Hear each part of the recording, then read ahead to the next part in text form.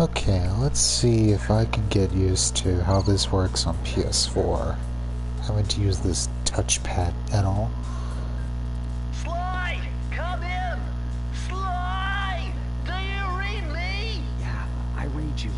Loud and very loud. Sorry, I'm a little nervous. Trying to break into police headquarters. I love that that's the first impression of the game, is just screaming at you. I've got to steal that file from Inspector Carmelita Fox. Well, count on me to be your eyes and ears, buddy.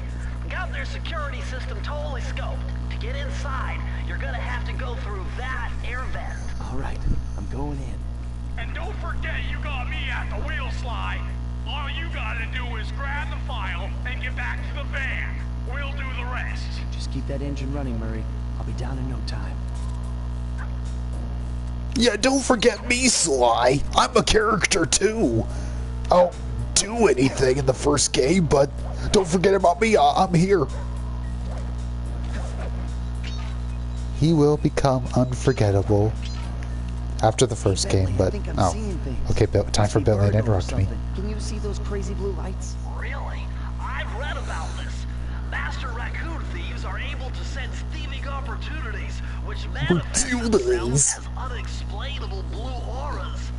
According to my research, all you have to do is get near them and hold down the circle button, and you should. I love that Bentley's voice sounds like he permanently has a stuffy nose.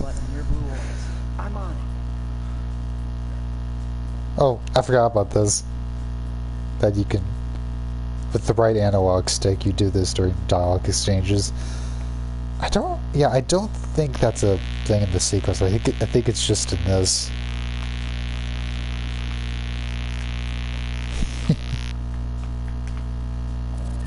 Anyway.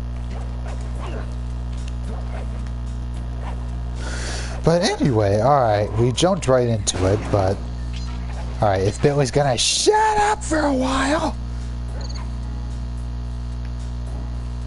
Yeah, probably. It probably was. That didn't occur to me because I still have yet to play Metal Gear Solid. So if I were to play that, Bentley would come to mind instead of vice versa. Whereas, you know, most people would have played Metal Gear Solid first.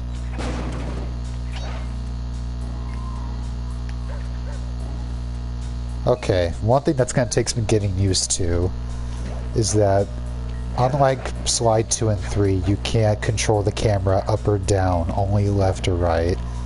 That's not really a problem. The game's designed for that. It's just, that's something that makes the first game feel weird to go back to.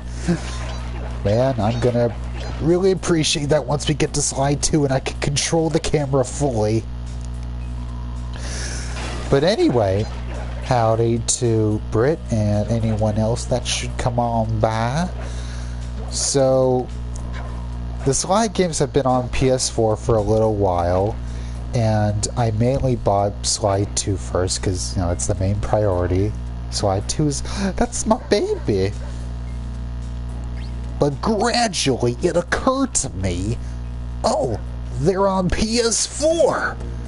That means that, you see, I do not have a capture card, so as far as my streaming adventures, I am limited to what is on PS4. Break one of those laser beams and you'll set off the alarms. Not to mention you'll be fried to a crisp. Thank you, Bentley. I didn't want to interrupt him. He becomes better in the games in the future games, I promise. But he's still a lovable dork here. Nice job, you're Stuffy in. nose turtle. Inspector Carmelita Fox's office is behind the red door. Less wanted. Yeah, I wish I could really look up close at these background features, but it's hard to do that when you can't control the camera up or down. But isn't there a zoom in? Yes, there is. R1. Okay, it's just, I forget about this because unlike Slide 2 and 3, you don't need to do this. Like in Slide 2 and 3, that's necessary to find your next mission, but Slide 1 is much more linear, so this is just kind of a bonus thing, I guess. So I forget Sly 1 even has it.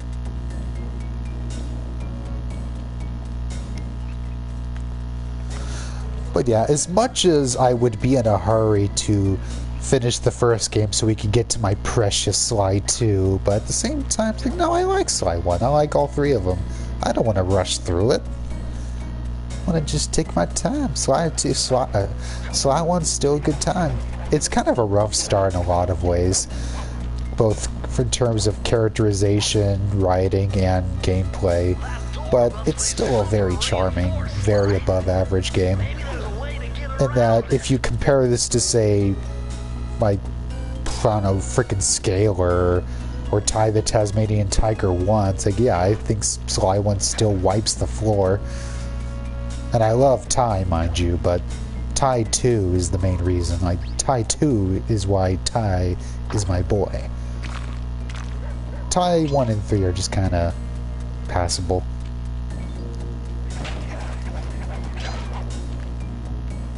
But that, anyway, compared to what the series would become with Sly 2 and 3, that, yeah, that Sly 1, it just feels just charmingly quaint.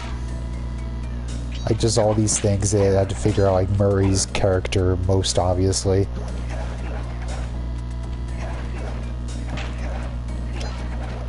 That they're at that point where they don't really know what to do with Murray. He's like, well, we want this to be a trio, but what's Murray doing? He drives the van, I guess. Way to go, Sly. This is where Inspector Carmelita Fox. It's 1, 2, 3, isn't it? I hacked into the Oh, police no. security mainframe and discovered this vault's combo. Try dialing in 937. Wow, okay. I think I got that confused with the beginning of Sly 3. Unintentionally poetic.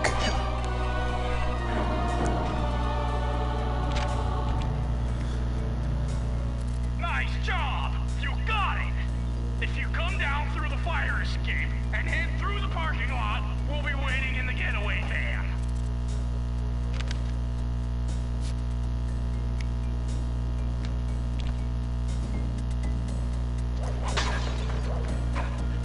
Alright, I know what's waiting for me outside, so I'm taking my time. Okay, I love this detail too, that Sly reacts when you hit something with your cane that you can't break.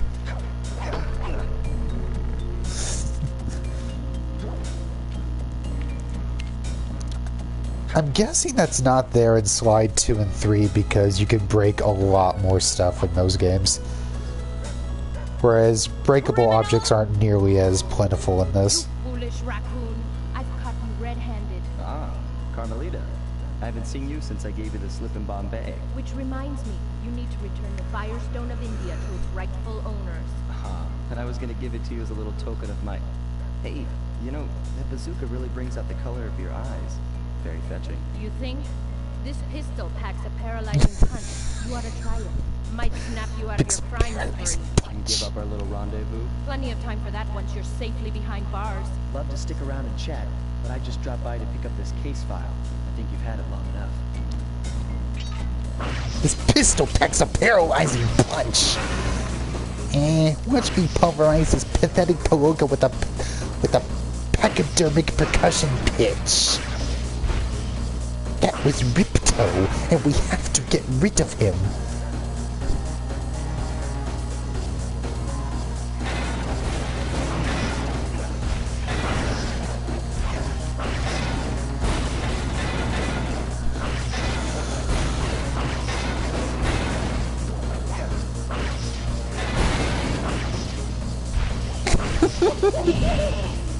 Oh, I forgot.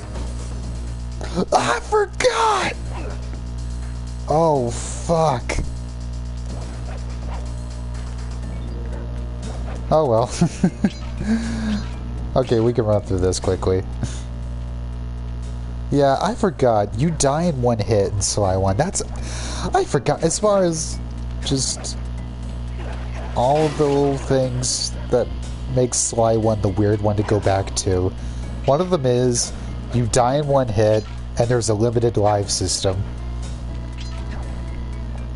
It's, you know, very much, you know, Crash Raccoon. Slide 2 and 3 are much more unique beasts. Like, there's not really another game that plays like Slide 2 and 3.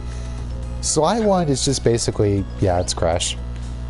Just run to the level, run to the end of the level, grab goodies along the way, you die in one hit, and limited lives. Complete with the lives being just a big floating head. Which is always a little, you know, just kind of a bit obvious and lazy. And one of many ways that Slide 2 refines things is, you know, it ditches that kind of stuff. That everything is contextualized. Whereas here there's a lot more standard video gamey things. Nothing inherently wrong with that. It's just that Slide 2 puts thought to everything be contextualized in comparison. Whereas this has more standard, you know, limited lives, floating head, giving you an extra life.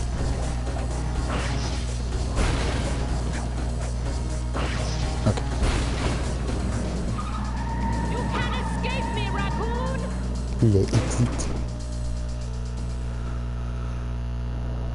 Once again, my gang and I had given Inspector Carmelita Fox the slip. I was surprised to see how well she took it. Finally, the secret police file I'd been searching for all these years. With this, I could avenge my family and regain possession of our most valued treasure. It all began when I was just a kid, bouncing on my father's knee.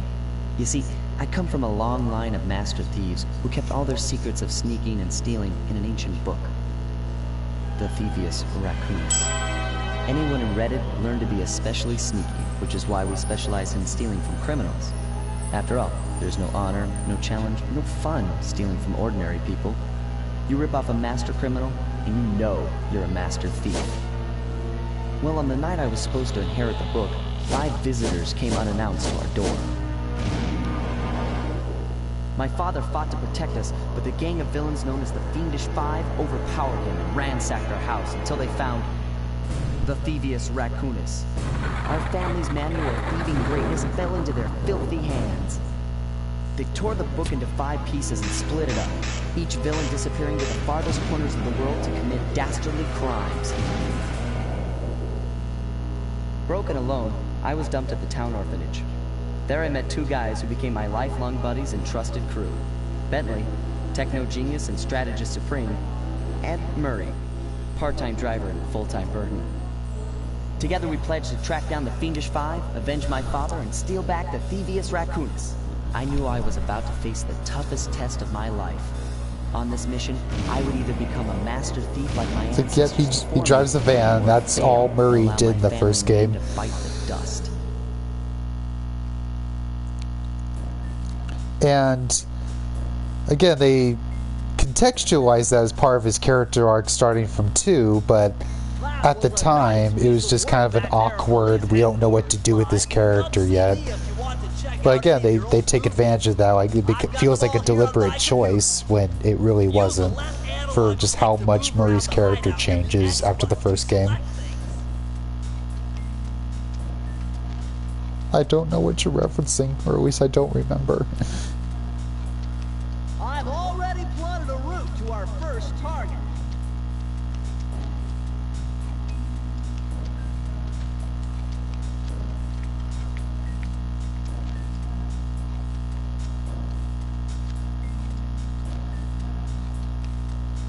We do not misread. I do love early Murray. Even if he is basically Barney.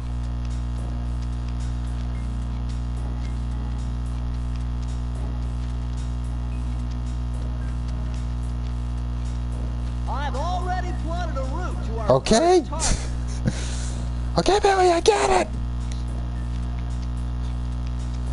But yeah, here's again an example of how like we aren't really able to build this connection with Murray at this point, in that, you know, Bentley is our confidante, that he is the one that gives us all the info as we go through this journey. And he keeps telling you over and over, he gets plotted a route to your next destination. In case that wasn't clear, Sly. Whereas Murray's he's just kind of here. He's just kind of vibing. And he's blocking you from looking at the next level because like, we got to finish the first level. Like, so you don't really we can't really make a connection with him at this point. Again, I love Barney Murray, but I've already plotted okay. the first target. We're starting. Jeez.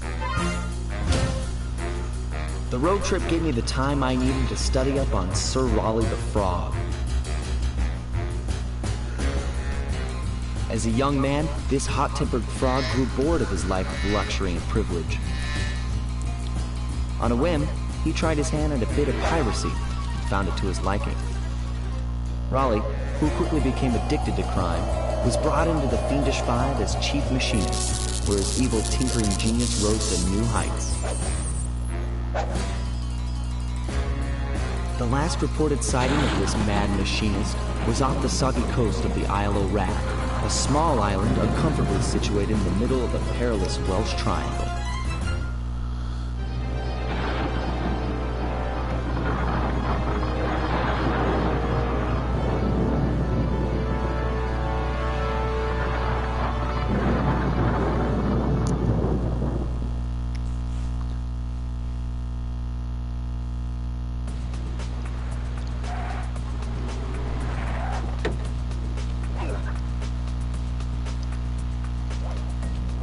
Wait, what?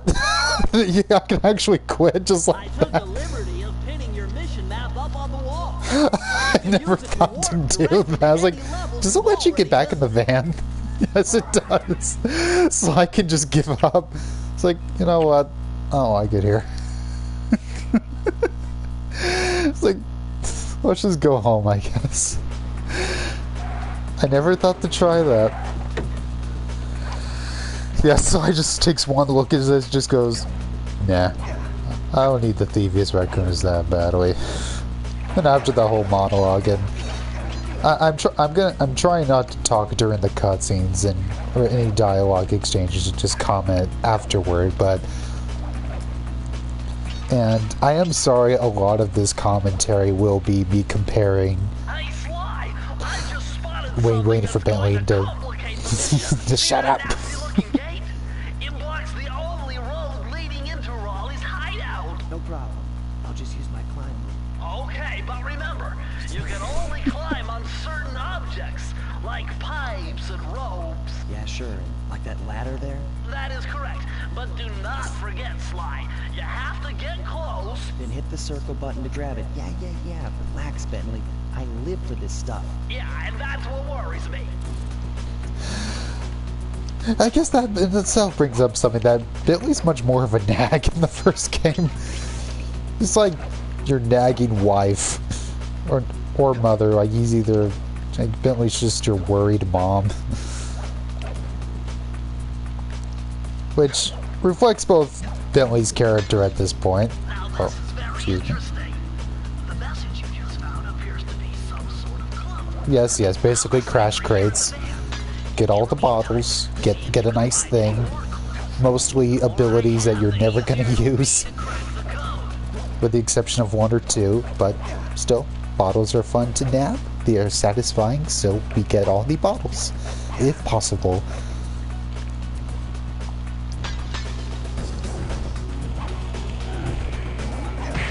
But anyway, with that opening monologue and his interactions with Bentley here, Sly comes off less, suave and smug and, less of a suave, charismatic character, and he's a bit more Sonic-y. Like, yeah, I live for this stuff, Tails. Yeah, time to rock and roll.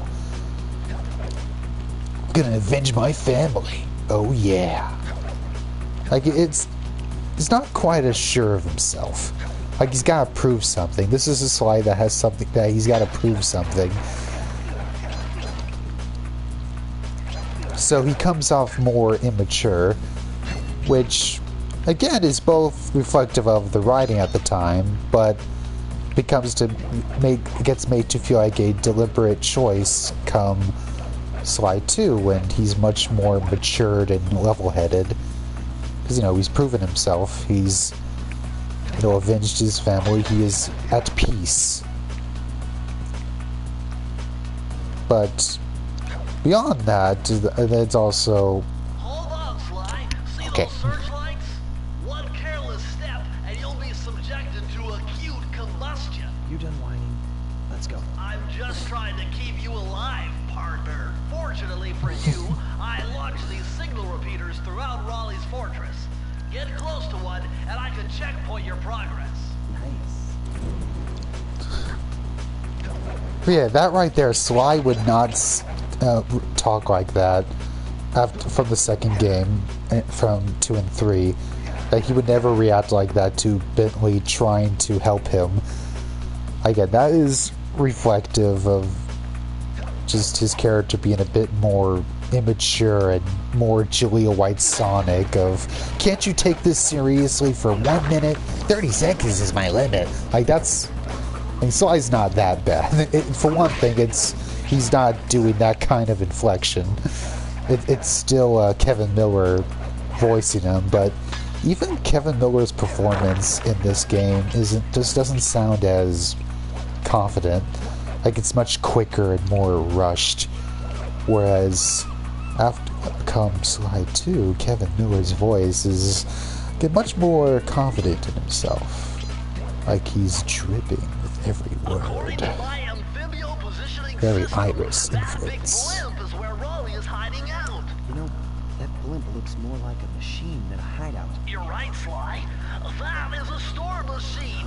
It's the reason why it never stops raining around here. That explains all the wrecked ships. But why would Raleigh want bad weather at his own hideout 24/7? Beats me. The rain or shine, I'm gonna steal my family's book back. If Raleigh gets in my way, it's on. Ah, that's so hokey. He's not as cool as he's gonna be. Like that line right there summarized. Like, oh Sly, you're not as cool as you're gonna be later. But I say I'm giving all this commentary with affection, and that for one, I still love Sly 1 as a game. Like, yeah, it's just kind of it's another Crash clone compared to the much more unique identity that the 2 follow-ups would be. But it's a good Crash game. It's obviously way better than Wrath of Cortex. It's just not really a good Sly game. Just jump and hit the circle button. Got it. Jump in with the circle button to grab onto hooks.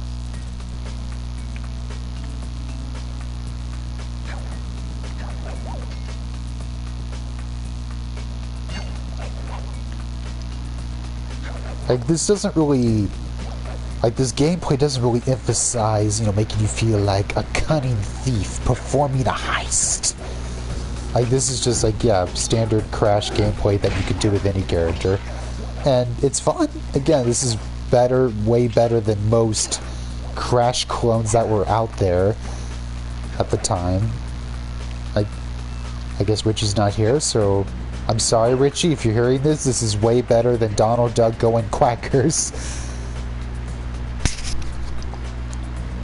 But, again, conceptually, it's just too standard for the amount of potential that the concept has of, a platformer that makes you feel like a thief on the prowl, sneaking, avoiding guards. Which... I guess that's there to some extent because, you die in one hit, so you really feel punished for getting caught by these searchlights. But these, like those enemies right there, that enemy right there, like, well, there's no avoiding that. It's just, like a Crash enemy. Though, not, like he's not going back and forward, but still, it's, Crash enemy design.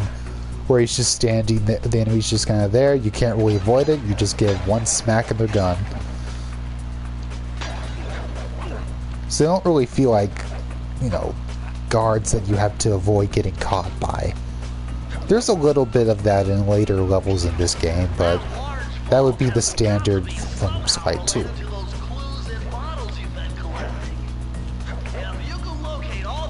Okay, can I just jump from this? I have to get that rope. I think I do.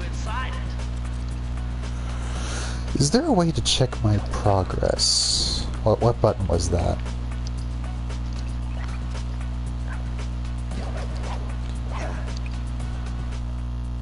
Okay, I guess I just paused the game to see my bottle count. And R1. Okay, so I had to beat to the end.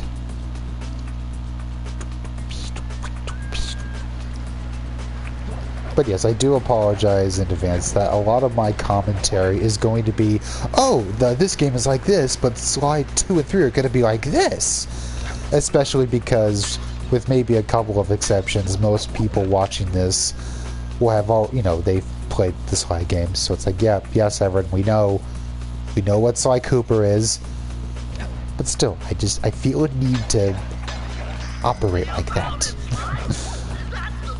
You know, just for those, like, what is a Sly Cooper? What is a Raccoonus Dudus? Raccoonus Thingamagookus. Press the circle to enter the vault code. The clues have led me to believe that the code for this vault is 792.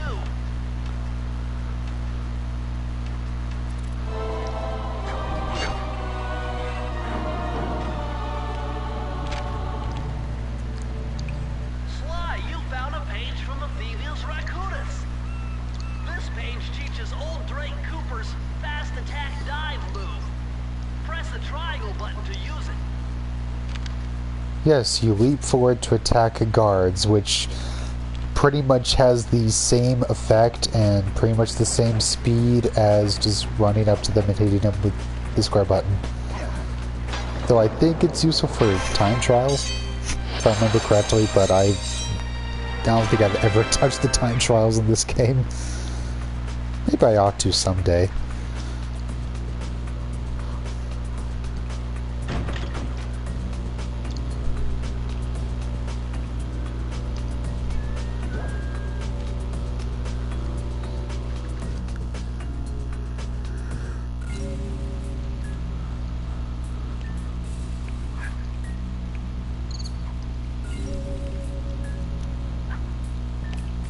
If I punch for double right side, that would have been so fun.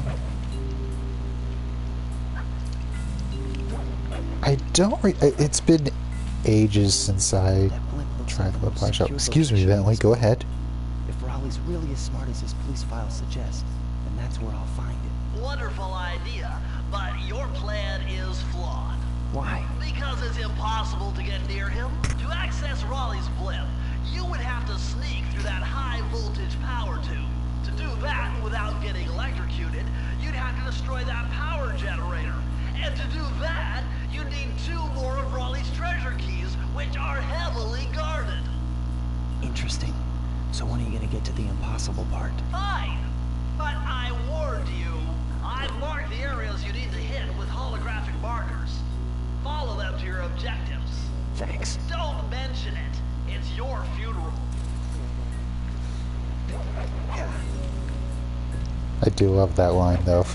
Interesting. So when are you gonna get to the impossible part? Fine, but I warned you!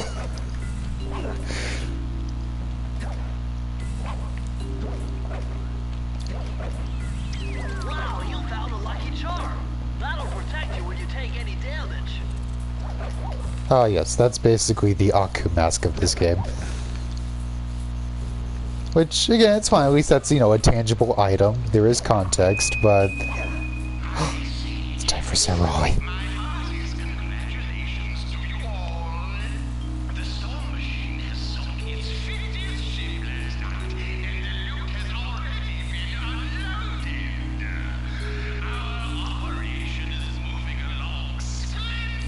Splendidly.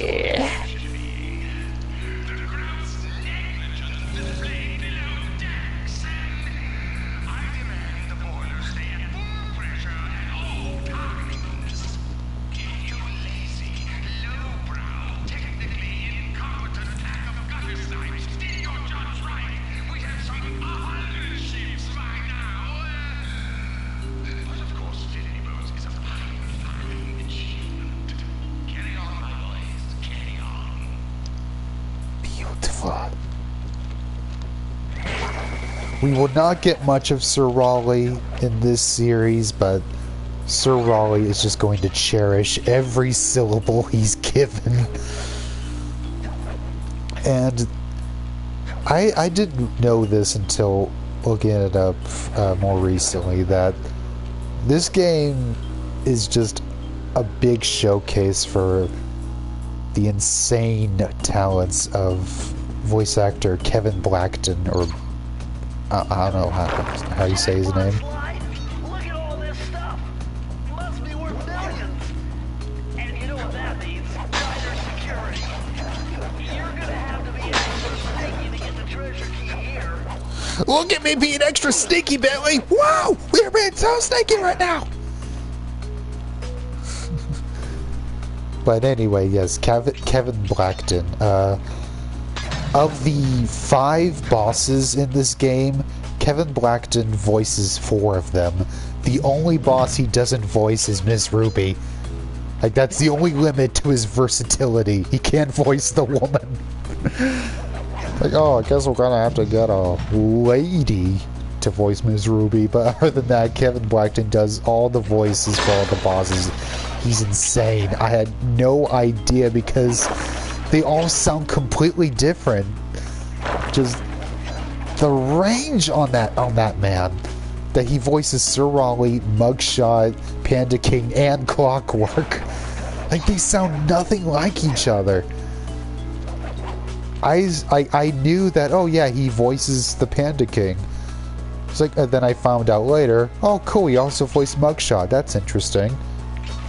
And he also voiced Sir Raleigh. Okay, he voiced 3. What do you mean he also voiced Clockwork? It's insane. Just what was in that man's lungs? And the sad thing is, I only learned this from around the time he passed away, which I don't remember when that was, but I think I only then learned that, oh yeah, he voiced 4 of the villains, 4 of the 5 villains in Sly. Just madness. And I looked up his credits, and it seems like, or I guess from my taste, that he hasn't really voiced anything in other games or shows I've heard of, but what the hey, it's like this one game is more than enough to showcase what a inhuman talent he was.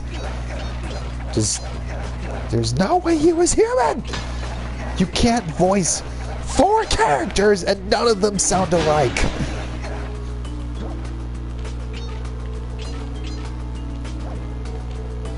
I think there's only one other voice actor in this game, as far as I remember, that has that versatility. I think his name is David Scully, who voices Dimitri and 2 other characters in the games, but we will not hear from them until later. But for now, this is the showcase for the magnificent Kevin Blackton. Oh, bottles. Anyway, as mentioned, for getting all the bottles in a level, you get a special ability, most of which are useless. You will not find use for the vast majority of them. But like, I remember like 1 or 2 exceptions, and I don't even remember right now. It's been a long time what specifically they are. But again, we'll go for perfect runs anyway, just for the heck of it. But that if there is a level where we miss some bottles, no biggie. We'll be moving right along. Not really going for a completionist run here. I think I just might do that for... oh.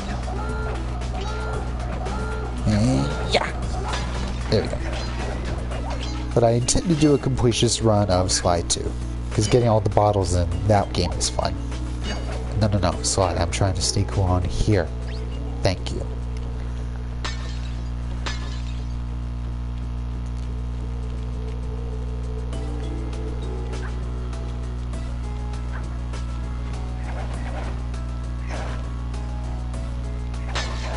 Remember, Sly, hold down the circle triangle button near the blue stealth auras to perform super sneaky thief moves. Super sneaky thief moves.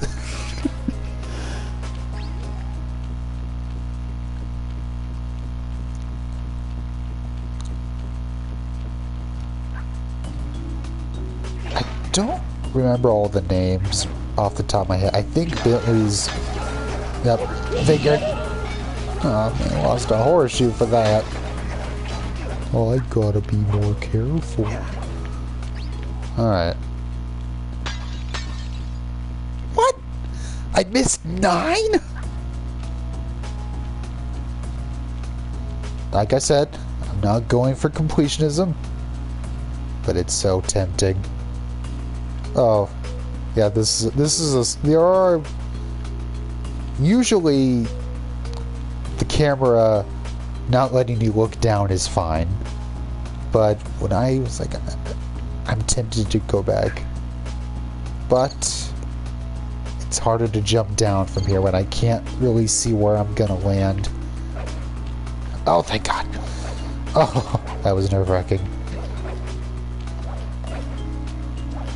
Alright, fine. It's a small level, I'll do it. Oh, I think I see... Yeah, they're all right there anyway.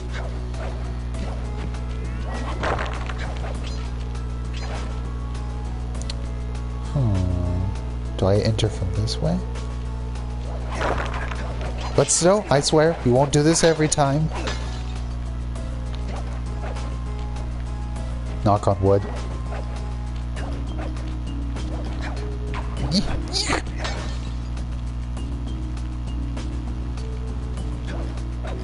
No, there's more.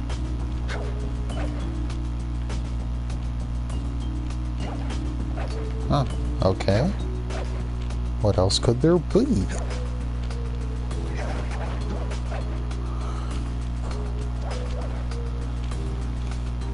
Okay, wait, how did I miss those? I'm just distracted by all my blabbering. Mansplaining.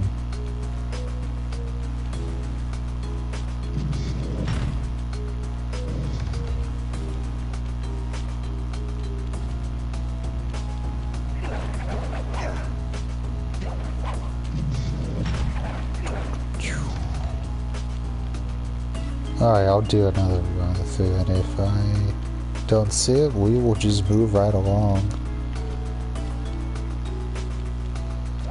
That I'm not gonna rush through this game, because there's plenty to talk about, be it a comparison or on its own, but I am admittedly excited to get to Slide 2, so... There it is. Okay. Press the circle to enter the vault code. Whoever thought this code up knew what they were doing. Dial in 436.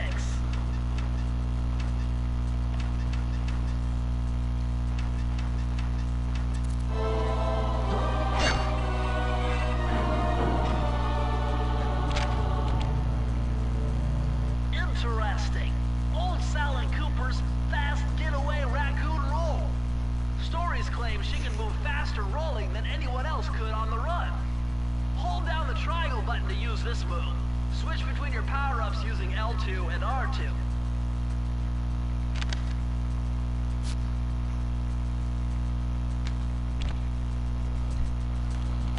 Alright, what's this roll again? Oh, that's cute. I'm never gonna use that, but that's cute.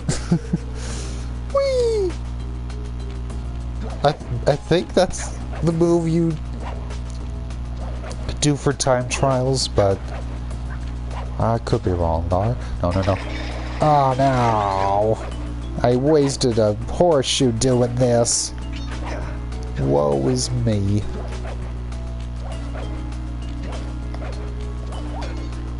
Not that getting a game over is big of a deal, but I don't want to see a game over screen. That would be utmost embarrassing.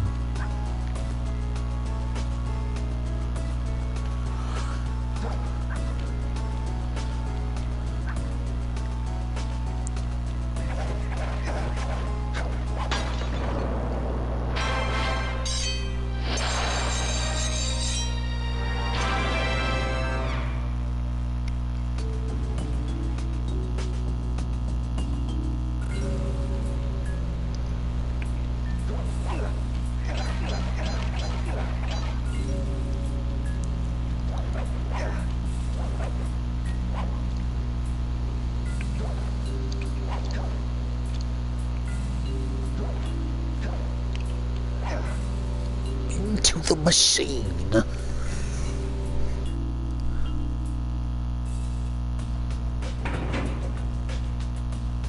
Better close those furnace doors. Jump and press the square button. That'll slam them shut.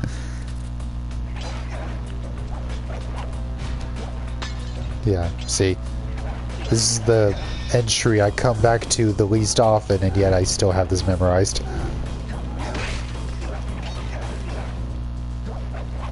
The only thing I'm nervous about is just having commentary that's interesting to listen to while playing.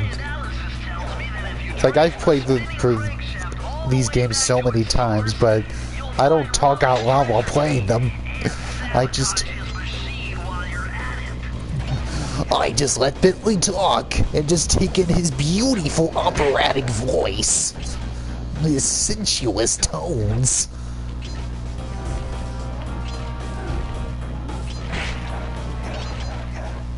But I am streaming. I must have commentary to entertain Brit.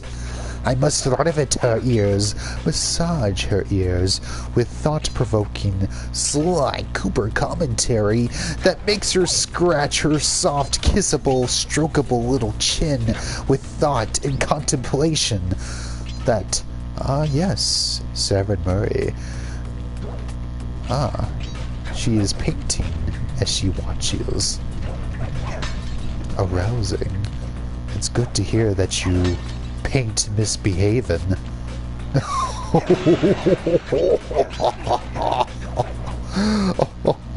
Oh. Don't say boo, it scares me. Uh-oh. Okay. Okay, I don't like this. So, this is one of those... the game doesn't do this often, but just occasionally enough for me to... at it. These points where a level has a point of no return with bottles. So if I miss a bottle while jumping down here, that's it. You miss it forever. I hate those bits. I hate when Crash does it. Yeah, see, I missed it. Fuck Rudy and cheese, I missed it.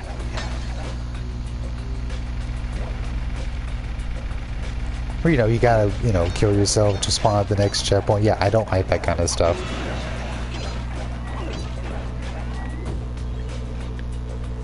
I don't like it, see? But it's fine. That embodies why we ain't here for a completionist run.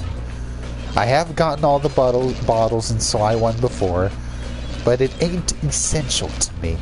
Well, maybe that is blasphemous to the truly die-hard Sly Cooper fans, but not me. I've completed them all. I've completed all 3 games, but I don't do it every run except for Sly 2. Sly 2 is just fun to complete in of itself.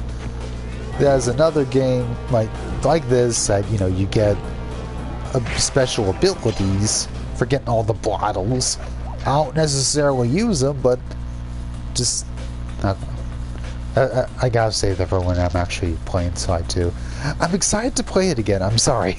I have fun with this game, but it's just not Sly 2. That's the problem.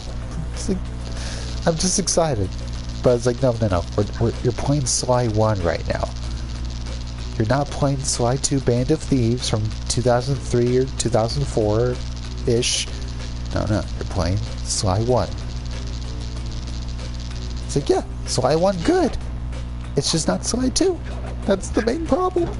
And I'm just excited. But, there was a walrus with a mallet. I can't complain. I am playing a game where there's a walrus with a mallet. Is there anything truly wrong here? No. Oh dear.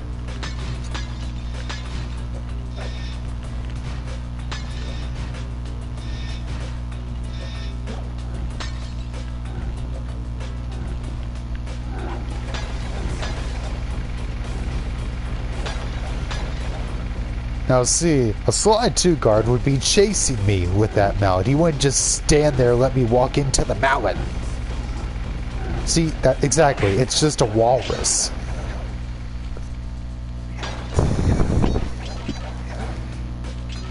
though I am happy we are keeping that legend going.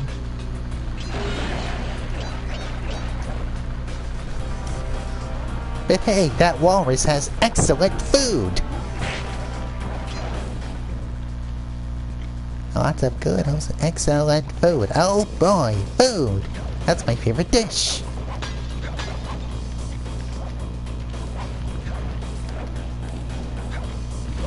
Oh.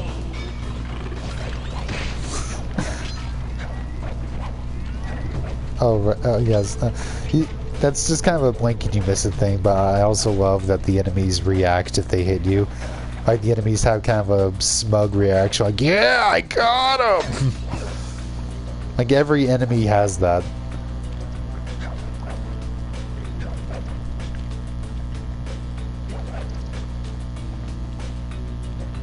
I can't think of many games where where even here they're making the enemies, you know, feel alive. And not just, you know, walking obstacles.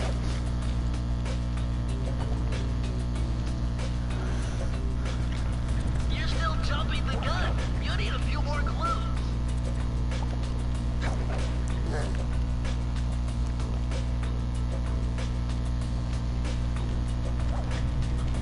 You're still jumping the gun. Okay. You need a few more clues. I'm just walking here. Hey, I'm walking here.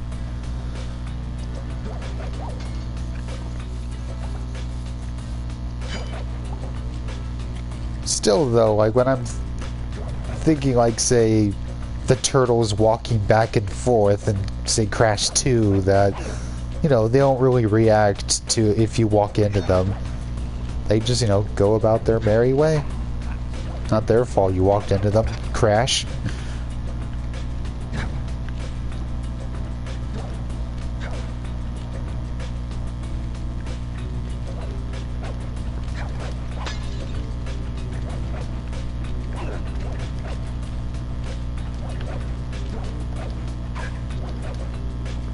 You might be right. It's been a long time since I've really gone through Crash 4, but I seem to recall that.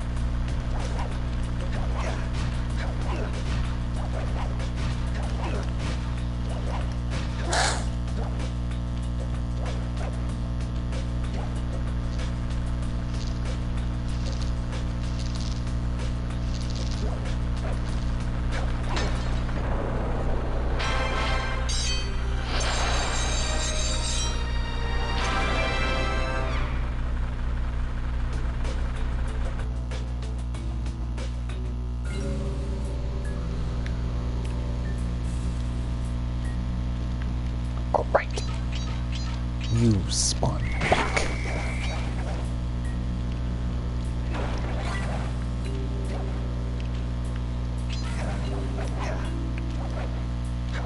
It's also notable, like, the checkpoints in the levels, they're just kind of the standard little floating symbol thing.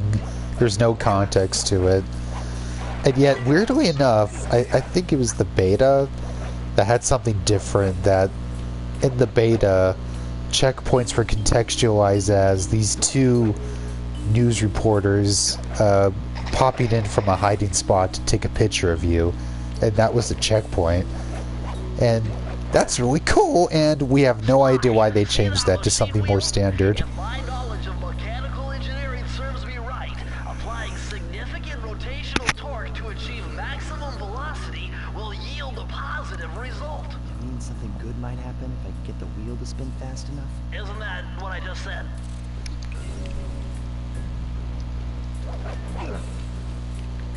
I remember what those characters looked like, but I don't remember what their names were. But yeah, I know they've, like, on the art, the poster that's on my wall, that they're in the background, so they're still remembered as even just as cut characters from Sly 1, that they are still remembered for what the purpose they would have had.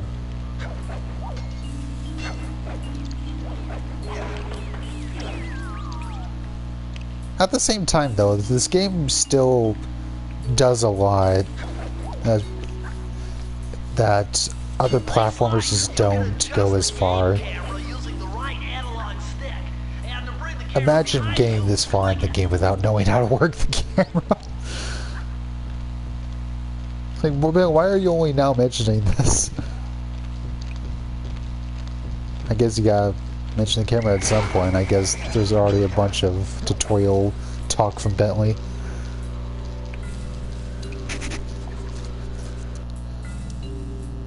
But that... Okay, I think there's... Okay, I know, gotta get the barrel on this one. But anyway... But that, unlike a lot of standard platformers like this, that levels aren't just, okay, here's the forest level, here's the volcano level. That, you know, you're exploring a real tangible location, and every level is, you know, just exploring this one place. You know, these are... I'm not finding words right now, but still, this game is still doing a lot to, you know, avoid the usual platformer pitfalls. It's just that, you know, it goes on to take it even further in the sequels. Wait a second. What if I jumped into that barrel for protection? I don't know. It looks pretty risky and very unsanitary. Only one way to find out.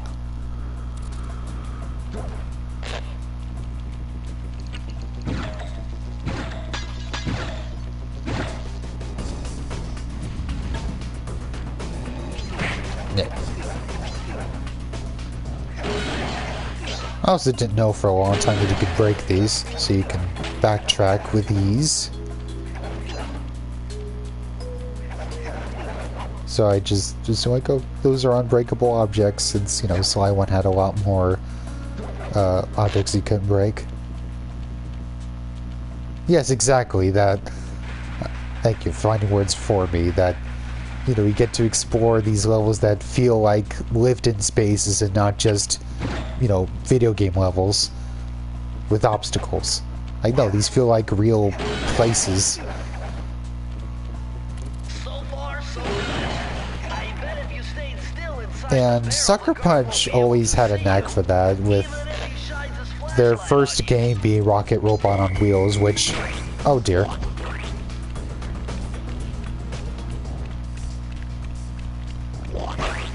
Dang it. That was gonna be sneaky. Got to see the squid guy dance though.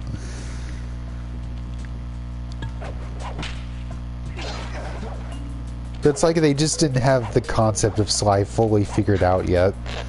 But still with Rocket Robot on Wheels, that whole game is about exploring a theme park.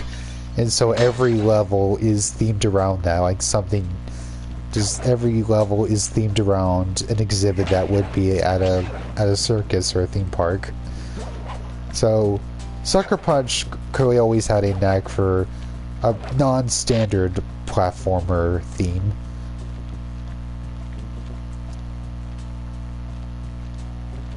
I should go this way. Okay, that's why this is here.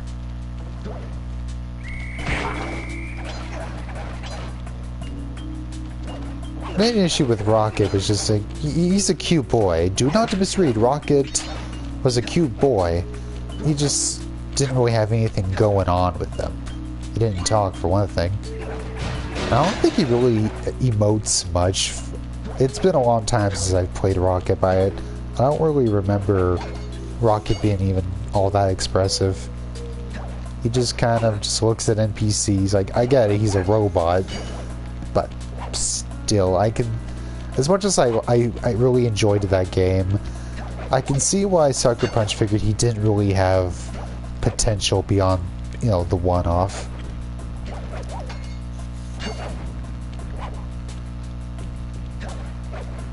How do I get up there?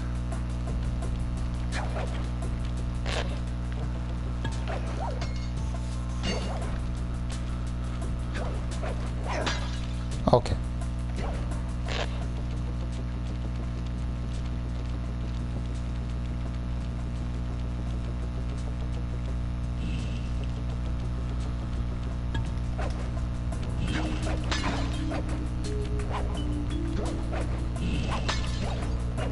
Let's see. Aha! I got to skip that! I didn't need the barrel for that part. I'm a smooth operator. I'm sure I'm the first person to do that. There's definitely not a community of speedrunners or anything. Nuh-uh. I have revolutionized the Sly Cooper meta by skipping this one rug right here.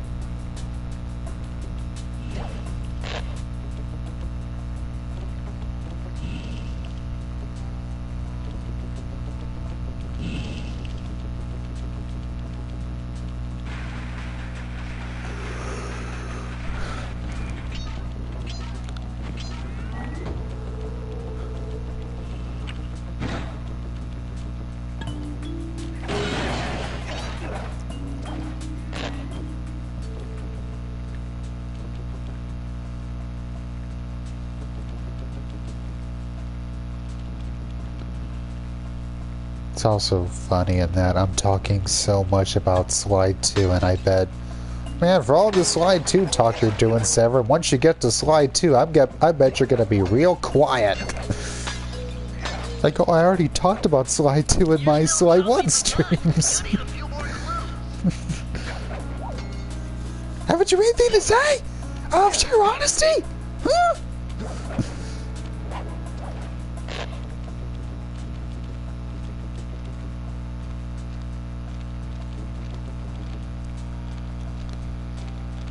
Man. Oh, there we go. I am sad that I'll probably never get to... They'll probably never put Ratchet and Clank on PS4, because I know that something happened with that where they can't emulate the original PS2 Ratchets. It has to be the PS3 HD collection versions, which aren't the worst options in the world. There's some visual glitches, but it's fine.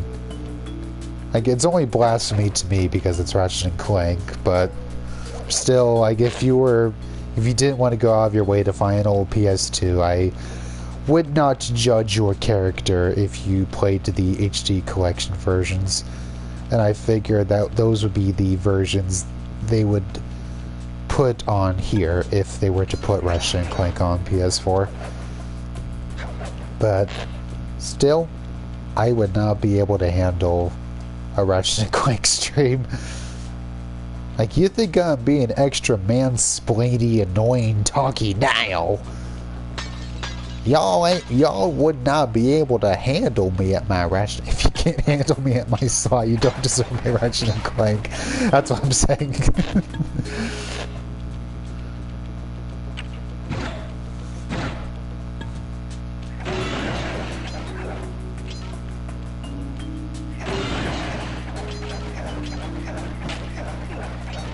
And that, for what I remember, Slide 2 is only number 6 in my top 10 favorite games. So I'm getting 10s as it is for my 6th favorite game of all time.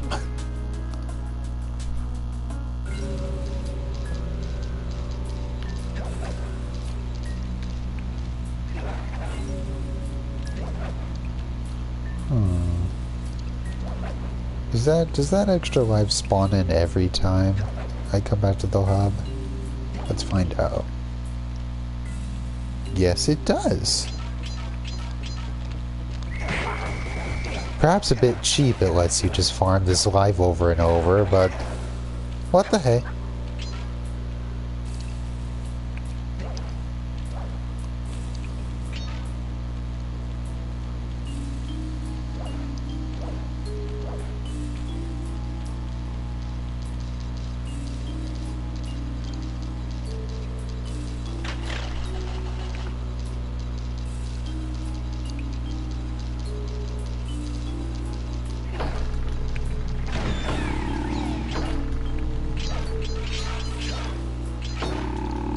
No, let me get the coins! I was trying to swipe them all at once with the K, but kept bonking against the wall. Oh well, I got most of them.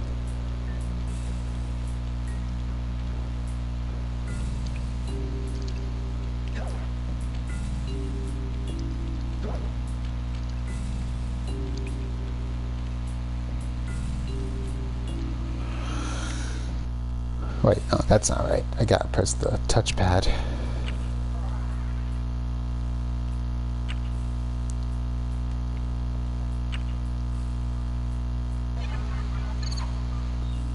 Okay, right. Okay. And I barely... I forget you can even click the touchpad. I think the only game I've played, as far as I can remember, that uses this thing is Kingdom Hearts 3. Astonishing! All my calculations led me to believe you had failed to knock out that generator. Never was good at math. Well, here's a real test for you. I found a way out to Raleigh's hideout, but unfortunately, it is doomed to failure. You're not gonna tell me I have to shoot myself out of that cannon. I'm afraid that's the only way. Now you're talking. You're really scaring me, man. Anyway, to get into Anyway. this thing, you had to steal all 7 of Raleigh's treasure keys. So what are we waiting for? You show me those hollow what's-its? You mean my holographic markers? Yeah. And I'll swipe whatever it takes to get shot out of that cannon and steal back my family's devious raccoonus.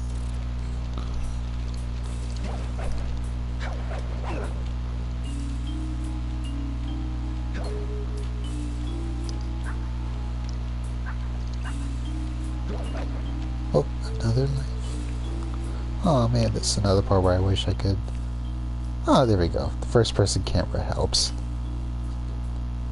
Wanted to just be able to look beyond the water.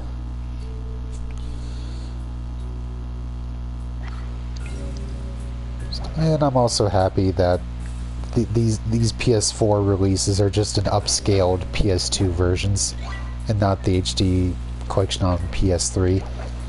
Which means I think more than likely we will have the proper Miss Ruby boss fight and not the glitched PS3 version.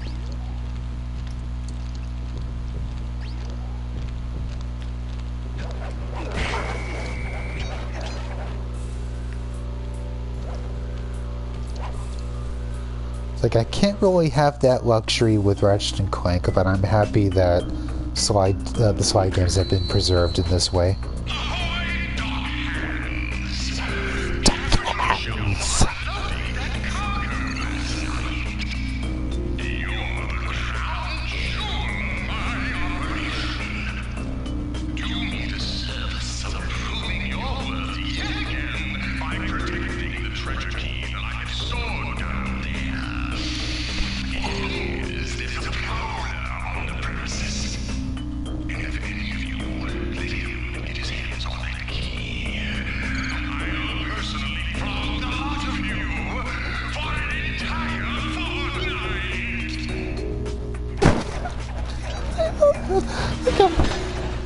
Okay.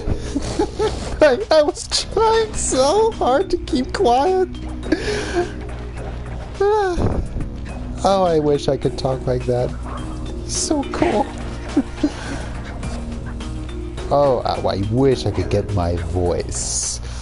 Dog hands like that. Oh, such drip with that voice. Such ooze. I was trying so... I probably failed as far as I could do. Listen, Wallace, you're not the one that I want to sit on me. I'm sorry. It's just not like that between us. No. Sir Raleigh, please sit on me. Oh, that voice. It makes my ears tingle.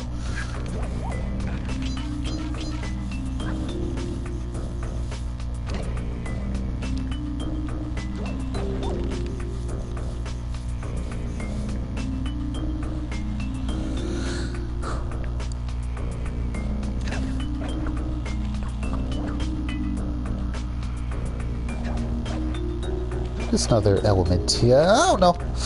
Besides falling. I'll wait till I get the searchlight. I'll get the alarm busted before I go after those bottles. There we go. Yeah, this game's soundtrack is decent. It's got some boppers and it's always pleasant. It's someone that I do not know for the life of me how to say his name It's freaky and forward and kind of gnarly. It's Axel or something. But yeah, he also did the music for Crash Nitro Kart, and that game's music slaps.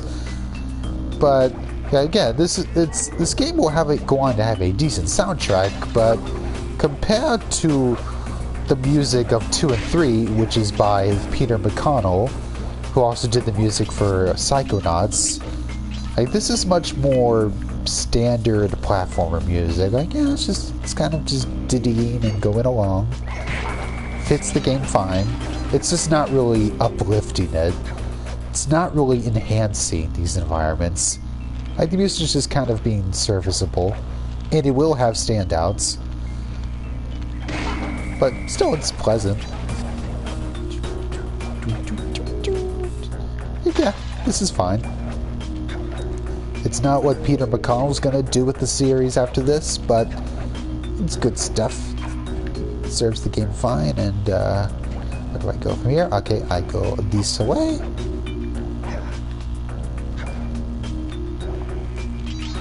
Like, it doesn't really have a specific flavor to it that really fits, like, oh yes, this is the Sly Cooper sound.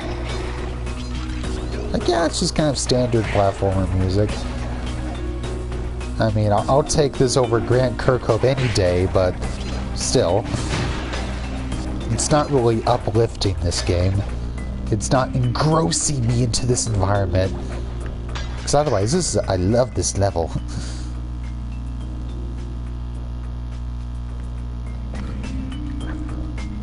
Just, you know, exploring through these wrecked ships. This is a max comfort level. And I feel like this needs really strong music to really bring out that atmosphere. Give me some oomph. Needs me some David Wise, or Peter McConnell, as it would go on to be.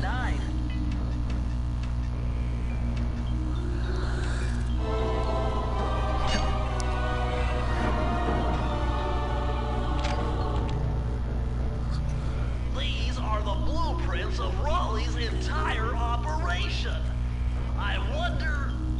Yes, I can wire this info directly into your binocucom. It'll show you the position of nearby clues and breakable objects.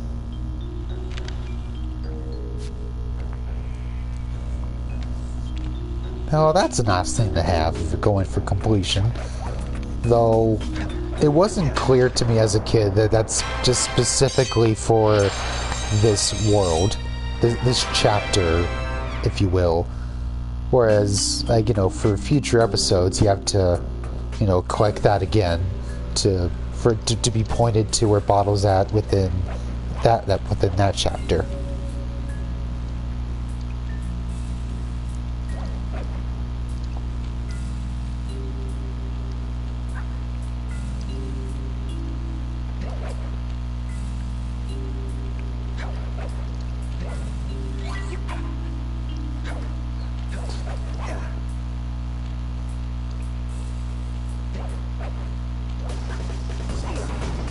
Oh, that is a damn powerful starfish gonna break the freaking metal crate. And I'm dead. You got killed by a starfish. Sucks to be you, SpongeBob.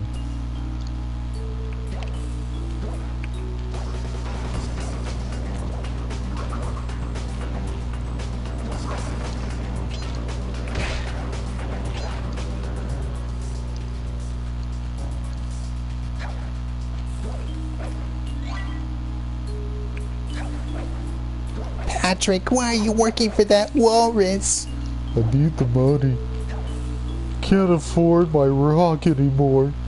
Times have changed, SpongeBob.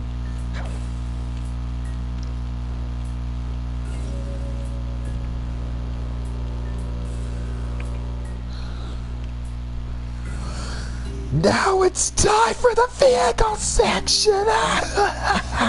Oh God, help me! You found it, Sly. This is where Raleigh's gang of crabs stashes his sunken treasure. Use your sub to blast them. The left analog stick controls the sub. Give it a try. Great. Use Oh, that's it. You can always drive the sub in one direction while firing in another. To earn a treasure key, you'll need to collect all 40 chests. Do not let a crab take one into a tube. All joking aside, though, I generally like these. They control well and they're mostly fun. I know people hate this one, but I don't know.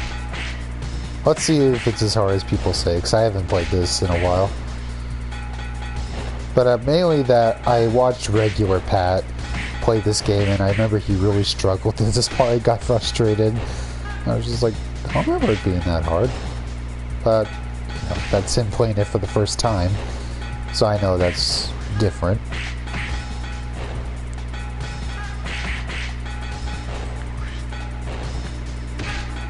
Uh-oh. Oh no.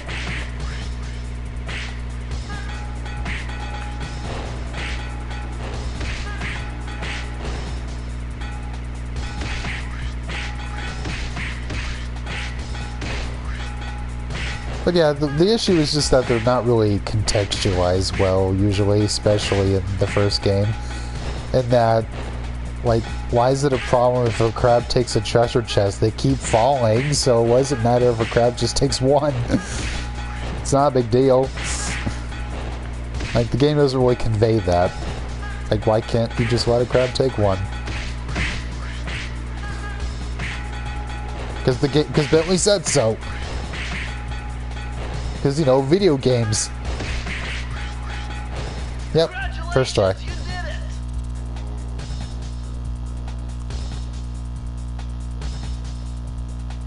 Just like that. So I'm better at this game than regular Pat. Because, you know, I've been playing it for like 20 years. So, you know, not really impressive. But still, I want to think it's impressive. Red thinks I'm cool sometimes. I feel like we're missing one. It's 1 and 2. There's gotta be one we're missing.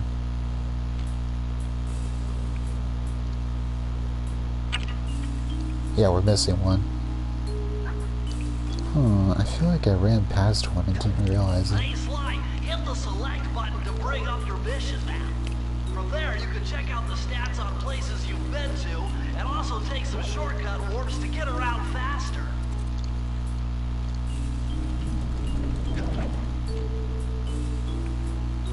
You do, Brett? Really? Okay, yeah, where is this? I'm blanking on. Oh, okay. I went the other way. That's why. That explains it. I felt like I was forgetting a level. Temperature's reading way off the chart. Yeah, here we go. This must be the power source for the storm machine.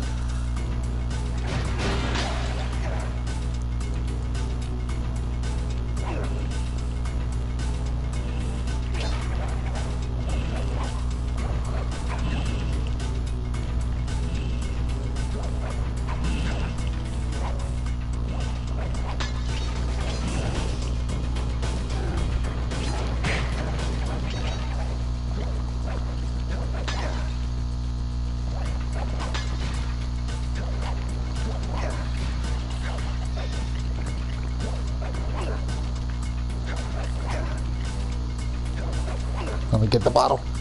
Let me get it.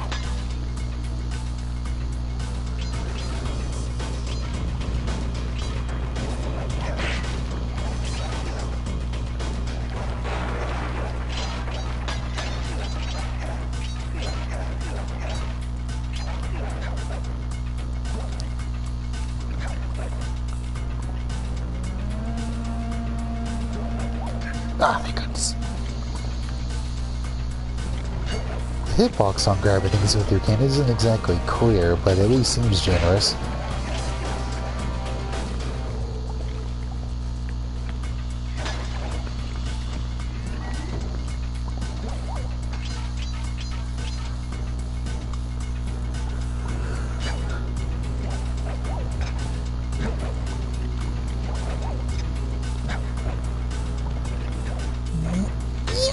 There we go. Yeah.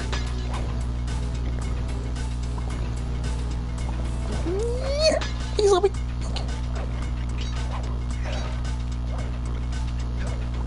Yeah. Okay, did I miss anything off the R? Oh, I went back down. Oops.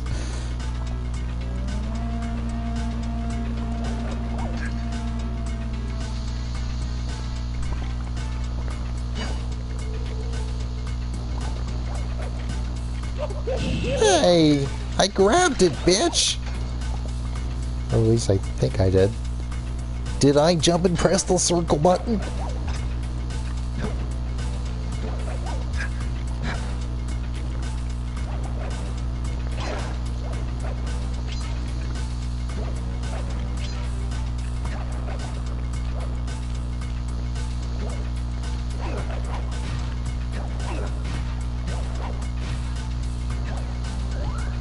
Oh, that's enough to give me a horseshoe after that.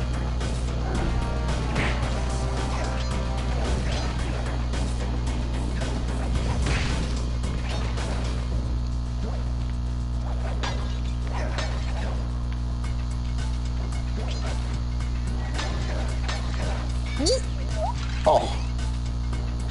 Curses.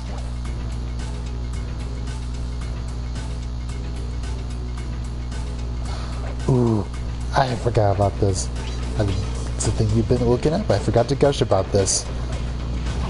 I don't know what it is. I cannot really pinpoint what it is exactly, but I love Sly's run animation in this game. I love this run cycle. I don't know what it is. There's just a rhythm to it. I wouldn't be surprised if the music was composed to this run cycle in mind, because it's just so rhythmic. Yes, the bouncy tail and the way his shoulders go back and forth in a rhythm. It just makes this run cycle fun to look at, and it makes just running around with Sly feel good. Just because of how much this run's fun to look at.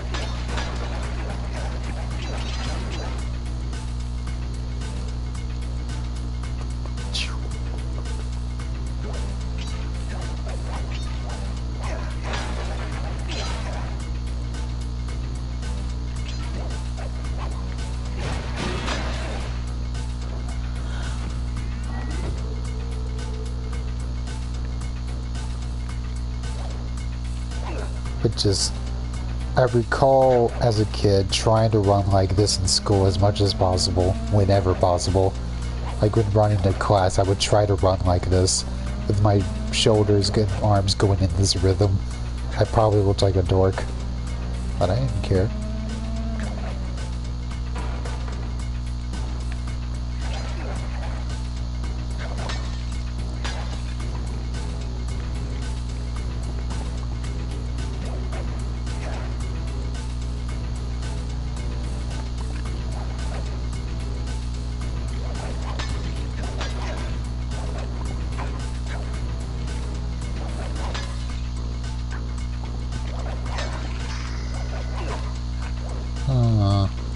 I got all the bottles, but is it worth going all the way back? Ah, what the hey. Got all the bottles, might as well take advantage of it.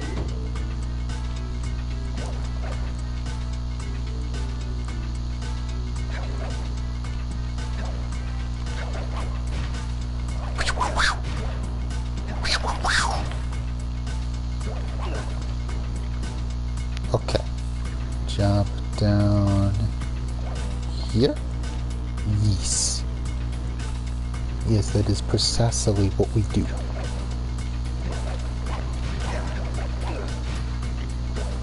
Right here. Oh, I better not die on the way back, or I will be utmost disgruntled. I'm unbeatable! No code can stand before me! It's got to be 579!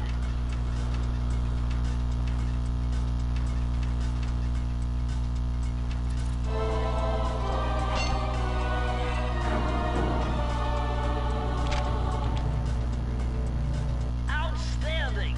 Another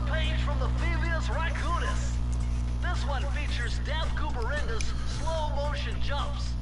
He used this to get by all kinds of airborne threats. Hit the triangle button while in the air to slow down time.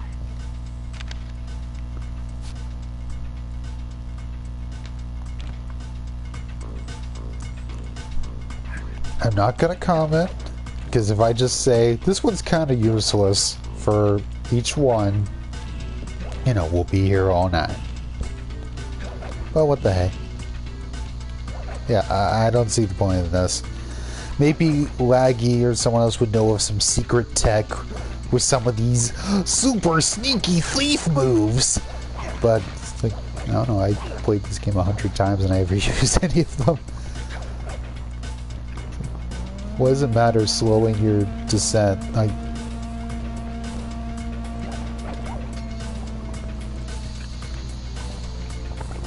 It doesn't do anything. I guess it looks neat. You know, slow motion. That's neat. It's not making me feel anything. Where's the drama?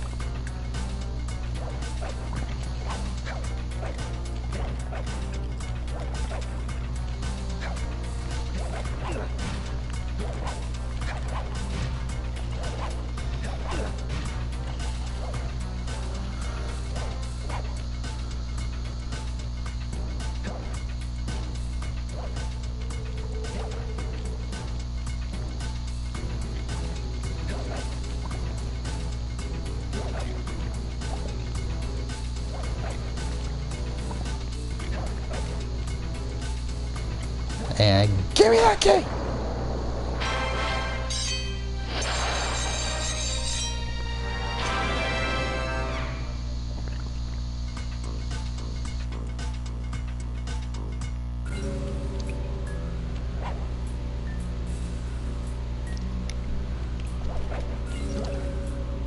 Alright. Can I go back and farm that there floaty head again?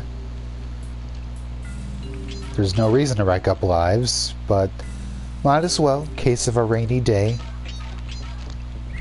Figuratively speaking. I know it's raining here right now.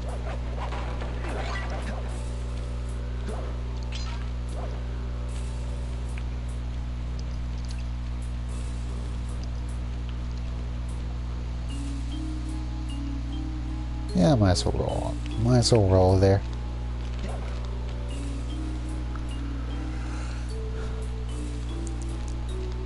Alright, it's time. Settle down, my lady. Put your seat in the seat. It's time to have a chat with Sir Raleigh, my man.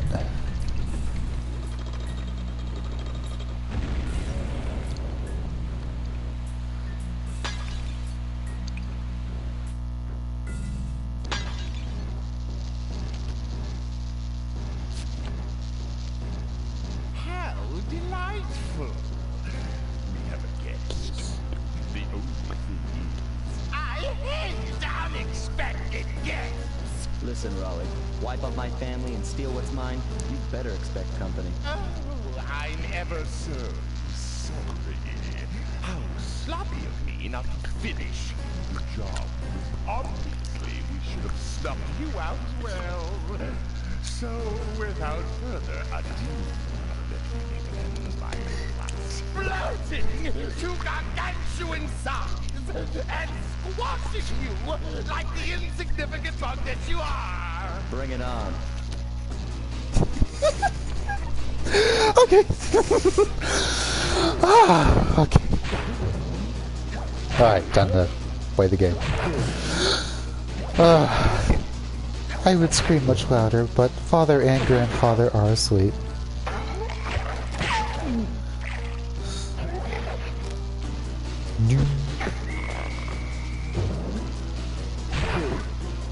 I am not. And if you truly think so, I will demand evidence.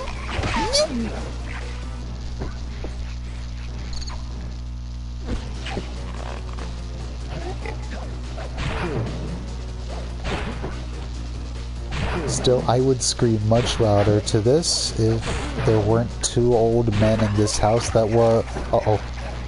I missed.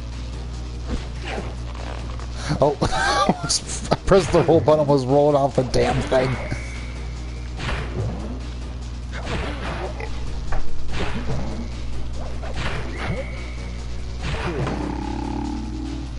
Ah.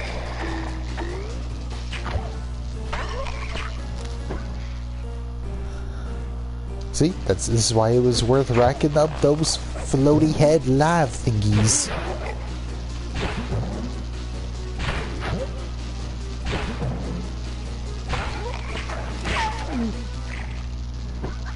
How delightful. We have kissed. The only thing is...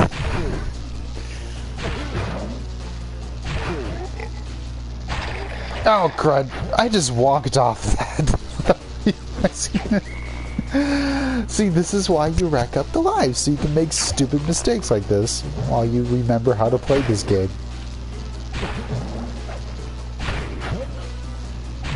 That, admittedly, my mind just kind of wandered off to just thinking about just that, all that voice delivery. And yes, you are right. Though I do like the kind of Addams Family vibe this music's got going. That harpsichord-esque thing.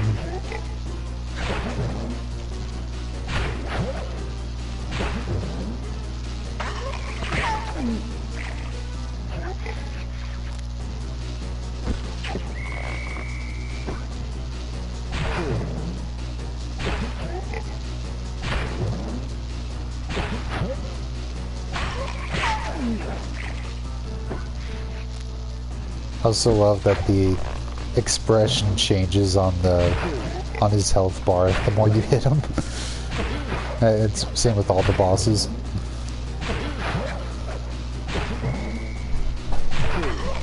Take it! I don't want to be on the platform when it's about to fall, but maybe I need to count how many times he's doing it.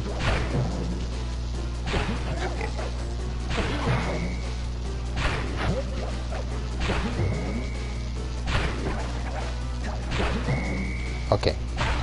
Yep, this one.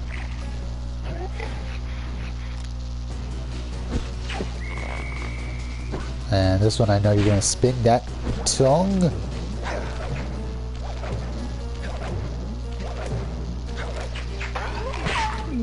Blast it all!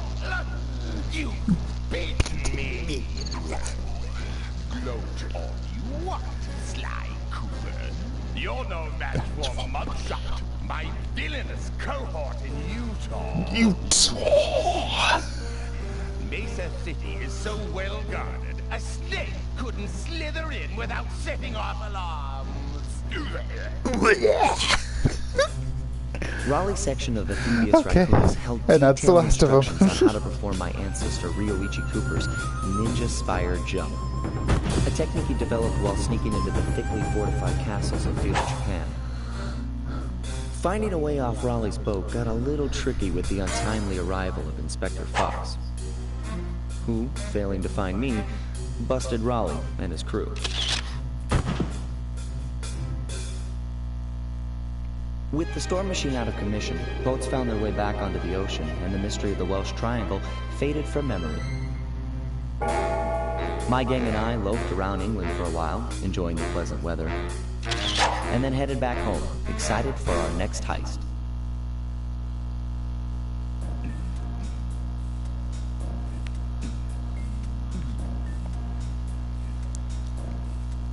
We're all set to go to Mesa City.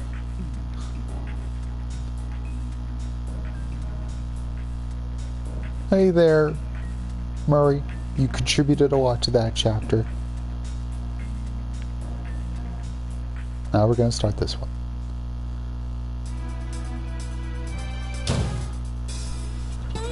It had been a while since I'd been back in the U.S. Next up, the notorious Mugshot. Ruthless muscle of the Fiendish Five. What he lacked in brains, he definitely made up for in brawn. Turns out he wasn't always that way. He grew up as the run of the litter. A neighborhood weakling. The only friends he could turn to were usually found on the big screen. It was there that he spotted his first gangster, and he knew instantly that that's what he wanted to be. He spent the rest of his youth working real hard to get there, fueled on his dreams of great power and respect. With enough perspiration, he realized that dream. He'd become a hard-boiled, street-brawling, tough-as-nails gangster, ensuring that he'd never be kicked on or pushed around again.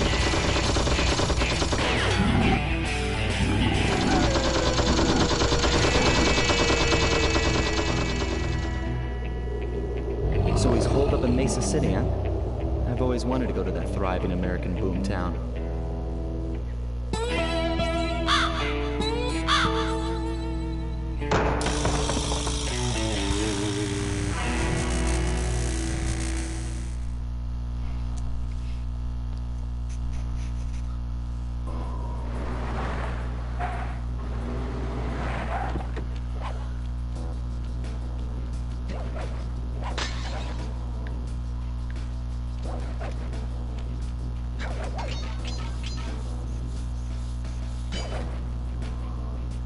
Hey, Sly, I thought you said Mesa City was going to be loud and busy. This looks more like a ghost town. Something's happened. Where is everyone? I don't know, but it's starting to give me the creeps. What do you say we take off? And miss all the fun? Besides, I want to try out that new move I got from Raleigh's section of the Thievius Raccoonus. You mean the ninja spire jump? Yeah, do me a favor and read me the instructions again. Was Raleigh really getting use out of that? Leapeth lively and presseth the triggering device with the round geometrical object emblazoned upon it. So jump and hit the circle button to land on narrow spots. That's a rough Uh-oh, translation. got a bot. Britt, would you like to take care of that bot? Bash it.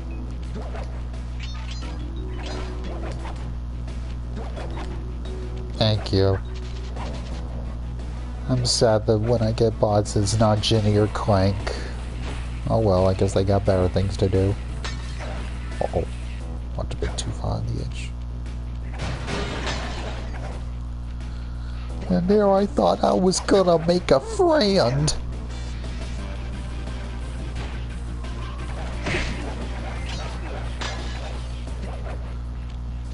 Still best viewers from Stream Boo. That sounds pretty tantalizing. Though I already have the best viewer. But what if I could clone Brit? Can I do that? Could I pay for someone to clone Brit? Hey Brit, I'm gonna need you to send me your hair so I can get some a DNA sample.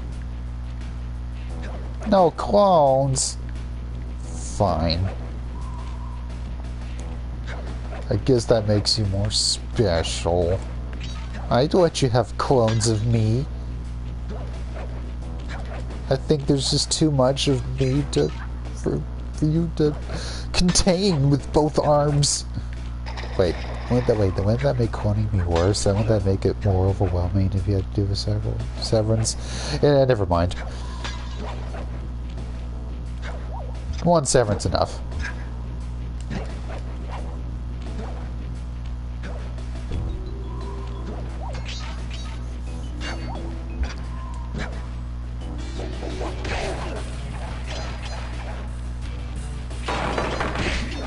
Oh, I remembered you, jump scare dog.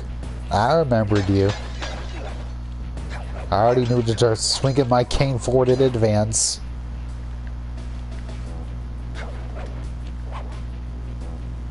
What's with those flashing lights? The latest in high-tech security.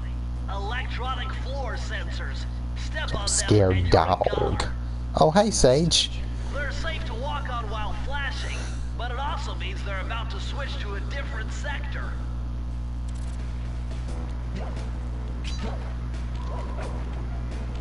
You know, if someone wanted to make Sly YouTube groups, they could take Bentley saying sector.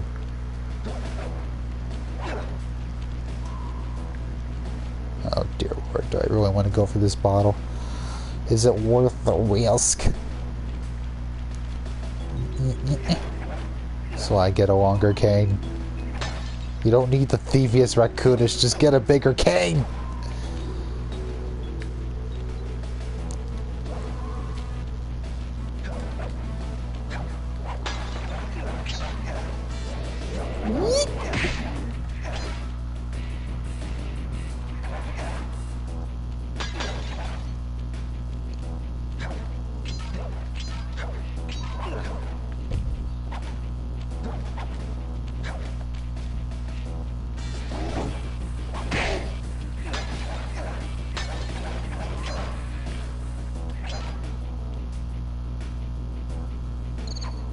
Is that?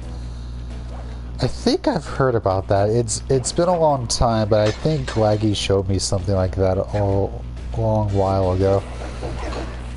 Oh, dang it. Oh, got horseshoe.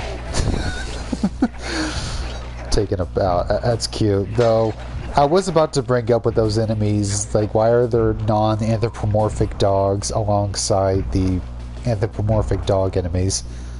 I know that's a boring question to ask, like, you know, the old tired joke of Goofy and Pluto. I know that's a cliche to question that kind of thing, but still, when you have them next to each other in the same level, it's like, well, yeah, it's going to make me a little self-conscious.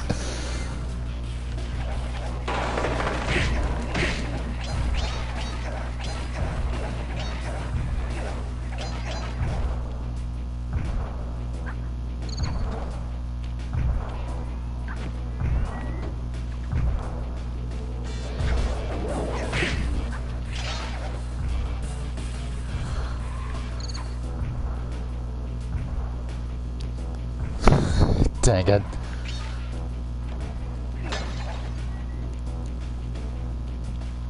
I think I've seen that joke with Pluto before, but I don't remember where. I only remember, hey Pluto, how come you need a collar? Because I'm just a kinky fucker, Goofy. Or just something like Goofy, something like Pluto saying, I'm just a kinky fucker. Dang it! Alright, that's my punishment for bringing that up, whatever that video was. I forget. I don't think it's Pro ZD, but I could be wrong.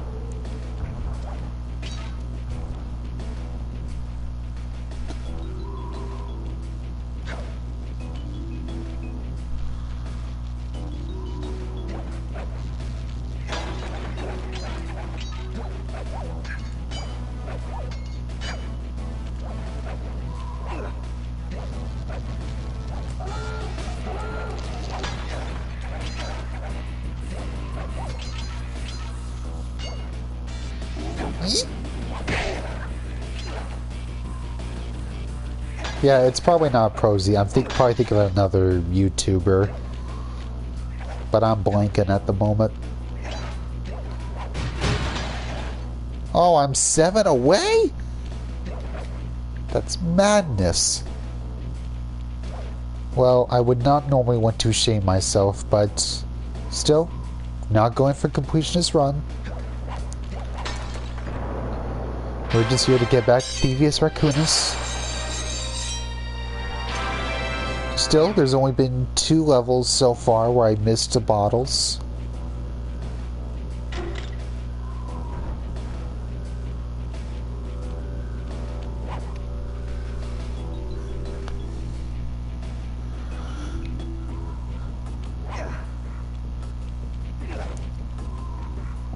Oh, I love the pink skybox in this. It's so easy on the eyes.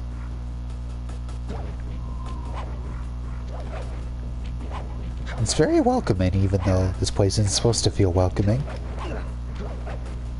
Yes, it is pretty. Uh-oh. I don't know why I got yeeted like that. I don't think that's the yeetest thing. Well, this mugshot certainly isn't shy. Okay, so we know he's here somewhere, but how are we supposed to find him? Mesa City is a big place. Given that he's a bulldog, it seems only reasonable to assume that he'd choose to live in a giant fire hydrant. That's some sound logic, Sly. Now you just need to find a way to break into the building's base. Oh, I'm sure I'll think of something. It's funny, there's a bit in episode 1 of Sly 2 that has similar physics, but I'm not sure if those are used for speed runs. It's just something that you can use to get out of bounds in Sly 2.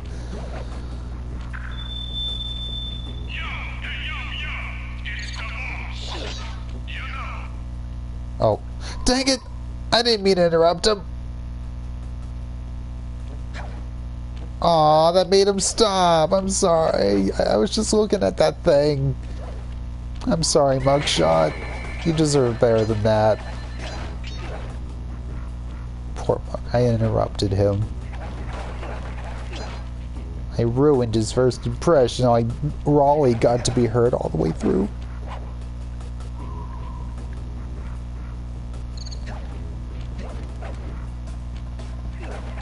I'm sorry, Mugshot. I'll try not to do it again. I was just gonna look at the car. Ooh, this is a fun level though. I love Raleigh, but I think that it's this hub that the game starts to pick up with quality levels. For me, the game picks up with the Mugshot. Then the game peaks with Miss Ruby. Just all of her levels are peak. And I think the Panda King levels kind of work as a cool-off. Just kind of a cool-off section after the more intense Miss Ruby levels. But it does feel like the game kind of loses my energy after that. Like, it doesn't quite get that peak again. But it does have a great finale though.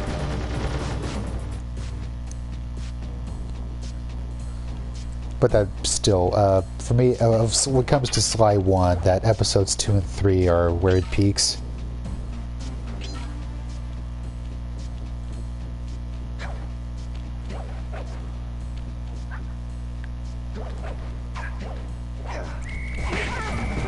Oh dear.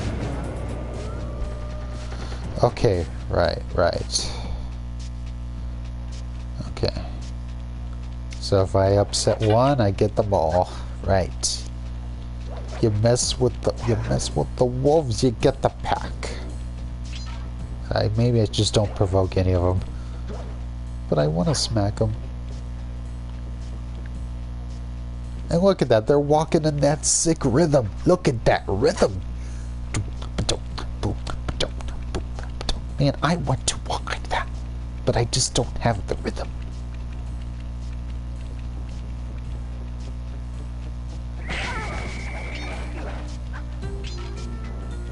Oh, crud. Oh, wow. Okay, I completely forgot they chase you to that extent. That's cool. Yeah, that's cool enough.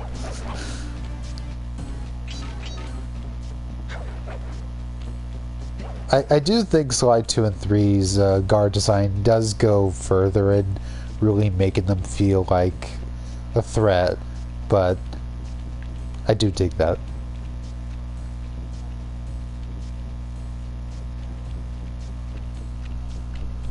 Okay, just don't hit them. Don't hit them. Of course, he doesn't hear that. Yeah, that's true.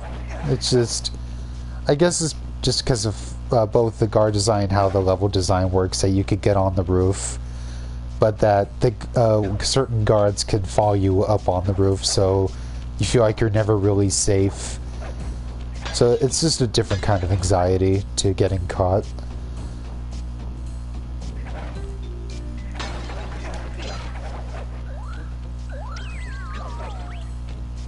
Plus that enemies go down in like 4 hits in Sly 2 and 3. Wait, generally speaking. Whereas the guards also the guards die in 1 hit in this game, so just one pop and they're gone. So, I guess that's another thing where I don't feel as much anxiety with the guards in this game. Like, you don't feel really cornered against them and forced to fight for your life or try to find a good place to hide.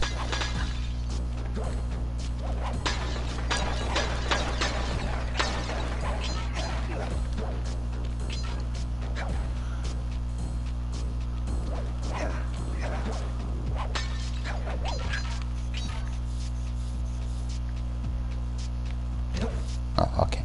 So I need to go down here to get the bottles.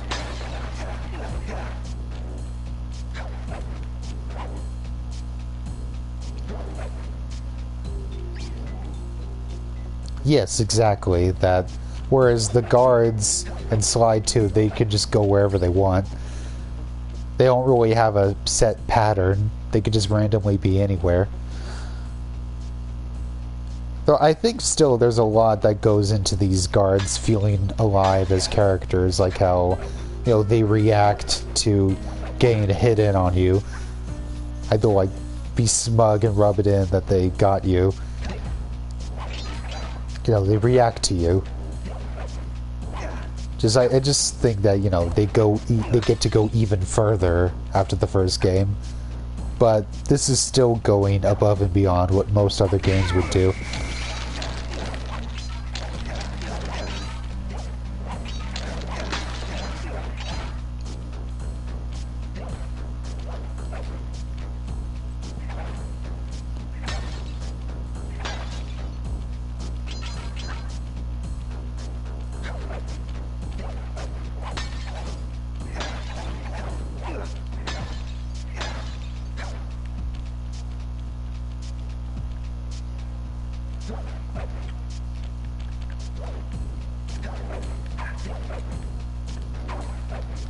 I guess here's just another example of just how peak the mugshot levels are. I love this set piece. If the camera will let me see it, I love this little piece right here. Just crafting this unique thing just for this level. It'd be one thing to just copy and paste the same assets for all the mugshot levels or all the Miss Ruby levels, etc. But no, every level has its own unique set pieces that I would love to be able to reach, but it looks like I can grab onto that.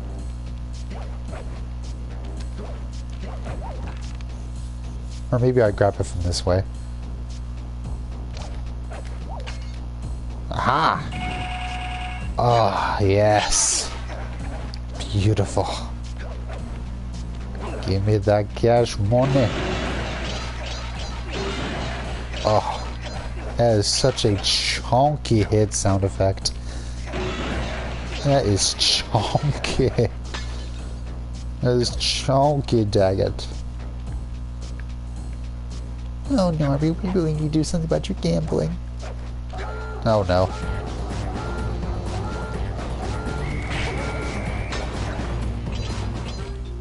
Oh, a life. Thank you. I could use one of those. It's interesting that it's a different sound in this game than 2 and 3, the coin collecting sound, but it's just as satisfying. Like, it's neither an upgrade or a downgrade. So I know each went for a different sound, but it's just as blissful to get coins in this game.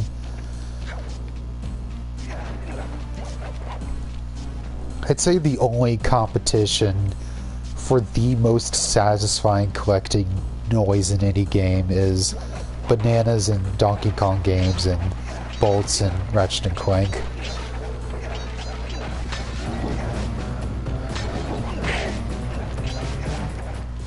Right, those are like the top 3, I guess. Top 3 most satisfying collecting noise in gaming.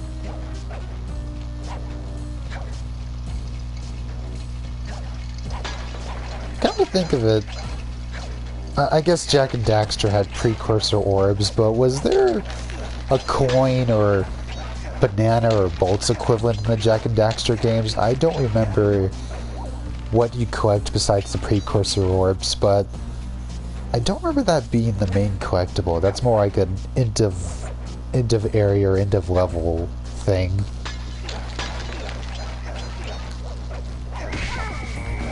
Like Jak and Daxter feels like the odd one out.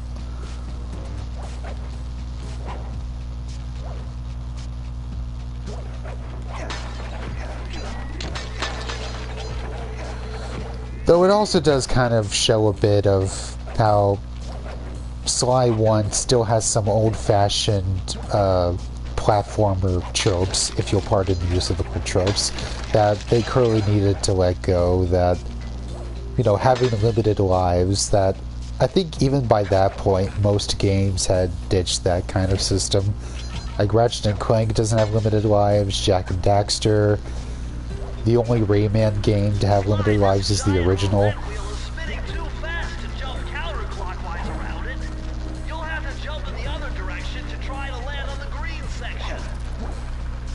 Power cells, yes, thank you. I was blanking on what the name was. The only name I could remember was precursor orbs. Yes, okay, now it's coming back to me. You can't guess it unless you get enough power cells, or Kiara thinks she says that. I don't know if it works differently in 2 and 3. The Jak and Daxter coins, but if and how then power cells, yeah, the collectible stars, as it were. Jak 2 and 3, it was just orbs. Yeah, I remember it being a bit different setup.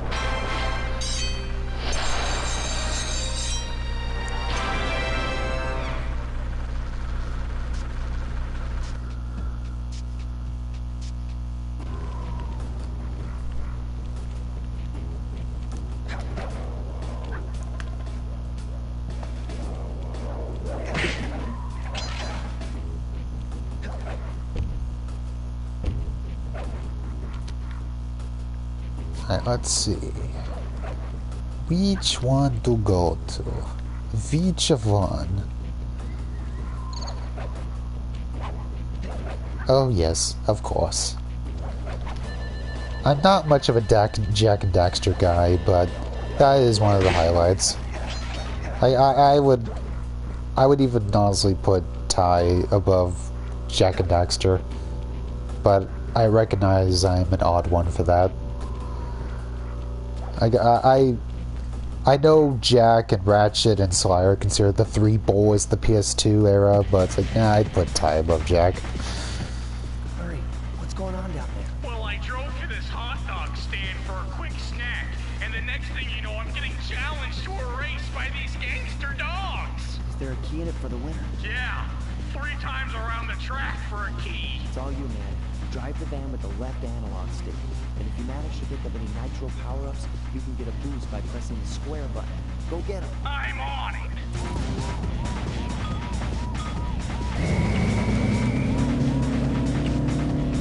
Okay. Alright, let's just use your boost. You don't have to hold down an accelerate button in these races, which is unlike any other racing I've played in any other game.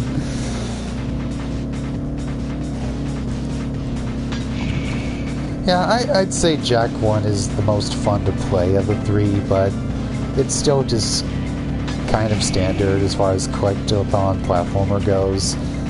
Like, it's a beautiful game, it's just nothing really sticks with you except maybe Daxter as a character, and that's about it.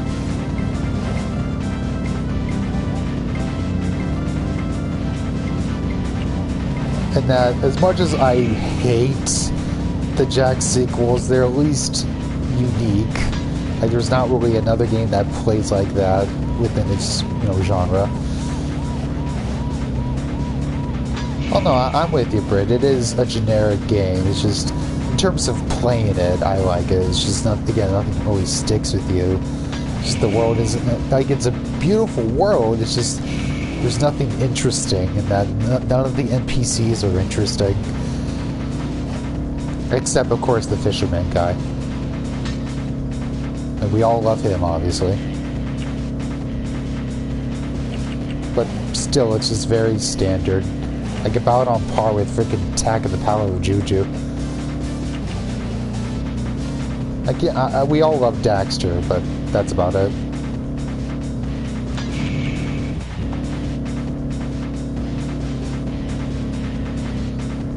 It's just... Jak 2 and 3 are more unique. It's just, I hate playing them. I hated trying to play them as a kid. Just, I... everything about them. But now's not the time for that. I just lost this race. Yep. Those crummy dogs are pumping me right and left. Car pile up.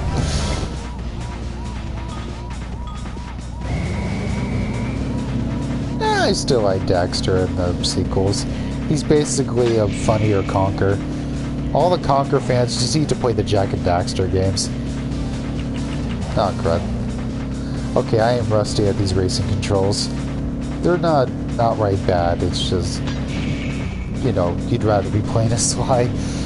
And again, I think the vehicle, the gimmicky vehicle stuff is better contextualized in Sly 2 and 3. It's a better fit. Whereas, like, what sense does this make? Like, what sense does this make? Why are these minions racing you for a key? Why are they racing Murray for the key? Why did they even offer that? Are they bored? They're not really getting anything out of this. We're not paying them, so why are they doing this? Like, again, it just doesn't really feel thought out. It's like, you know, just, you know, it's time for vehicle section. Don't ask questions. Whereas, you know, I'm obviously, you know, turret sections are my enemy, but at least Slide 2 and 3, they have a good reason for, in the story's context, for why you're doing that kind of thing.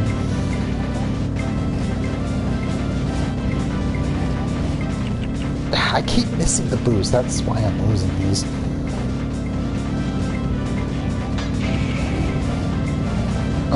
Oh, finally ahead. Let's see if I can keep the lead. There's only 2 of these races in the game, thank God.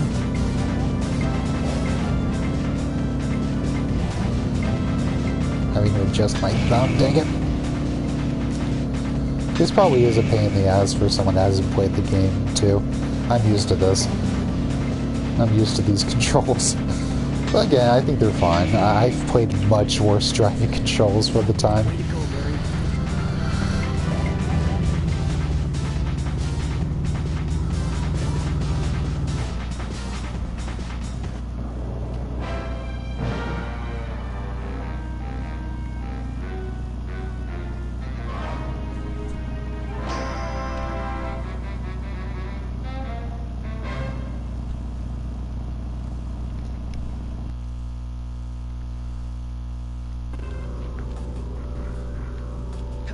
But yeah, that and the other race that's much later in the game, that it just kind of feels thrown in. It's like, you know, to give Murray something to do, because again, they haven't figured out his character yet and what his role is in the game.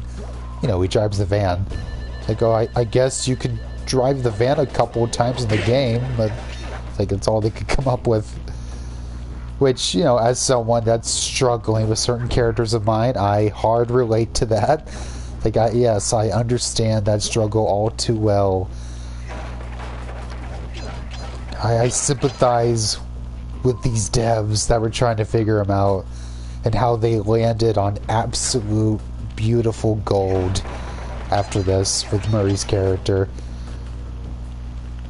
So, it's kind of a similar development with Gonzo in Season 1 of The Muppet Show. Oh, I didn't intend to go from one Murray level to another. Murray is in position to make a run for this key. Okay, so what do I do? Provide some covering fire for him with that blasting station. Sweet. Use the left analog stick to aim, and press the square button to fire. I'll do my best. Alright, if I recall correctly, this might take me a few tries. Knock on wood. Oh no. Yeah, moving this camera in these couple bits is a bit unorthodox.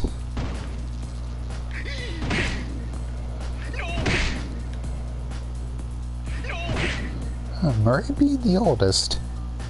Hmm. I've never really thought about it. You know what? I can buy that. Nice shot. No. Oh yeah, I guess there probably could be an option. Let's see, is there an option to invert the camera?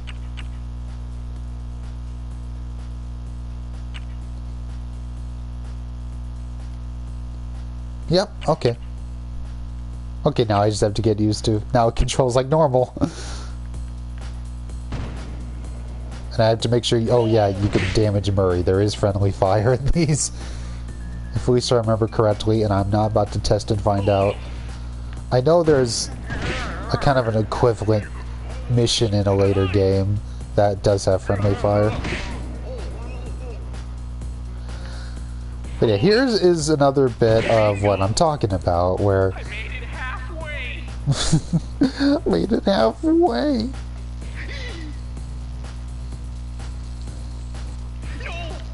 Okay, I wasn't sure I was misremembering with an equivalent in a later game, but anyway, like this again, where they don't really have Murray's role decided yet or figured out in that. Why is Murray going for this key? Why can't Sly do it? This would just be a standard level for Sly. Like this, why is this a turret escort mission for Murray? It's like it just feels like it's there just to, you know, something to do. Like, okay, but why? What sense does this make? Why can't Sly just go for this key?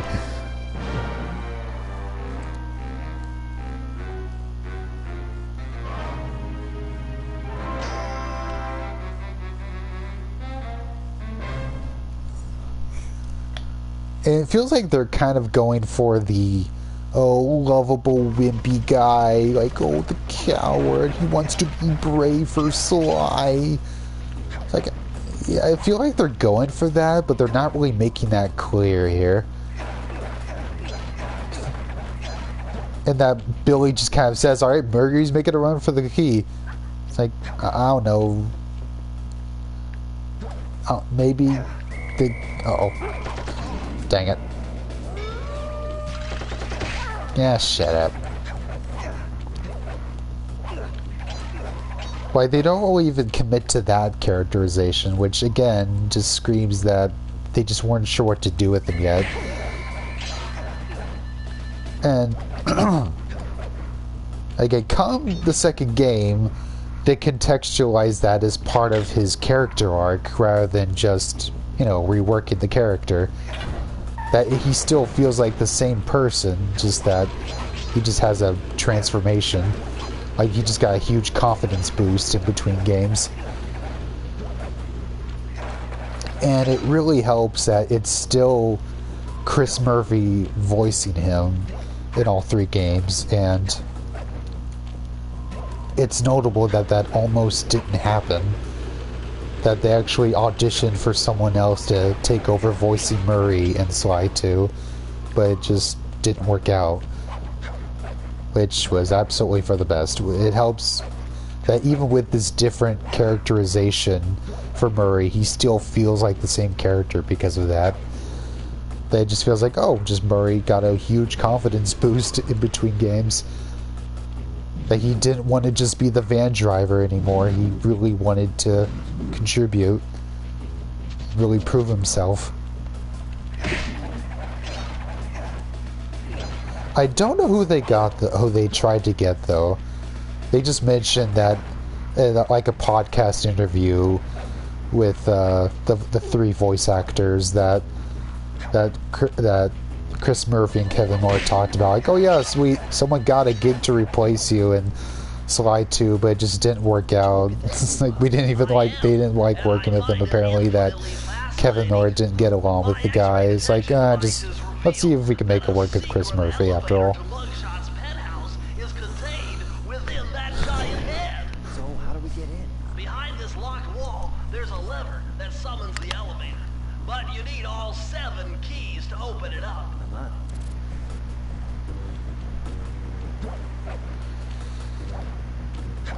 Like I know with Sly being voiced by Kevin Miller, right? That was always the cemented thing early on.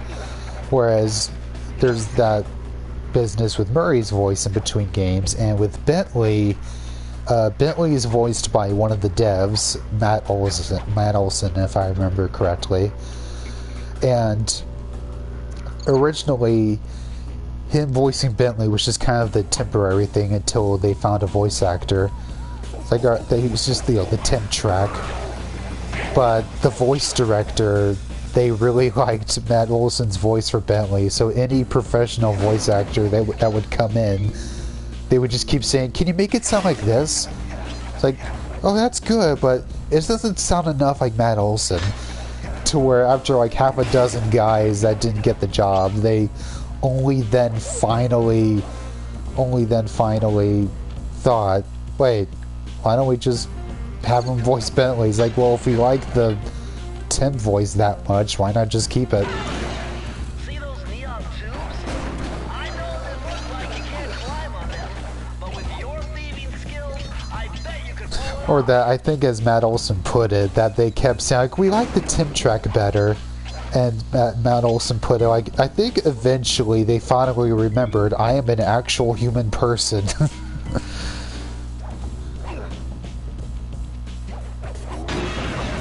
Uh-oh. Okay. At least I always have one horseshoe.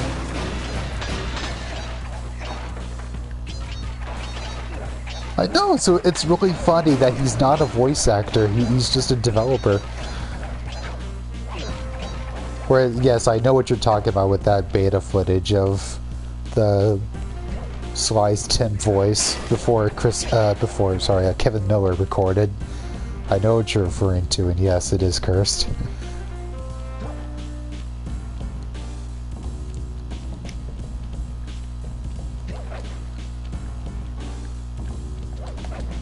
Let's see. Just myself. I need my Kirby pillow. Whew, that's a little bit better. Would be nice to have a gaming chair or a beanbag chair, but it's just never really come up. Otherwise, I just use my bed like a slob. Yes, it feels like different voice direction. Like it's still Kevin Miller. It's just there's just something about the delivery that's just not nearly there. It's just it does not have that smoothness, that confidence. Like he's just kind of speaking in a whispered, hushed way. I guess it's just, again, a different voice director. It's like, oh, you know, speak in a hushed way because you're a sneaky thief. But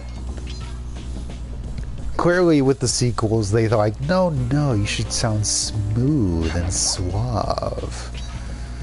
You are a cunning thief. You are like if James Bond was likable. Yeah.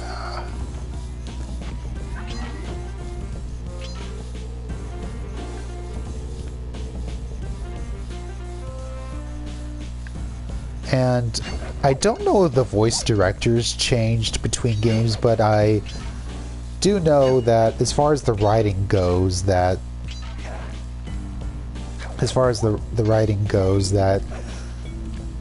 this game had several writers on board, whereas Sly 2 and 3 was mainly one guy, and he's co-writing this game, but he's among like 5 other dudes that are doing the dialogue for this game.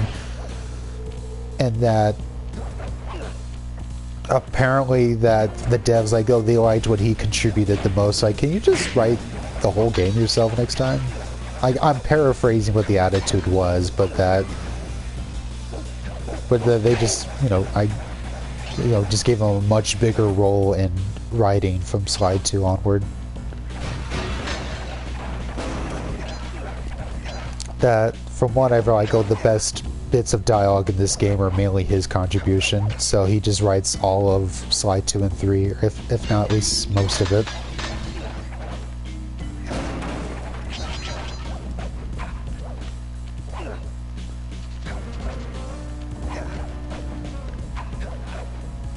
And yes, exactly. which it works both ways as being character development, but also a matter of better voice direction.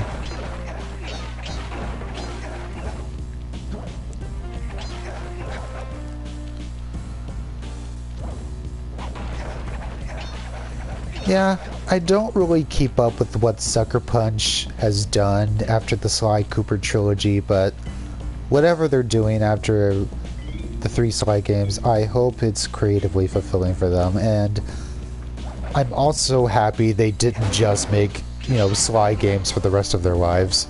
You know, they moved on to other things. You know, they made their trilogy and they moved on. Oh. Oh, poopy. I thought that was something to grab onto. I get a nice view though. This is nice.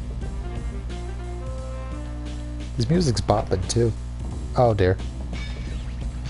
Oh, that was a waste of a horse show. I don't know if I can even make it back. Yep.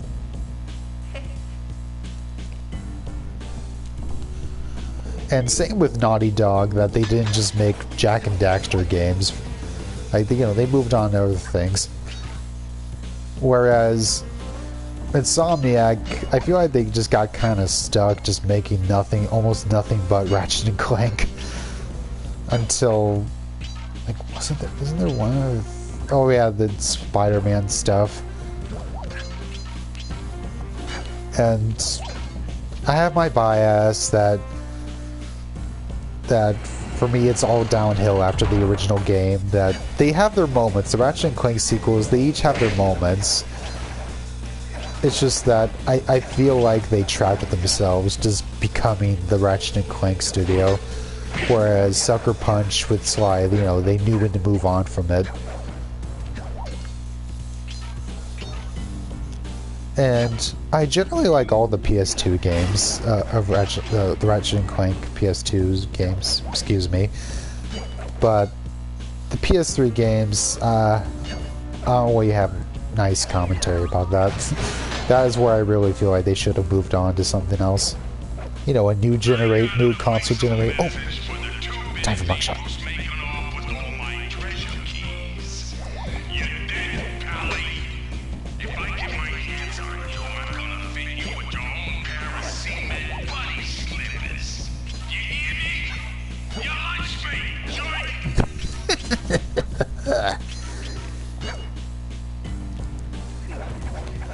I'm assuming I'm in the minority, but as far as my tastes go, you're not missing much. I know they continued to sell, which is probably why they kept making them. Why they continue to just be the Ratchet and Clank studio. It's like, to me, it's just diminishing quality with each passing entry. Oh, I didn't even realize there was a guy right there.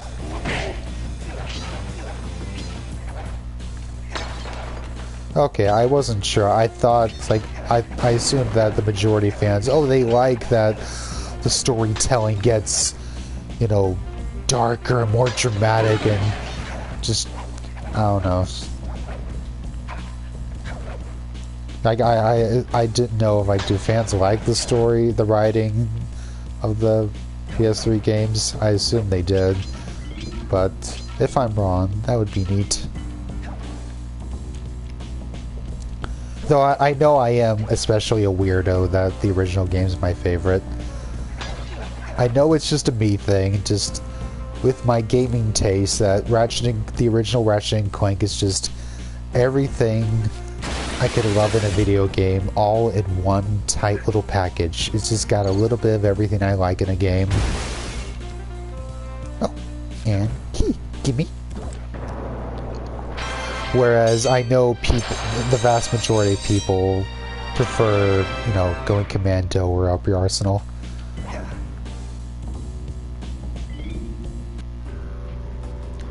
Which is fine by me. I was never been here to debate on that. I'm happy to live in my own weird little world where the original Ratchet and Clank is this perfect little adventure that I'll never get tired of.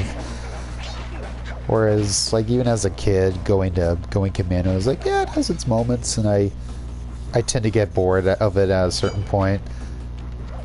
Like, I feel like the game has its highlight, like Going Commando, like it has its highlight levels, but it has also has just as many levels that are just kind of there, like they don't really leave an impression on me.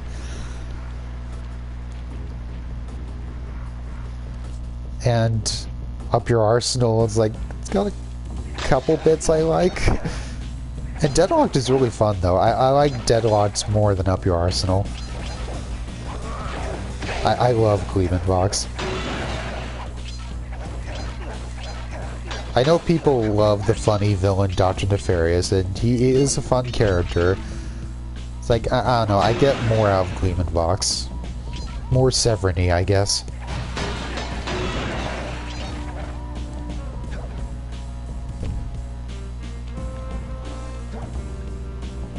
I did not intend for this to be my commentary on other games, but no, this is nice. Plus, it's not like I'll ever get a chance to stream the Ratchet & Clank games since they're not on PS4, so what the hey, I might as well chat about them. Okay, I don't show. Oh, I missed. Alright, that's the level I'll miss all the bottles. I think yeah, I missed on the last level too, I didn't even realize it. Oh, can I not grab this?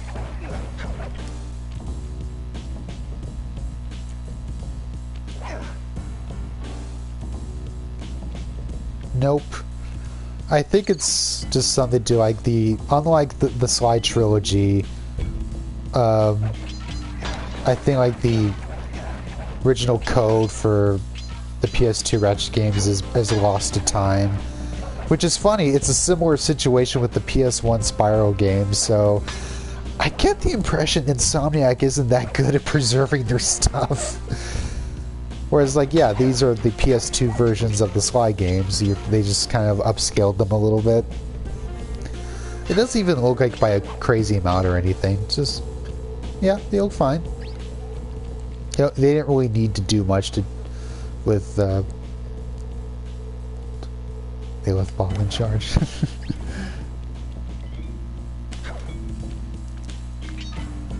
But that, yeah, if with any re-release of the PS2 Ratchet games, it has to be these really messy, really crappy PS3 HD collection versions that have a lot of visual glitches.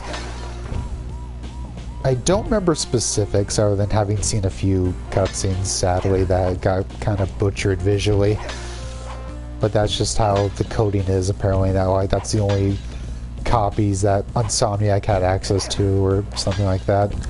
I don't recall specifics. Whereas, and I did my research before buying these versions of the Sly games, but... oh, my goodness. But that, yeah, apparently these don't have any issues, these versions of the Sly games. Yeah, it's just the PS2 games. That apparently they did add a widescreen option, though. It doesn't really mean anything to me, but I'm sure it means something to someone.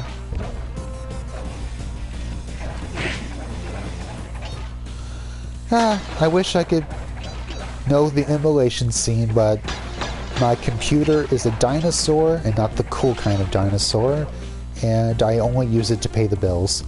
When I'm not paying the bills, my laptop just sits here. It is useless, worthless trash. Trash! But, yeah, it's fine when I'm just paying the bills for the month, so whatever. Alas and alack.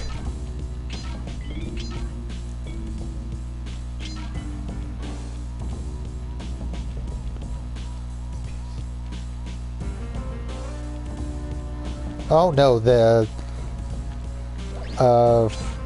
mainly the that collection version of Sly 1 that has a it butchers the Miss Ruby boss fight. Just the music is way out of sync, which it's a rhythm bit, so it's kind of important.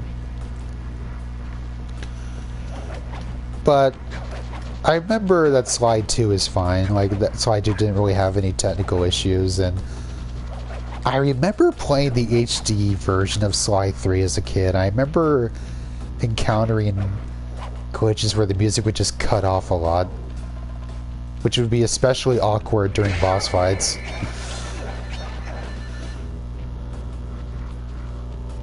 Yes, exactly. It was mainly the first game that got the most butchered. So that was the main thing I had to research before buying these. Like, okay, these aren't the collection versions. It's just the PS2 versions. Well, they are the only way to get to the key, since my locator tells me it's in a jewel case somewhere near Mugshot's penthouse.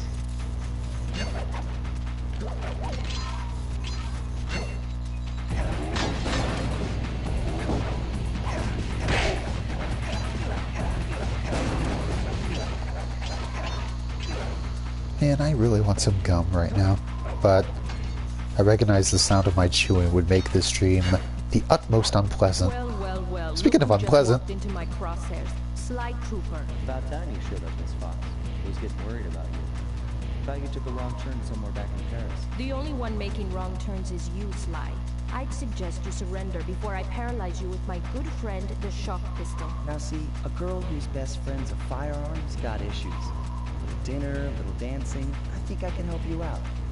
Sounds romantic. As long as you don't mind dining in jail. Nah, I hear the service is lousy. Once I catch you, you'll know for yourself. Yeah, Sly 1 Carmelita is a bit stiff. Not a bad performance outright. I don't know, I don't feel any need to be mean about it, but yeah, it's been a weird running thing that every Sly game has a new Carmelita voice actor, but Sly 1's definitely the least good of the Carmelita voices. So I know you can't fix a cop.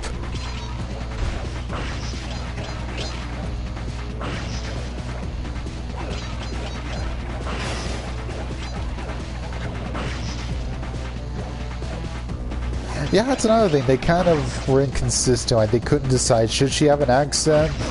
Because she just has an American accent in Sly 2, and I don't know what her accent is in Sly 3, but tain't American.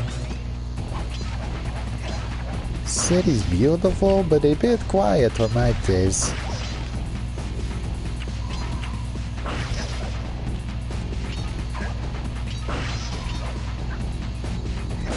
Still, Sly 1 Carmelita did gift us with these pistol packs of paralyzing punch, which was even funnier in the beta. I think in the beta, the delivery was like, this pistol pack's a paralyzing punch.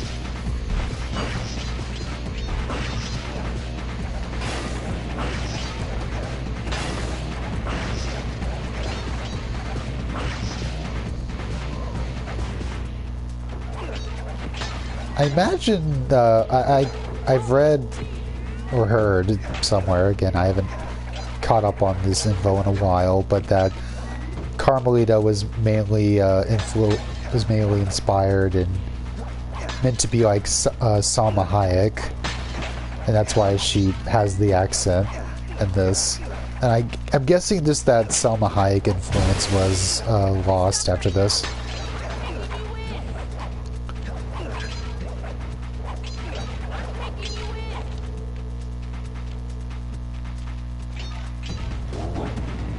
Mainly, I don't really know, because as far as I can recall, I haven't seen any movies with Salma Hayek.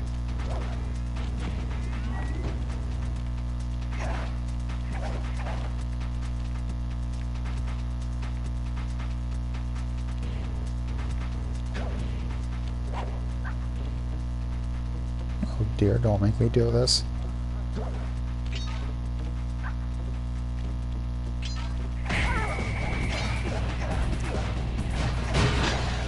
But yes, the eternally curious thing is that Carmelita's voice always changes in all three games. Like, Sly, Bentley, and Murray are consistent, consistently Kevin Murphy and, like, Kevin Miller, Chris Murphy, and Matt Olson. Excuse me.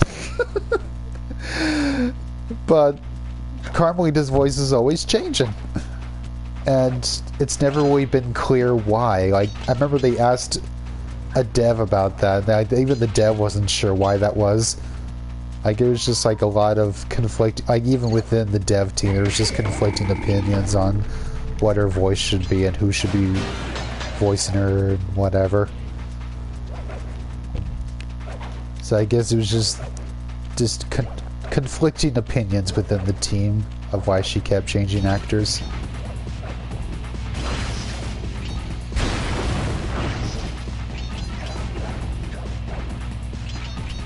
Now that you say Kevin Bacon, I am thinking, you know, Murray in this game looks more like a pig than a hippo. Especially because he's pink. And, you know, hippos aren't pink. I think he gets more hippo qualities from second game onward. But here it's like, he looks kind of like a, you know, Barney pig or something. Yes, because you said bacon. Exactly. Thank you.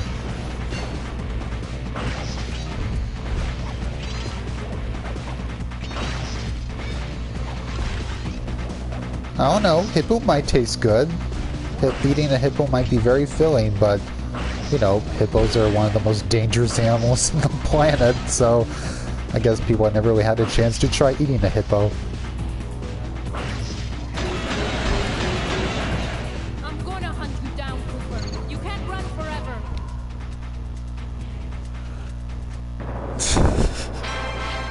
Kind of a mild reaction, just floating away helplessly on a balloon with no idea if you're gonna land anywhere.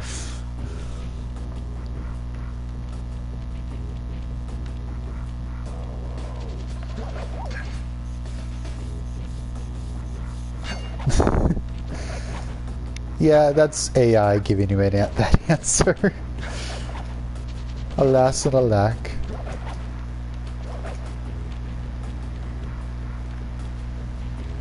Oh, isn't there an automatic AI thing that kind of gives you like a answer at the top of the Google search results? Oh, nice. I didn't even know that was an option. That is lovely. Okay, I know I've already been there.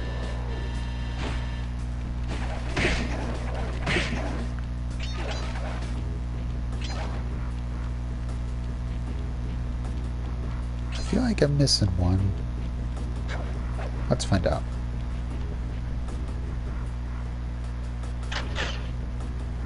Oh, no I wasn't. That's all of them.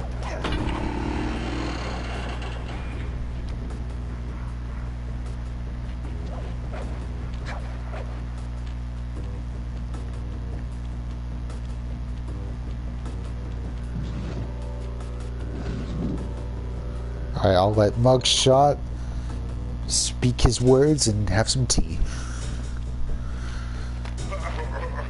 What?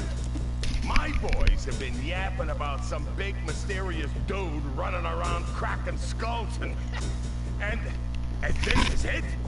You're the monkey wrench in my operation? Some scrawny rat with a stick. Wait a second. I've seen that stick before. Maybe when my father knocked her block off with it. Your father? Wow! You're a Cooper? You know that Singus Rackamagookus had a lot of nice pictures, but way too many big words. So you don't mind just handing it over? What are you kidding? You break into my place, steal my stuff, trash the joint. I feel transgressed and violated. Let's rock!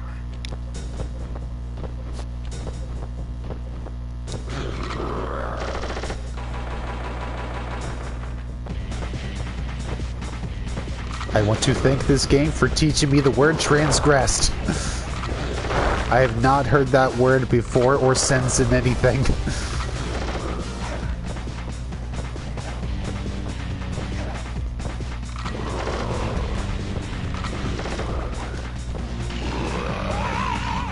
My beautiful gun is destroyed. Good thing I got a spare. You're upstairs.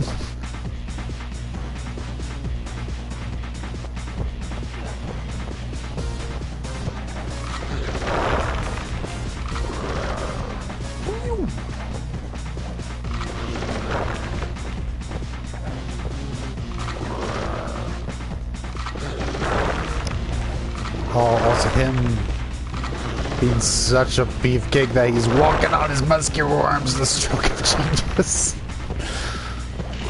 There we go. Walking like he's a gorilla. I mean, I know there's, you know, a lot of the Crash character designs that are like, oh, they skipped a leg day. I was like, no, Mugshot's the funniest version of that just because of how he walks. Now that you mention it, yeah, he is like Tiny and Pinstripe combined.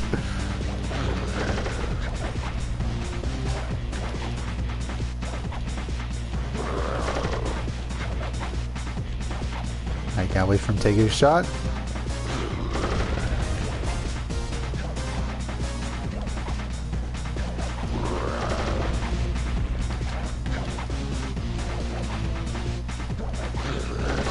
Oh no! Okay, got horseshoe. Sometimes I can't tell until I take a hit. Nope. Oh, not done. Alright. I forgot he can flip the mirrors. No!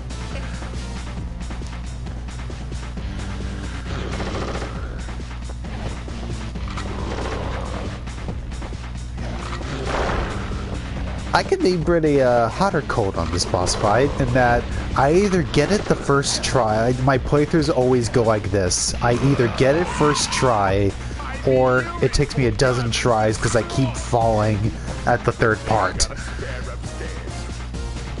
There's no in between. I either get it first try or it takes me a dozen. Still, with this and the Sir Raleigh, like, you only get one cutscene with each boss, and just each one leaves, you know, such an iconic impression. That one cutscene is all you need. Just get an idea of what their character is. Like, you get the one moment, they're done, and then you're on to the next one.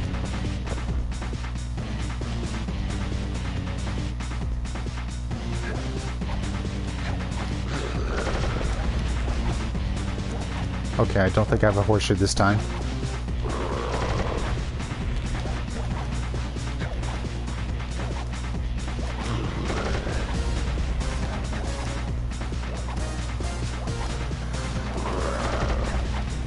Yeah.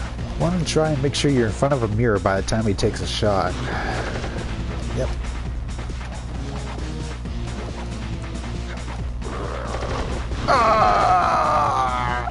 Case in point.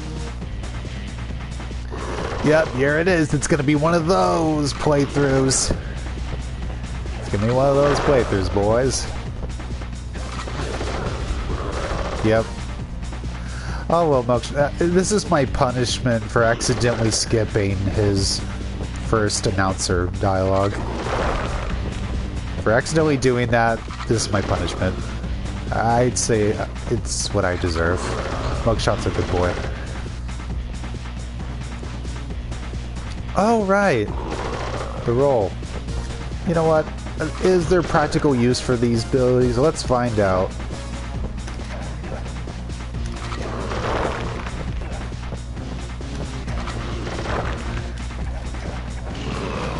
Huh. Well, what do you know? Let's see if it helps in the second part. Okay, because I remember, you know, especially as a kid when I was really not a completionist with most games I played, so I didn't even know or care to know for a while what you would get for getting balls on a level. Like, my point of view playing games as a kid was just, yeah, I just want to get to the end. Because, you know, video games in and of themselves were hard to me. Like, you know, just getting to the end was hard enough, so the idea of completing any game was overwhelming to me. And it wasn't until, you know, I was older and played through these games a bunch of times that, you know... Oh, one more mirror.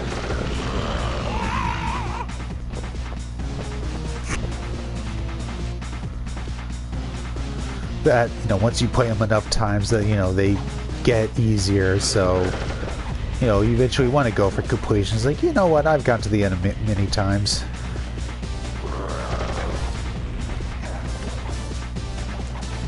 And if I remember correctly, the very first game I 100% it was Battle for Bikini Bottom.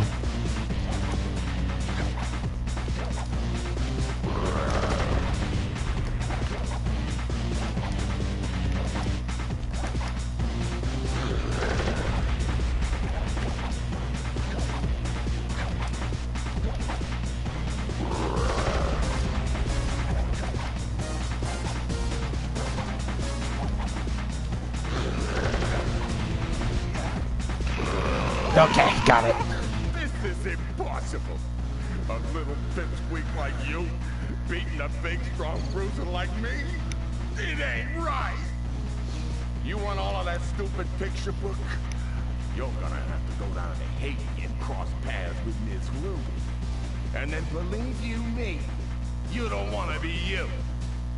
The mugshot section of the Thievius Raccoonus contained an entry from my gunslinging ancestor, Tennessee Kid Cooper. His specialty was the rail walk and rail slide, moves perfected through a lifetime of theft in the Old West.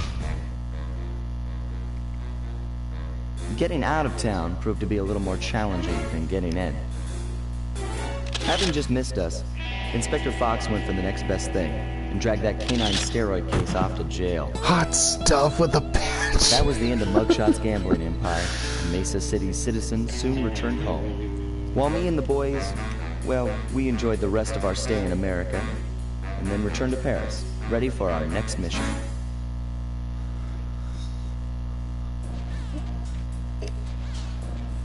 I figured out a way to get us to Haiti. Alright. Time for the big one. How you doing, Murray?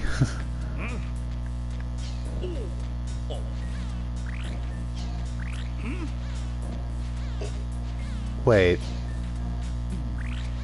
Is that a PS1? Oh, that's cute. Oh, Murray, you're stuck in the past. Murray, you're stuck in the past. Embrace the new console generation, which has new high-definition graphics.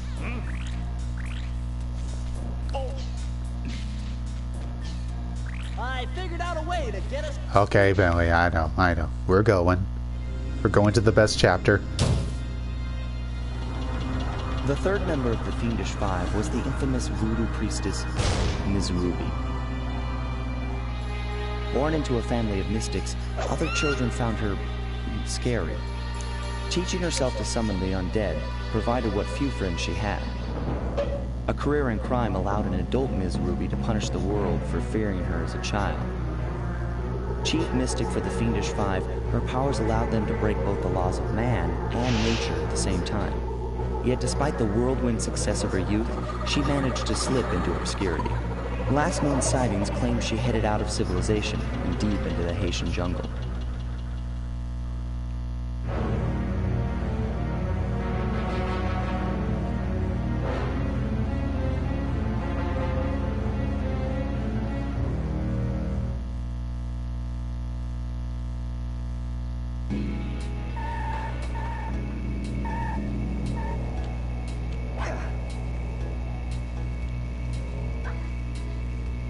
Miss Ruby's the one I always felt bad for and always kind of hoped that she found happiness later.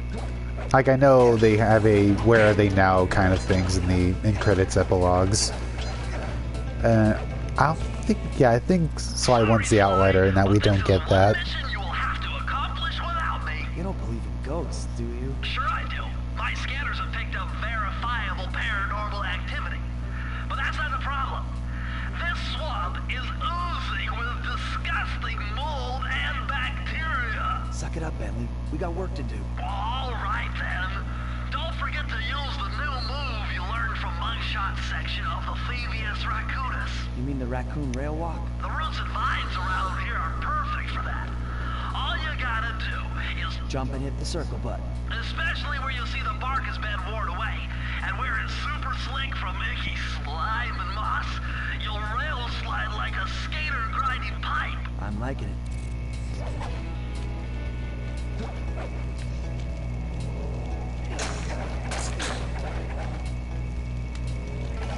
But yeah, Ms. Ruby's like she was just lonely. She's not doing anything too bad other than yeah, she helped the people that killed your parents, but she just wanted a friend.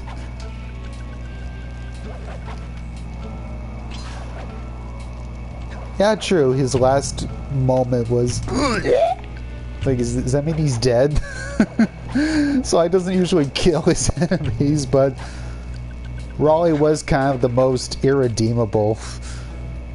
And that Raleigh's only motivation was just he was bored. Like, why did Raleigh become a pirate? He was bored. Oops. Well, at least he's accepting of it. Yes, exactly. It's just he was very privileged and just like, I'm bored of this luxury. I'm just gonna you know, wreck shit because I feel like it, and he has the money to. So, and with mugshots, like, yeah, he was bullied as a kid. Adds up, makes sense. So he's overcompensating. And Miss Ruby was lonely and was probably shunned because of her, you know, her voodoo hobbies. So of course she would turn to evil.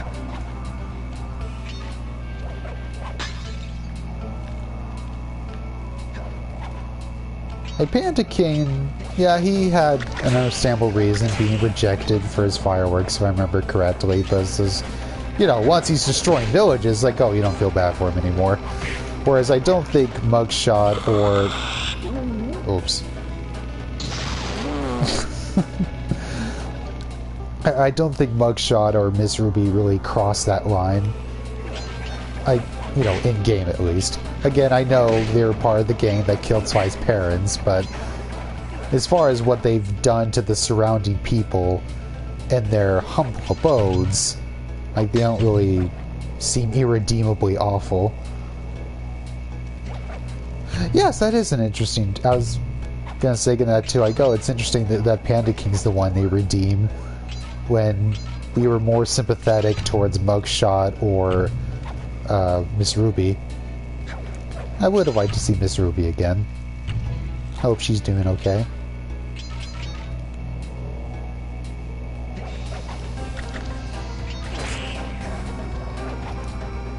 Though, even that does feel deliberate to some extent, in that, you know, Sly and... Wait, maybe it's too early to talk about Sly 3, we're not playing it yet. I intend to play all 3 for the record. Not all in one night, but that, you know, whenever the time and mental energy is there to... Oops. Oops. Who knows? I guess you may or may not be here when I'm at that specific discussion, once I am there playing Sly 3. So I guess might as well talk about it now rather than avoid the subject for now. Dang it! Oh, I'm being sloppy. I'm being Richard's got sloppy.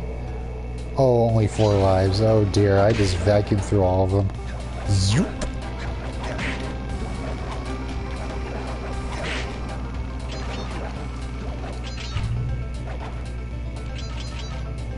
Not really screwed up with this in the Mugshot fight.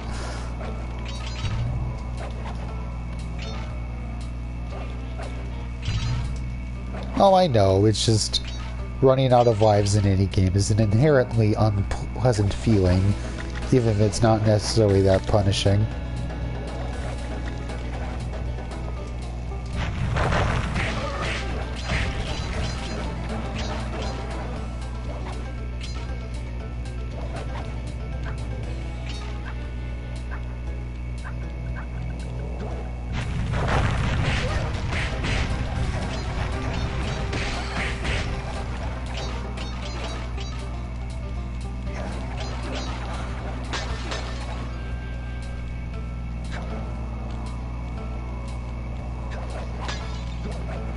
Just Miss Ruby's friends, I guess.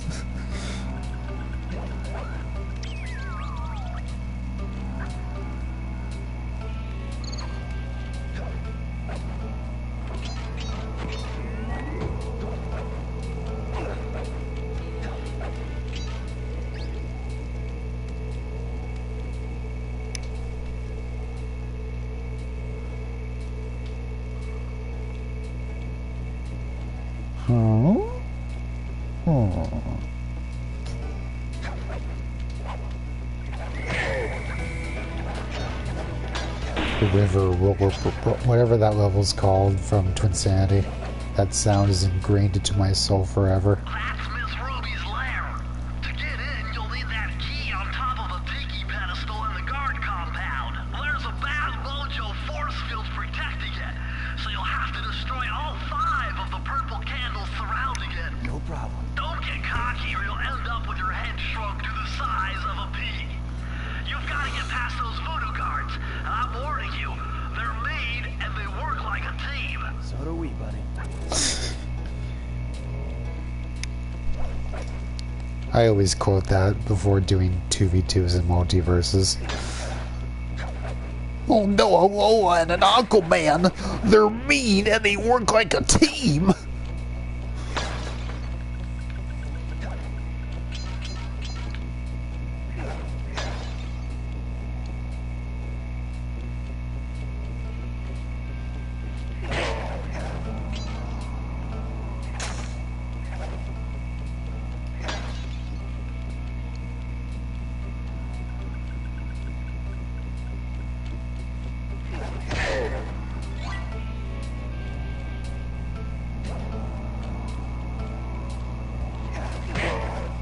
Yeah, you know what? Being having friends makes you a jerk.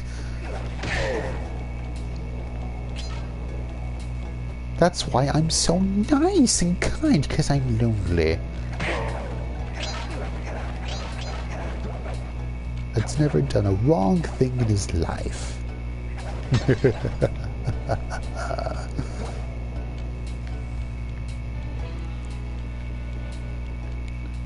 Isn't there one more guard?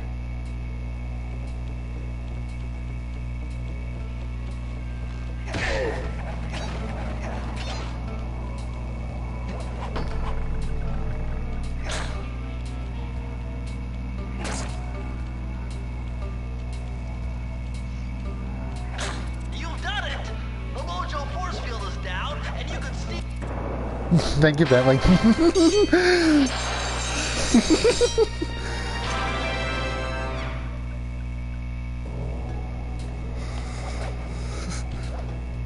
I mean, so I would probably, in universe, probably would do that.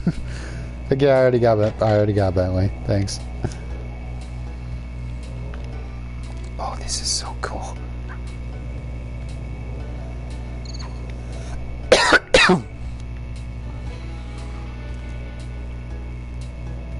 So beautiful.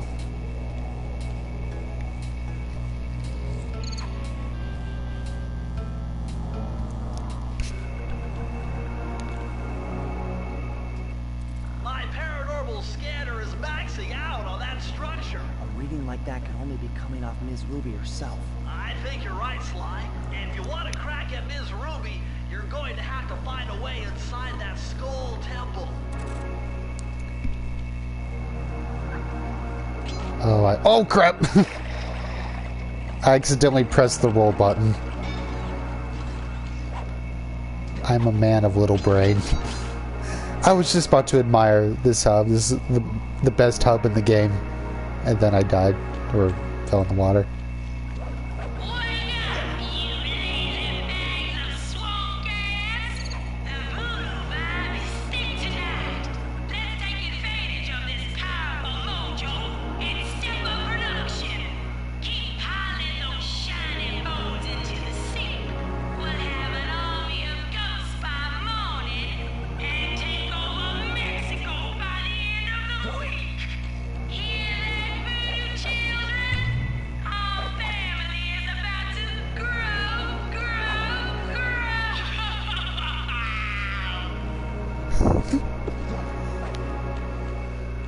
See, she seems nice.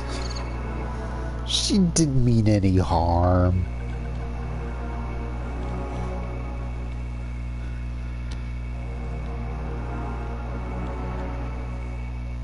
What's with this industrial strength voodoo gate?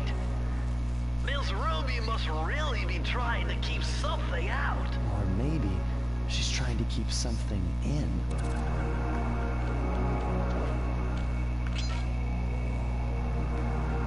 Oh, I will. I love this part.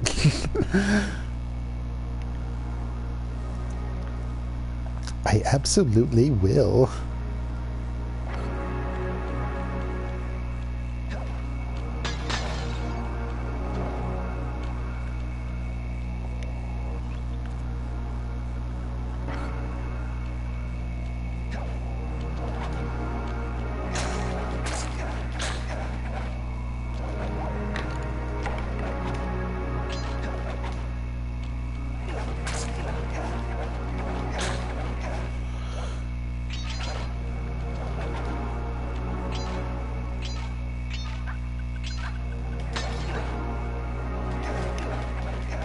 Oh, I missed a lot.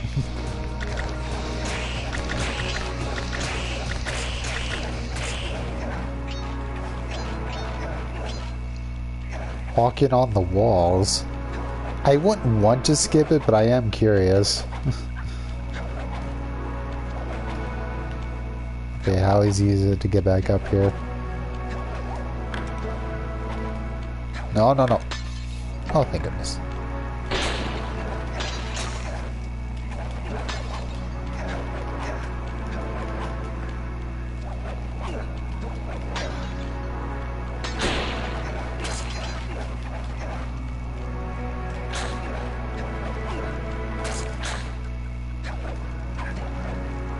Yeah, I've never really looked up Sly speedruns before.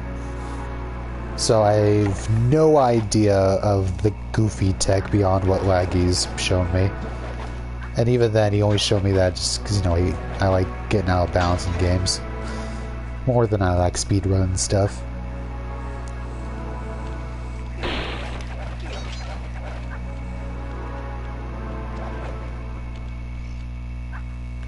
Like Ratchet and Clank, I know how you could. I have broken that game.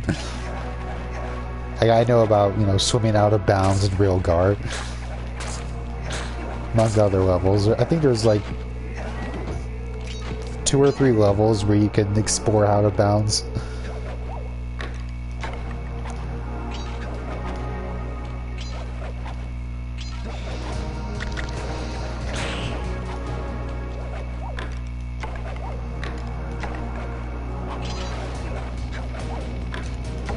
Oh no, I ain't dealing with you. Oh no!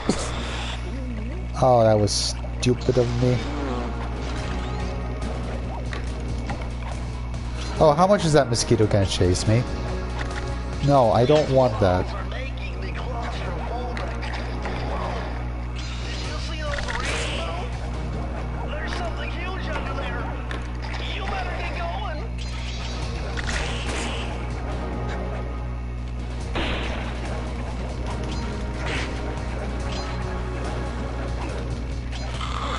Ah.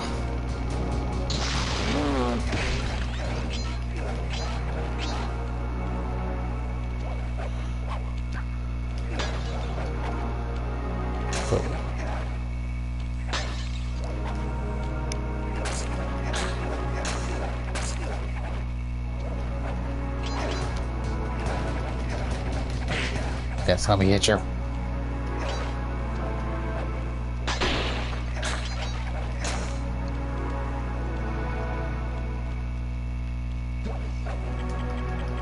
Oh.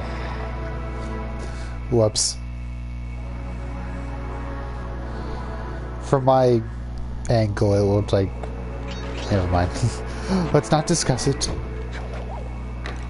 Let's just move right along.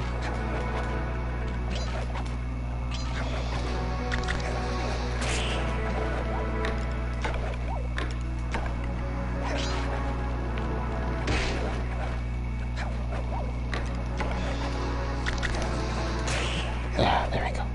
Oh, goodness.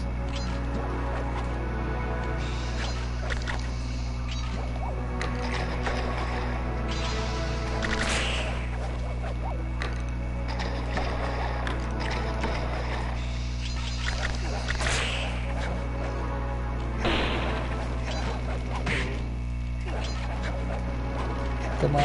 Ah, okay. Oh, those mosquitoes.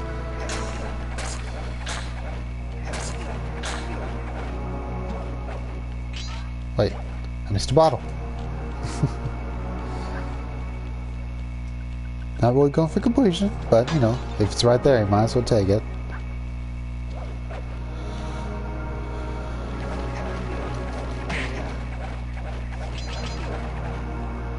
There it is. Grab onto that. No, no, no, no. Get the bottle.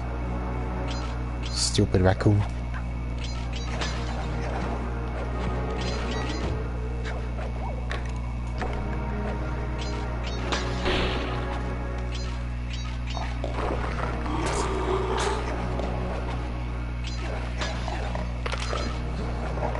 Yes, I did just risk my life to not miss a bottle, and I'm about to do it again! Shut!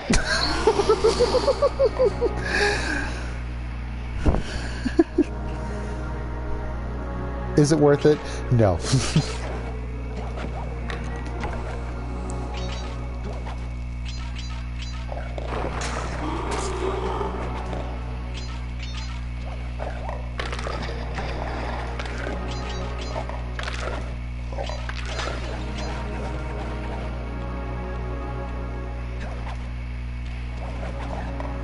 Run. Go. Go, go, go, go. Oh, no, no, no. Oh, I probably missed a bottle back there. Oh, well.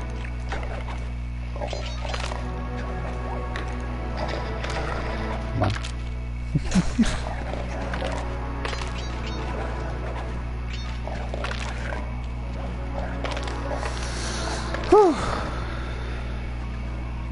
I don't know why it chooses to stop chasing us at the end point just because it's the end of the level, but whatever.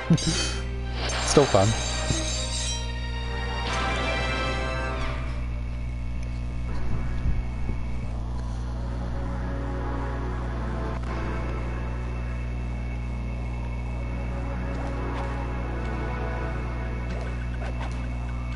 Yeah, I guess so. Maybe he's a vegetarian.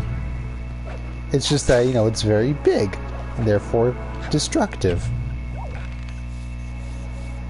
But he seems like a good lad. I wonder if it has a name. Like, is there a name for that thing on the Sly Wiki or whatever? Or I bet that fans have come up with a name for him.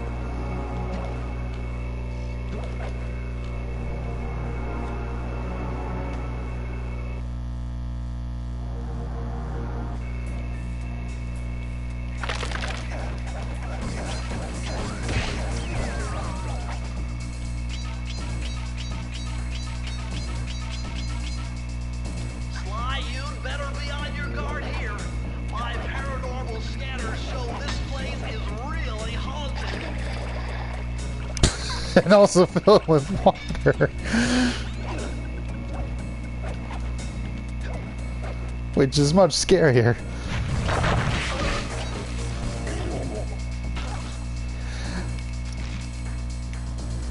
You could definitely feel the game getting harder from here on.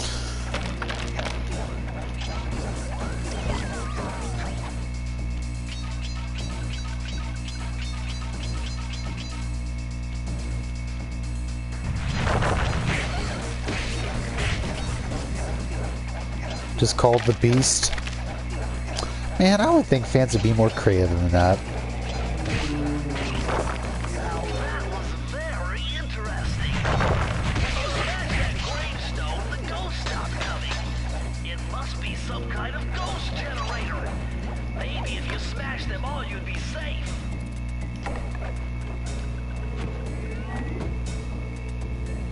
Ooh. Why the skull's blinking? Why? Are they just stuck there? They're alive and they don't have anything to do except just sit there and watch people come by.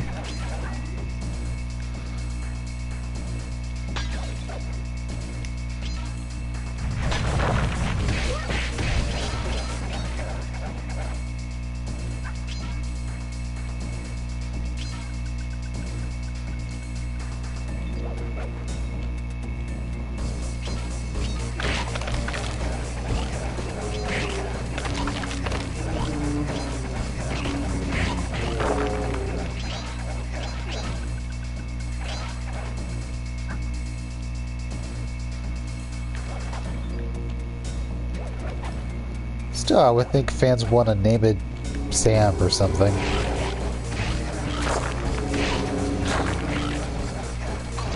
Ah, fully. Oh, there was one more.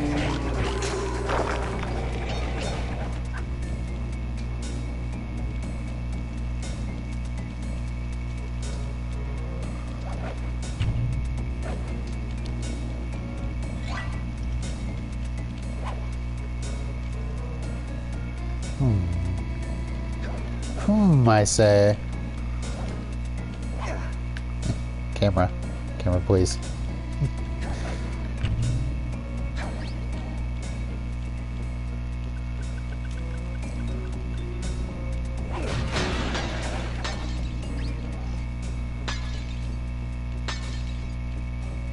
$40 bottles in this level? Holy guacamole.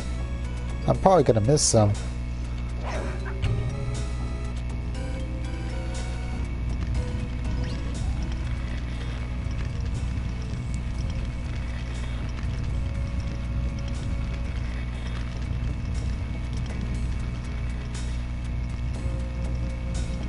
You name it Fluffy.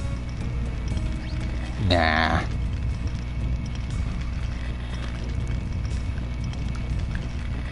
I reject that name. Let's...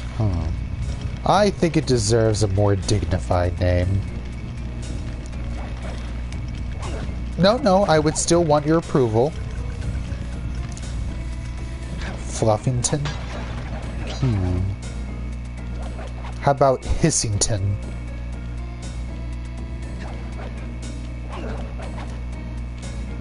Hissington. There we go. I dubbed thee Sir Hissington of Miss Ruby's Swamp.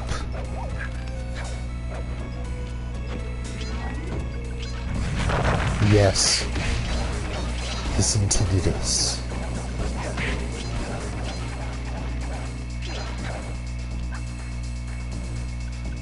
Well, and if you don't like that, then I think it's time we hiss and make up.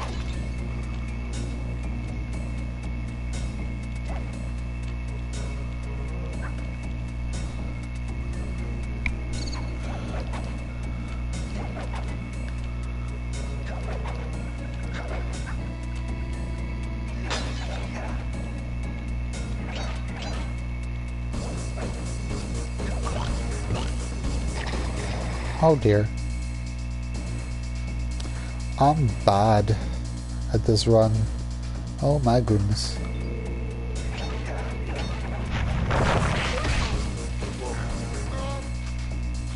Oh yeah. This might be the level where we see a game over, which is fine.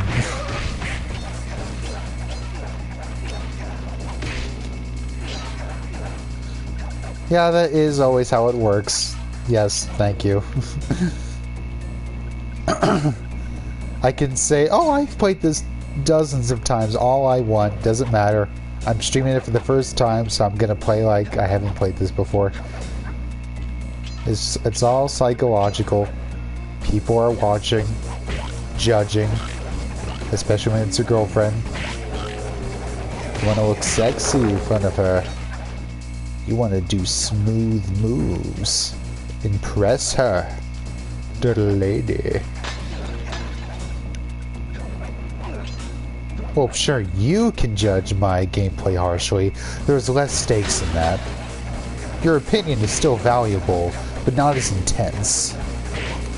Whereas when your lover judges your gameplay, oh, stakes are high. She might make love to you a little less passionately the more she watches you perish in Sly Cooper and the Thievius Raccoonus.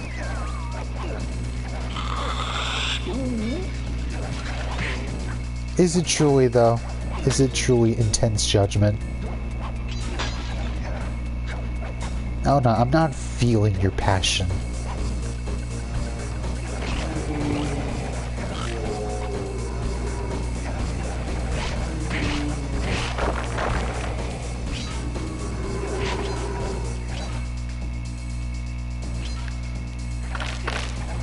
That's really neat. This level wraps back around to the beginning. So that way, if you miss bottles, you could just run through it again. Oh no, a ding dong! How will I ever face my family again? Knowing that I am indeed the dingiest of dongs.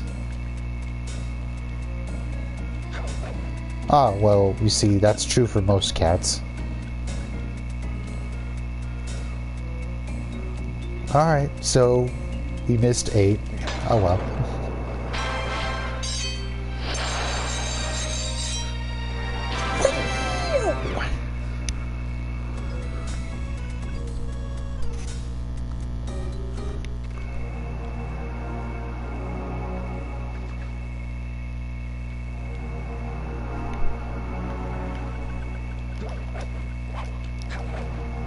I'm guessing your cat is really good at Garfield kart racing or whatever that's called.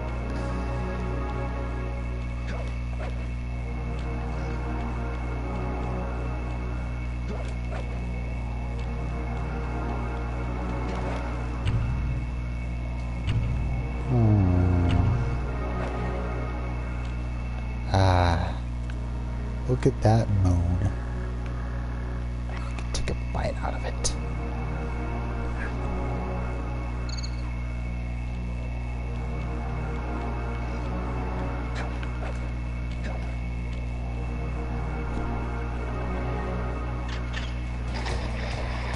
Oh, there's Hissington.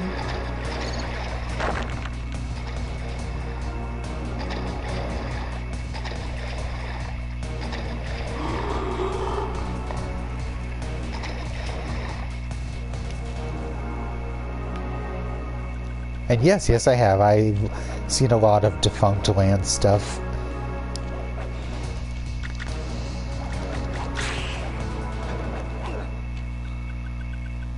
Looks like this is some kind of giant voodoo egg beater to stir up that unsanitary mess. If I could unlock the cauldron's lid, I might be able to thrash their production and build up enough steam pressure to get launched up to Ruby's Skull Temple. Okay, sounds like we've got a plan.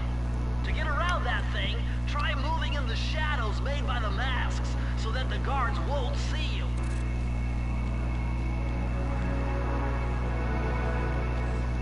Yeah, the model in the first game is a little funky, but I don't mind it. I guess it's mainly the lip movements that look a little weird. But it's fine. First attempt.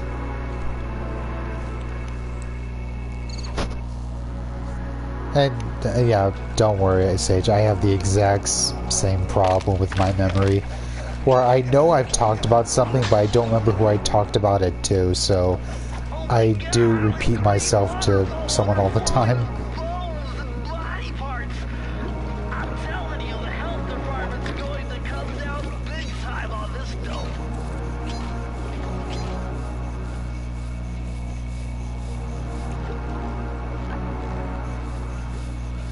And to respond to Brad before Bentley interrupted me.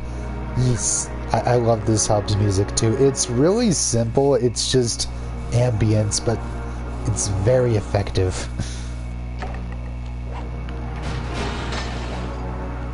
It's a very immersive track, again, as simple as it is.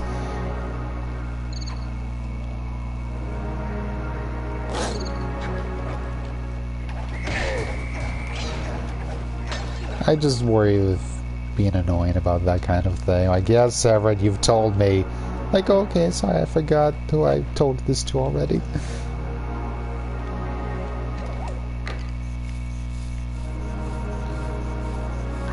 The sound, I guess I talked about it before you got here, but yeah, I think the soundtrack's good. It's just, I find Peter McConnell's music for Slide 2 and 3 more he also did the music for Psychonauts. I just find it much more effective and fitting of the tone that they originally wanted. This is by comparison more standard platformer music, but still has its moments. It's got some bops here and there. Not bad at all. I don't remember how to get over there. I think I just jumped down from an upper level. Oh well.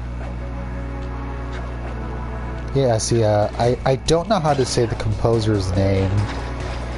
It's Akshale or something. So something I've never heard of. But he also did the music for Crash Nitro Kart. And that game's soundtrack is full of Banga's Son.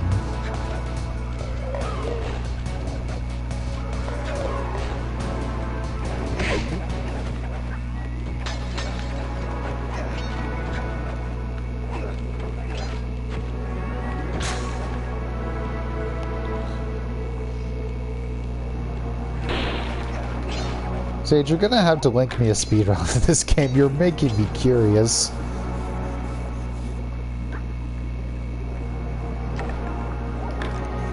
Are you referring to this game or Crash Nitro Kart soundtrack? Ah, okay, Nitro Kart, yeah, I'm with you. I think the Nitro Kart is mainly two highlights. Velo himself and the game's soundtrack. I love Steve Blum's performance as Velo. Like that and his performance as Smidas from Miles the Teenage Robot is what clued me in. It's like, okay, this Steve Blum guy is alright. He's got the chops.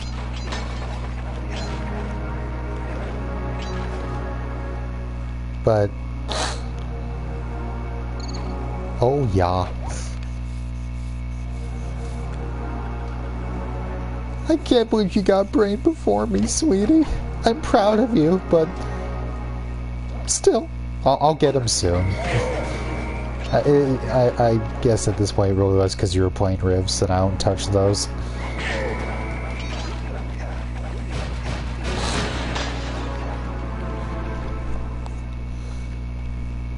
But I wish you luck on getting that Marvin banner. Can I get back over there? Maybe I can.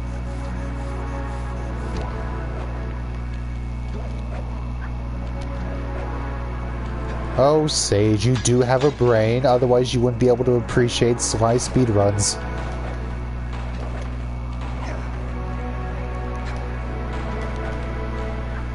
But yeah, I've watched speedruns of Ratchet & Clank and Donkey Kong Tropical Freeze and Bug Fables, so I'm mainly just unaware of the wacky things you can do with a Sly speedrun.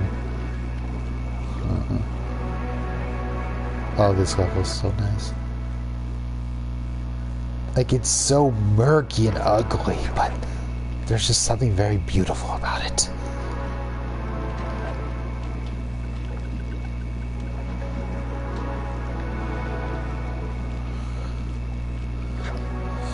Is it worth jumping down here to get these bottles? Sure.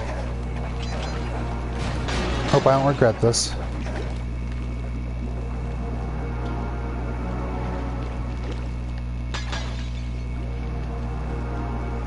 Alright. Okay, I think I'll... Okay. Hopefully I don't mess up going back and make myself regret backtracking.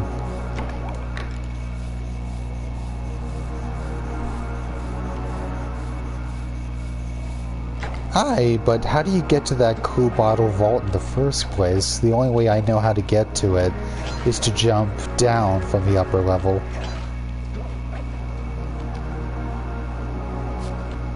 Huh. Did you hit the bones with a precise jump? How strict is the timing on it?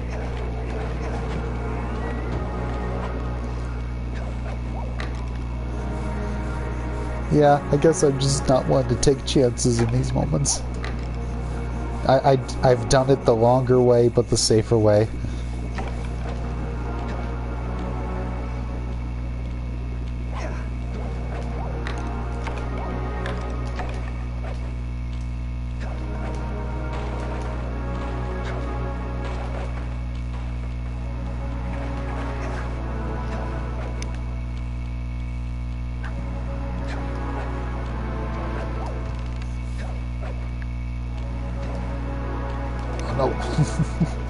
Almost plopped it right off.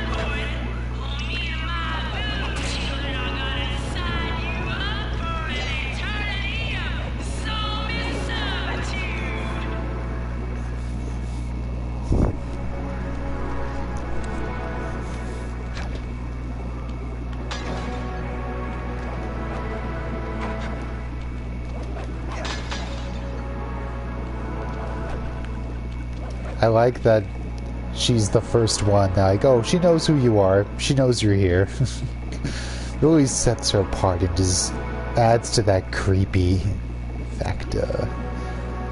That the other villains were kind of oblivious. It's like, who's stealing my treasure keys? Guards, stop them! And Miss Ruby's pretty chill about it. It's like, yeah, I know who you are, Sly. Oh no, I had to jump down here to get the bottles. Do I have to go back the long way again? I might have to. Yeah, I might have to go all the way back again. Okay. Oh no! Yeah, see, not being able to look down with the camera is not usually a problem, except for these moments. We have had, that's two moments where I wish I could look down with the camera, but you can only look left to right.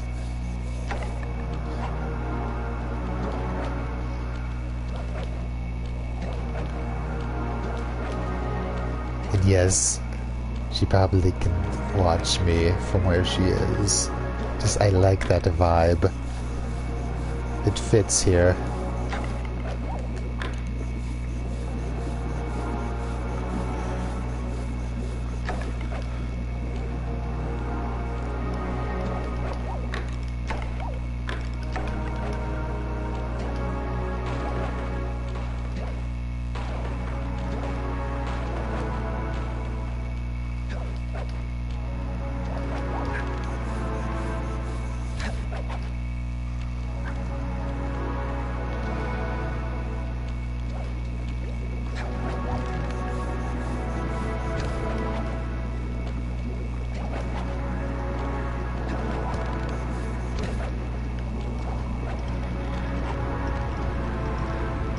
Okay.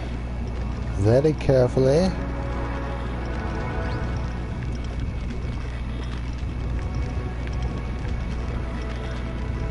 Alright, backtracking twice for these balls. That better be worth it. Oh no. Okay, careful.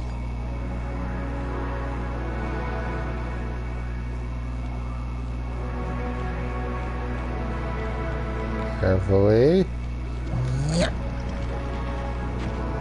Look at all the security. This must be the source of all the disgusting green soup. Disgusting green soup!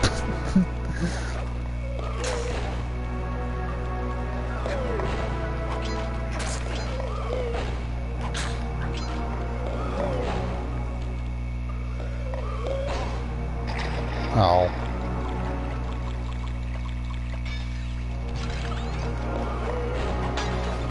Ah, I should have done that sooner.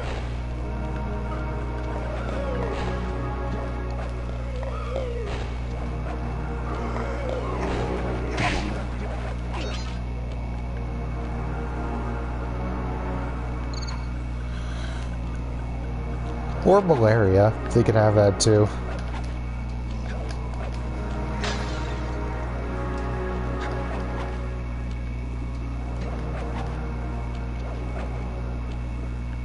I mean, I'm assuming mammals in general can get that, but I don't know.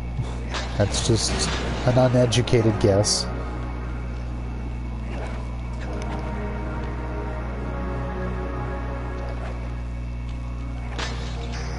Yes. These codes are nothing before my righteous analytical ability.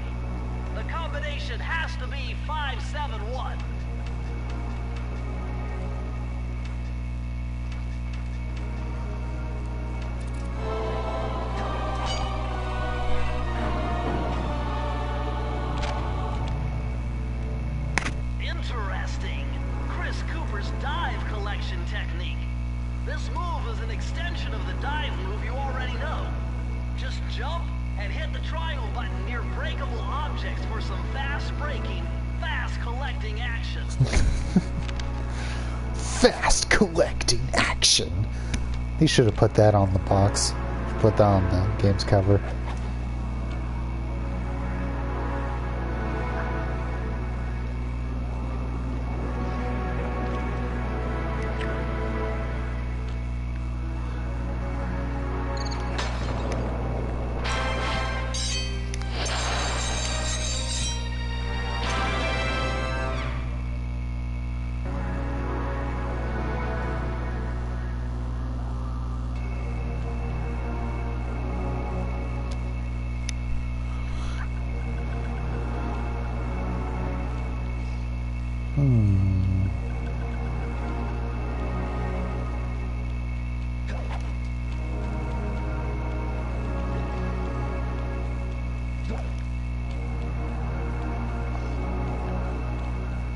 Okay.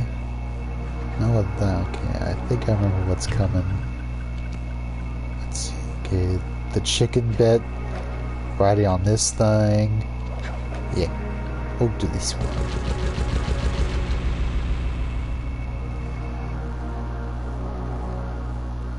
That vehicle seems to be outfitted with some sort of high-energy cannon.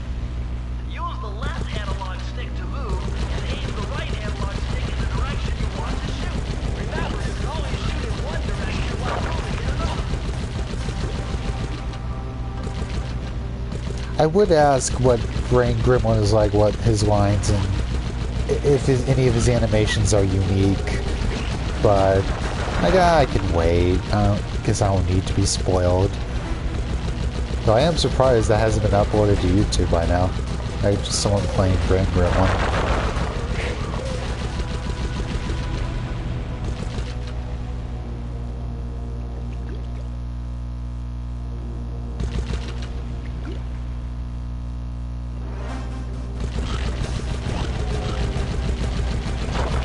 Yeah, I think I'll wait.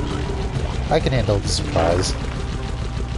I caught a glimpse of it when playing against someone in 2v2s that had Brain Gremlin, so I'll accept that as my sneak preview of what my hard work of playing that game a lot shall amount to.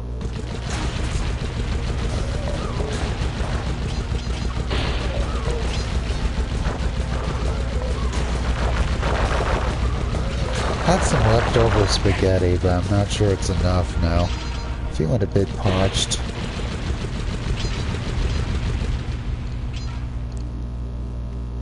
Multiverses.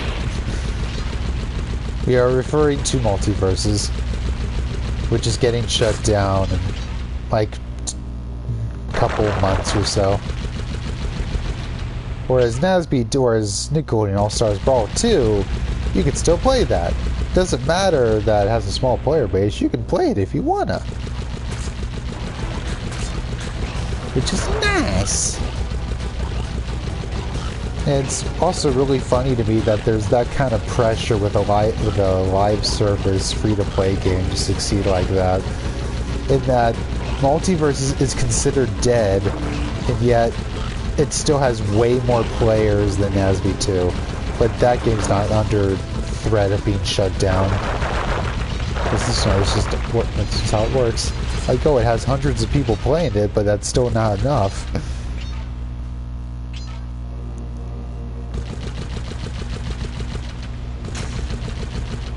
Seems better. Apparently, it's Daniel Ross voicing him. And from what I've heard, he sounds pretty spot on with the original Brain Gremlin's voice actor. That Daniel Ross also voices, Stripe and Gizmo and the Uncle Shagworthy skin. No, it is literally being shut down in a few months because it just wasn't considered profitable enough. Yes, again, for realsies this time. Because the first time they shut it down, it's like, oh, it's a beta, so we're going to take it down and then, you know, bring it back as the official release. Which, you know, there was consistency with that. You know, it said on the menu that it was a beta. It's just like, okay, well, why'd you have to shut down the game to do it? You know, that was the suspicious part.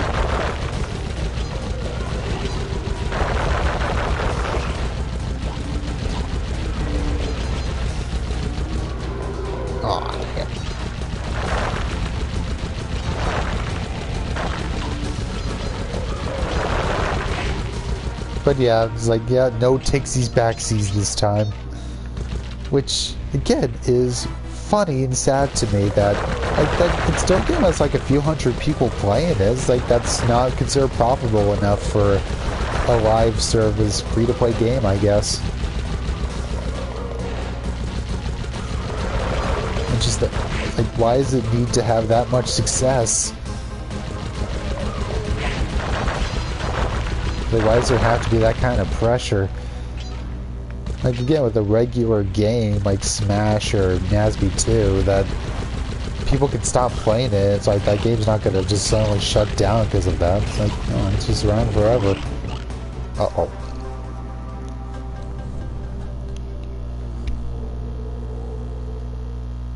Oh, no.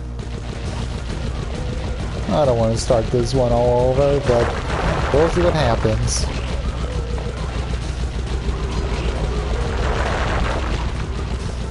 I have no horseshoes either. Oh, I know fans have been working on that sort of thing, or like a mod or something, but that would probably only be for, you know, PC players. So, you know, I'm screwed if I ever wanted to play, you know, play Stripe again.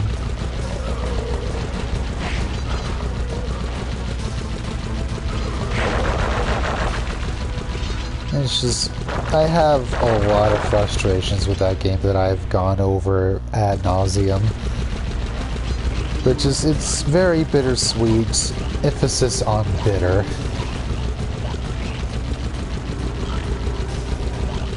Like, Britt already knows all this, so anything I'll say about the game is just for Sage's info, because otherwise, like, I'm sorry if I'm repeating myself to Britt. I know I will be. Okay, how do I get these down? I'm being overwhelmed! Oh no! Okay, that's one less. This can be done. No! My first game over. Oh well.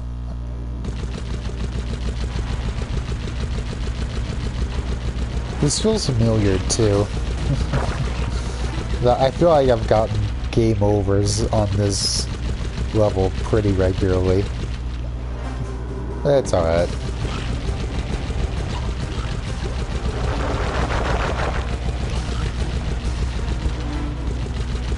Yeah, as far as vehicle stuff goes, I don't mind the stuff in the Sly trilogy for the most part. There are a couple of exceptions, but they're few and far between.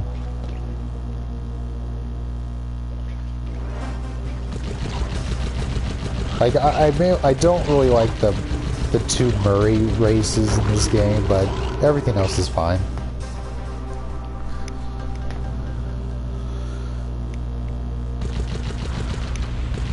But anywho, to delve a bit into the context behind Multiverses and why I don't really feel that bad about it. I'll feel bad in that I'm gonna miss playing Stripe, and I loved playing Gizmo back in the beta, and Tom and Jerry were really fun, etc. Like, I'll miss playing certain characters, but just the game itself, not as much. And that, how do I put this? It got pretty infamous, even with those that barely touched the game at all. They are aware that upon release, Multiverses became just this really scummy greedy game with just a lot of manipulative tactics to get you to spend money that just, you know, just makes you feel really uneasy about it. Like you could just feel yourself being manipulated to grind the game as much as you can. Like they make everything a slow grind to get you to play more. And I'm normally fine with that. Like Deep Rock Galactic, there's a lot to unlock in that game, but it's really fun. It's a relaxing game to grind. That there's not even anything in particular I want in Deep Rock Galactic at this point. I just play because it's just fun to play, and what you get for grinding is just kind of a bonus. You know, journey, not the destination. Whereas Multiverses, it's all about the destination because they make the journey a very manipulative grind. And that, of course, oh, you could skip the grind if you spend money. You know, that kind of thing. Like, you know, that's the kind of stuff you see in mobile gacha games, not a freaking console game.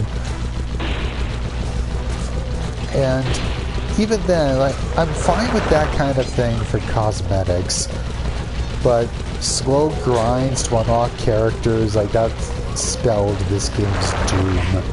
Is I go either play for dozens, if not like 100 hours to unlock a few characters, or you could spend money to unlock that character.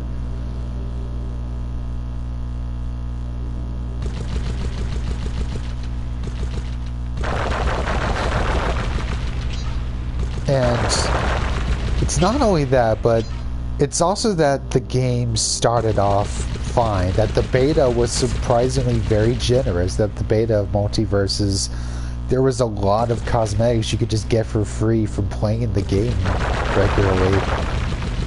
I unlocked a lot of stuff in the beta from just playing the game, whereas in the release, they took all of that away.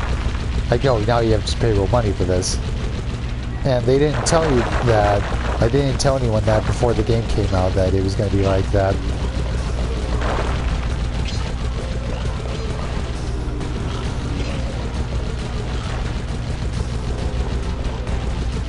And again, I'm fine with that when it comes to cosmetics, but if people just want to play characters, you know, just play the game, then yeah, like that's not going to work. People aren't going to buy that. Buying skins for a character, that's fine. But, for example, when they added Raven to the game, like, if you didn't already have every other character in the game unlocked, that it would take you, like, maybe 100 hours to get Raven if you were, say, downloading the game for the first time to play as Raven, the newly added character that and everyone loves Raven. Nobody loves Raven, though, but everyone loves Raven. But, you know, then everyone saw, oh, I'm new to this game, so I don't have the characters unlocked. So, because you unlock characters in a linear order, you have to play for a long time to get Raven. Because, you know, she's the newly added character. So, you know, any hype around adding Raven just died right then and there, along with Beetlejuice. And with all of this, you know, it's like, oh, well, if you don't want to do that, you can just pay real money. It's like, no, everyone's like, well, fuck that noise. Which is so sad. Like, you had the hype. People were hyped for Raven. People were excited for Beetlejuice, and they ruined it for themselves. Like, you didn't have to be like that. Dang it.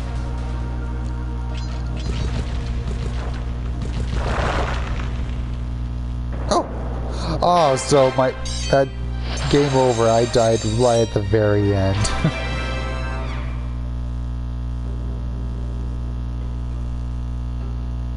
What do you mean, don't say Beetlejuice again? I'm only gonna say his name 2 more times. What could possibly go wrong?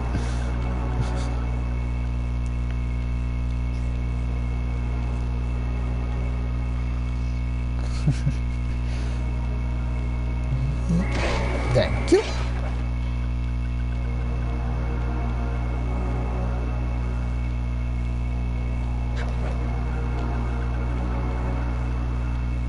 Alright.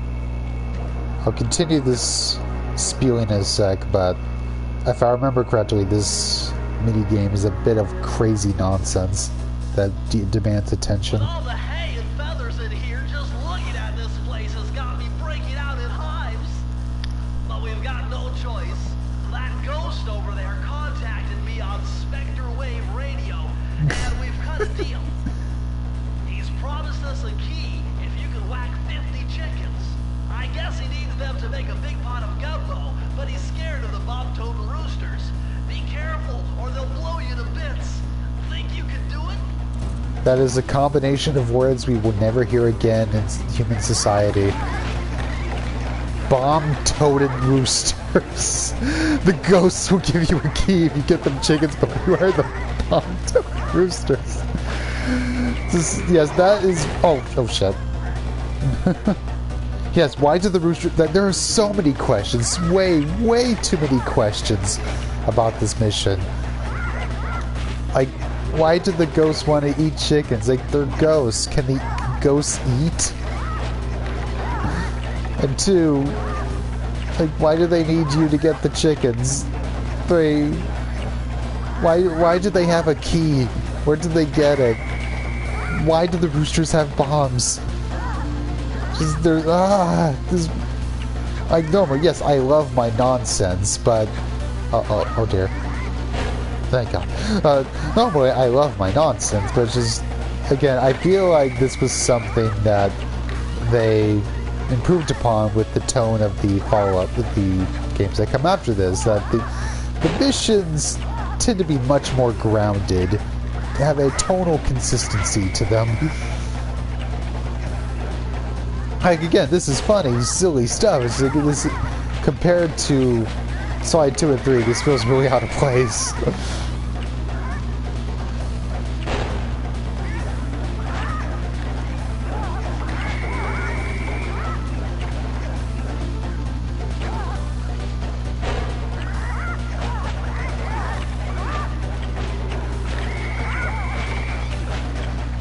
Oh, we're on a time limit too?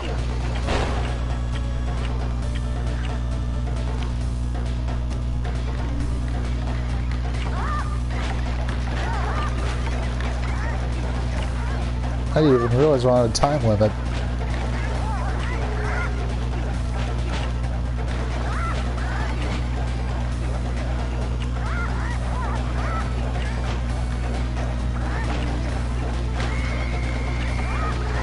So was Sly just slaughtering these chickens? Like, yeah, I kind of rooting for the roosters. Like, you know, there's no blood and guts in here or anything, but is that basically what Sly's doing? These poor chickens. He's just breaking all their skulls.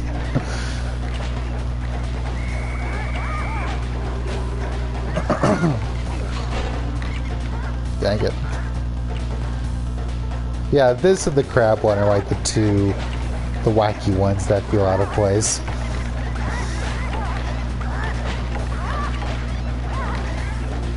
And with this one, my finger is gonna get tired just mashing the king button this much.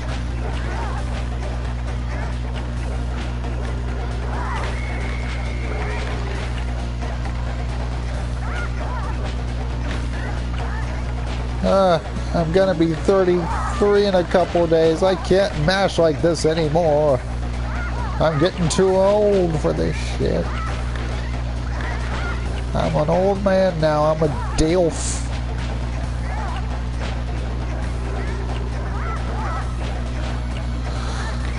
Oh my goodness. I was so close. I lost life too, but game over really isn't gonna matter on this mission. There is no checkpoint.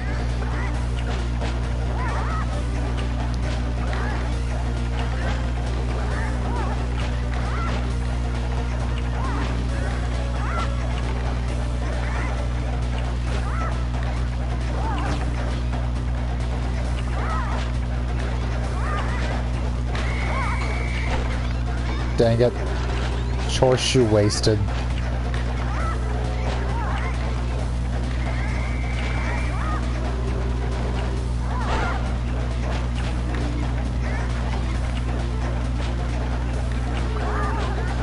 Why do I have to mash the cane button like this?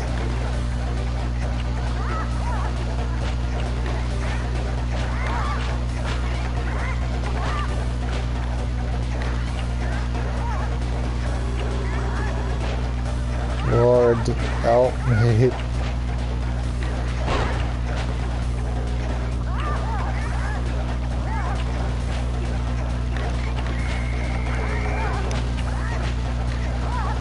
Please let this be the try. Please let this be the try. Let it be it. Let it begin. Yes! Oh, my aching thumb.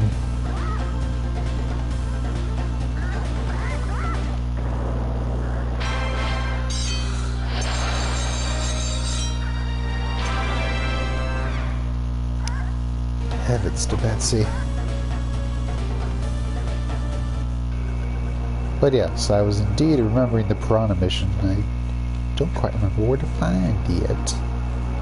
I'll be around here somewhere.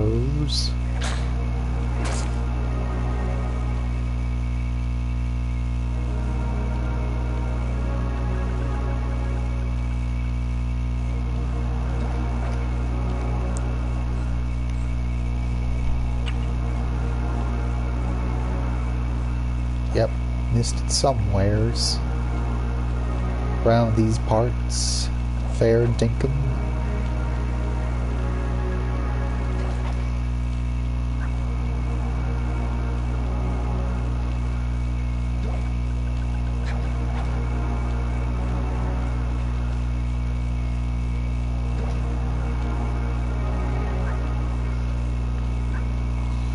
It might be at the first part of the hub, and I forgot. I forgot!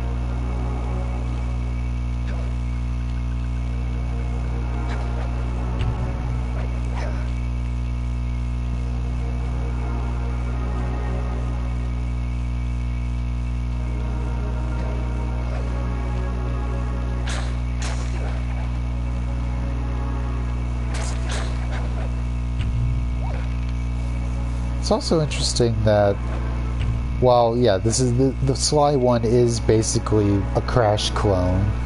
A very good one, but still, like, you know, that doesn't really fit Sly's potential.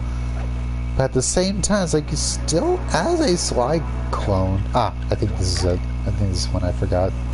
As a Crash clone, that it's doing a lot of things that are kind of innovating on that format that Wrath of Cortex didn't do and Crash 4 didn't do. That, you know, this hub, that it's not just, you know, these are basically the warp rooms, but they're much more elaborate as lived in places in a way that, you know, the original Crash trilogy couldn't be with its warp rooms taking you to levels. Yes. Yeah, it's not just this one circular room. And that Crash 4, if any, just took steps back, going back to the Crash 1 map. So it's funny, like, oh, that, you know, Sly innovated on this. That other games, like the Crash formula, didn't really, you know, capitalize on this.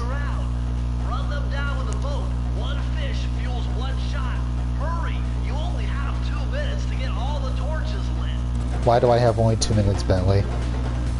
What sense does that make?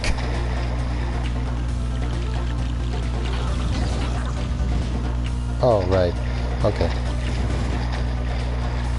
Why is there a time limit? That makes no sense. There is no contextual reason for this to have a time limit. Can I just take my... What happens if I run out of time? This is exactly what I'm talking about. We're just... They got better at this later in the series, but that, you know, I feel like they're better at contextualizing these things. Whereas for now, these are just nonsense. Like, you know, because video game.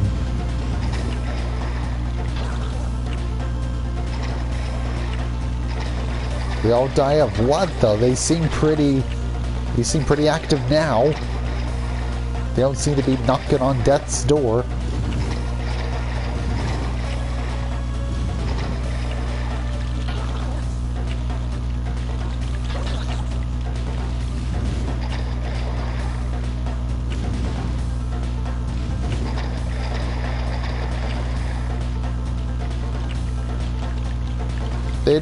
They don't seem like they're old fish. They seem pretty fast for their age.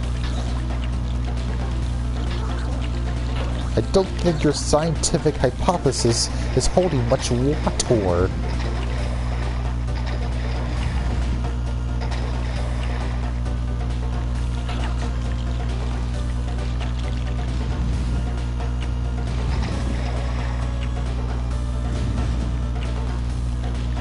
There's no way I can do it. Okay, I can't do 5 of these at this much time.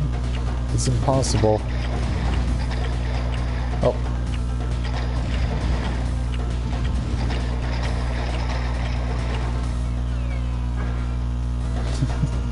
Yeah, bruh.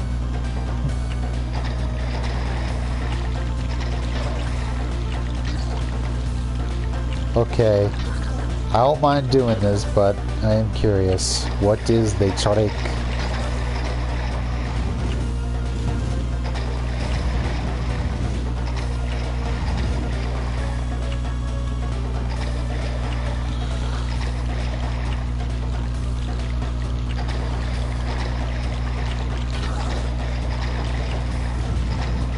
Why did they have to make the fish so fast too?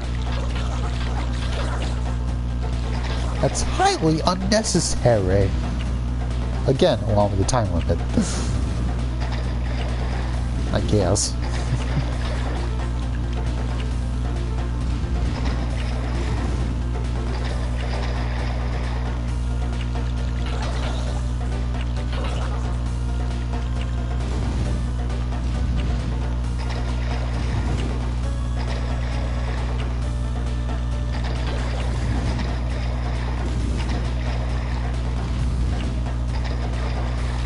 Concentrating very hard.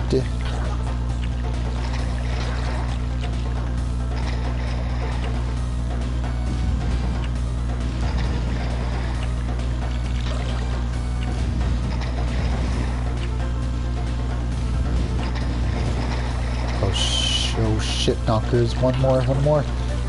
Where is it? Where the frickety frack is it? Yes! Whew. Okay, I can basically go up the ramp and door. Press that. Sometimes randomly and step on the other side, but so I can even speed on. I only go for it once. I don't remember if I ever managed to do it. Huh. This ramp here, you mean? Going up it? Whew. Yeah, you better give me an achievement for that game.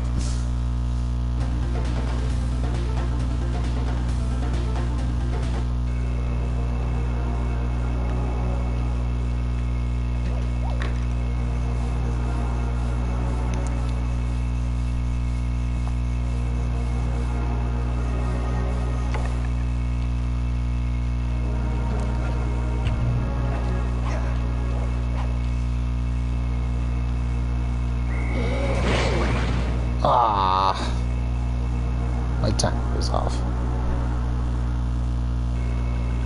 What the heck even happens when you get a game over in the hub? Like, where can it possibly take you to? It's like, you're back in the hub. Again. I don't know. They should make it like an NES game. You die in the hub, you have to start the entire game over.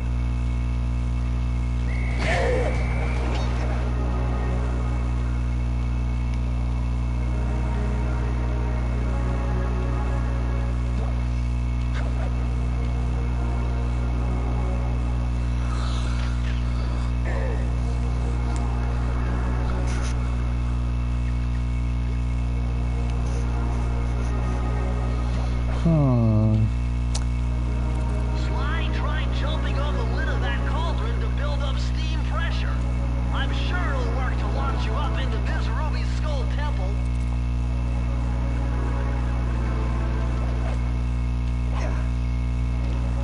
before I go fight Miss Ruby, it's about to be 3 in the morning. I'm thinking I should stop after Miss Ruby and call it a night. And I can finish this up quick tomorrow. I figure if I were to keep going and finish the whole game, like that would just be pushing myself too much. Like I could do it, but yeah, Miss Ruby would be a good note to end this part on. Like it would be nice to be able to do the whole game in one stream. So I feel like I could do it, but I feel like I shouldn't. So.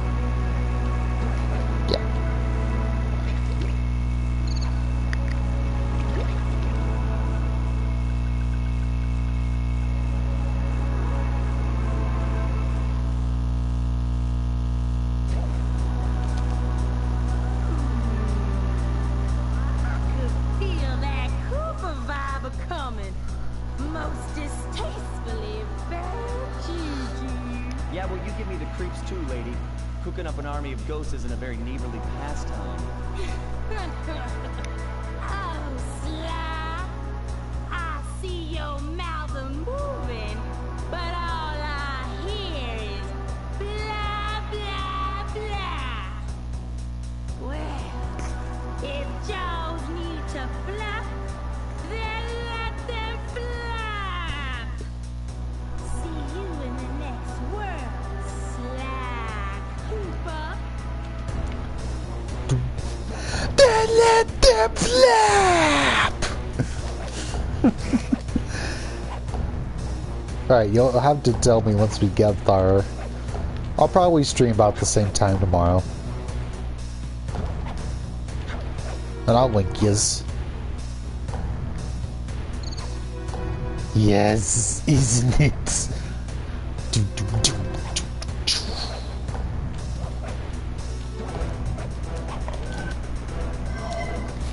Come back here. You can't run away forever. Quite true.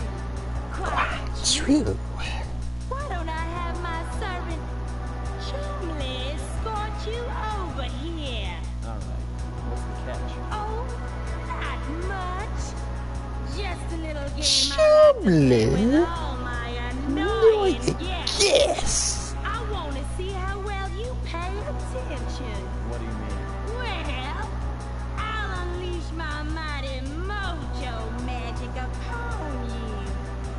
If you repeat what I do, you'll dodge it just fine. If not, you'll get set. A little voodoo Simon Says, huh? Sounds easy enough.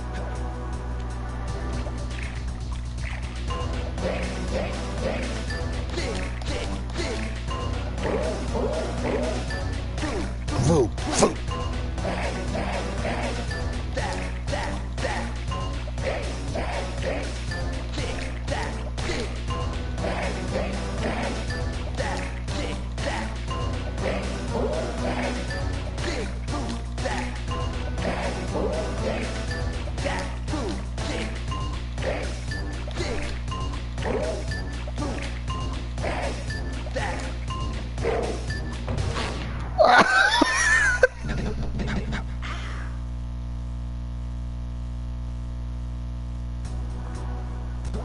That was the best time to fail that.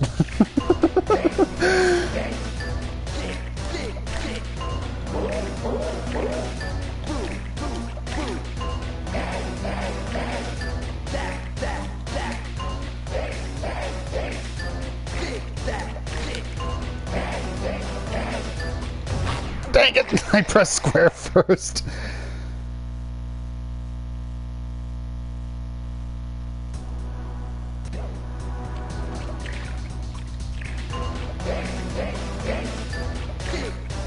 Dang it! Oh, my time is off now. Okay, I need to get back in the zone. I need to get back in the zone.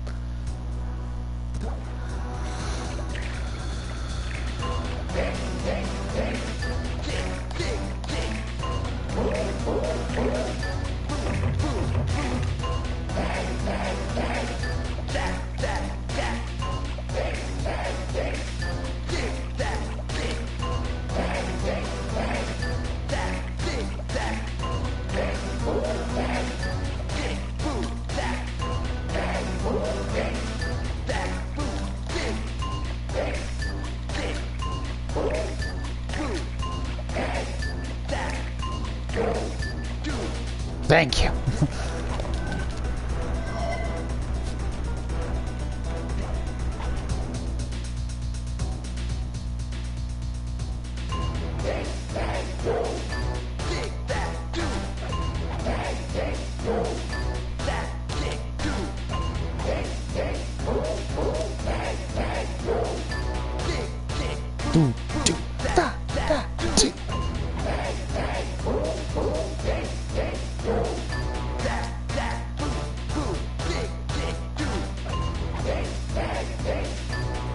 Oh, dang it.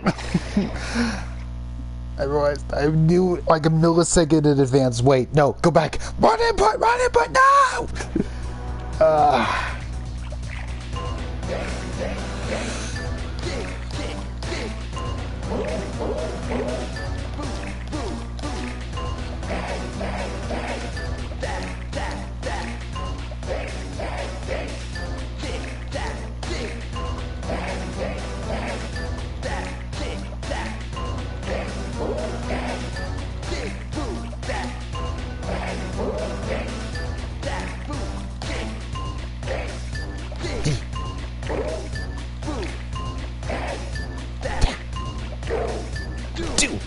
Yes!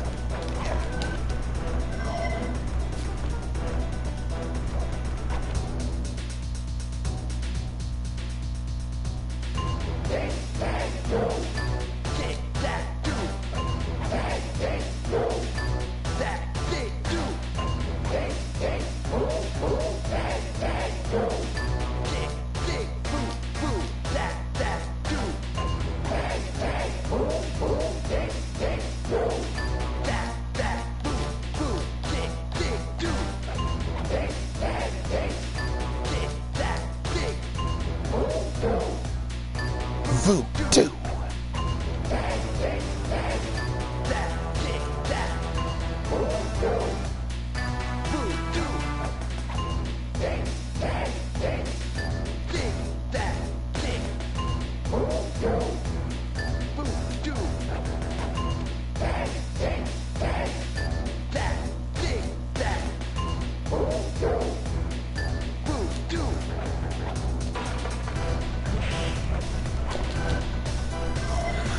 Okay, here it goes.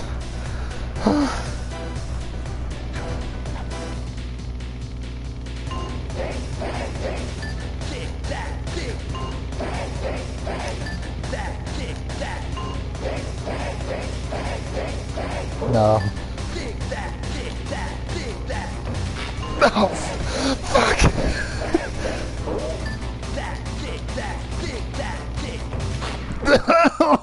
Oh, no.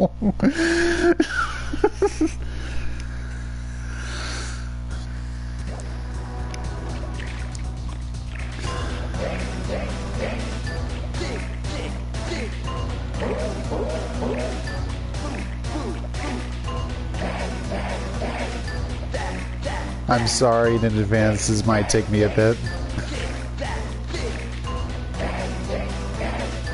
I'm glad we're choosing it to end here because I'm probably going to have no energy after this.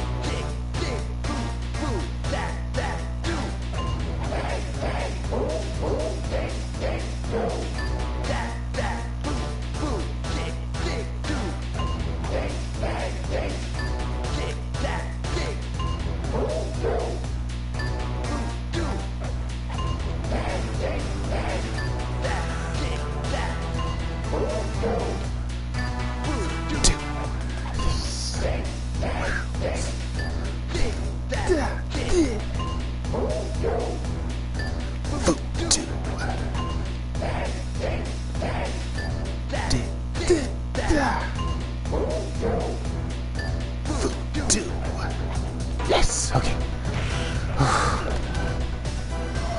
Okay. Please go easy on me, please, ma'am, please.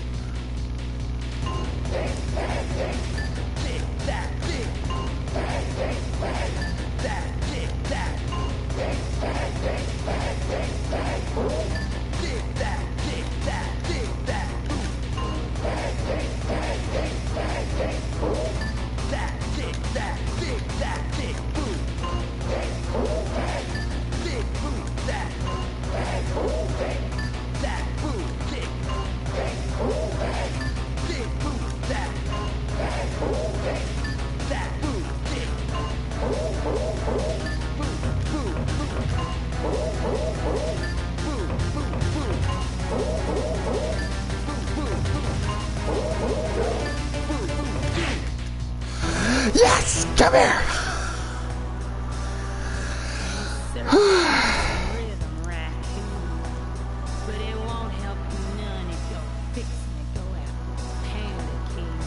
Oh, don't worry. I remembered the X.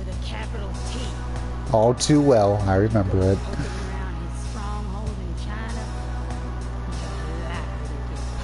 Yeah, well, if he's anything like the rest of you, I think I'll manage. Ms. Ruby's section of the Thievius Raccoonus held notes from my pioneering ancestor, Slyton Common. His invisibility technique allowed him to steal from corrupt pharaohs and greedy noblemen. Right on schedule, Inspector Fox's arrival cued my exit. The production of zombies, made illegal in the World Peace Accord of 71, earned Ms. Ruby a life sentence behind bars. While the gang and I enjoyed a few weeks in the tropical sunshine, working on our tans in preparation for our next caper. Alright, I could keep going, but I will not. Alright, I know if I stick around. Yeah, I know. Okay, I want to chat a bit before I call it. But I know if I stay here, Bentley's just going to tell me, ready for the next one. Yes, Bentley, I know. Because I'm just going to pick a random one. Yeah, I'll just go with this one. Wait, no.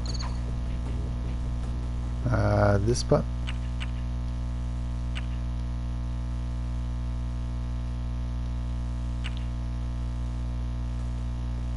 Okay. Whew. But yeah. Thank very much to the both of you for coming. I assumed it was just gonna be Britt, so Sage, I really appreciate that you came here. Helped keep me company. So that Britt didn't have to carry the chat too much.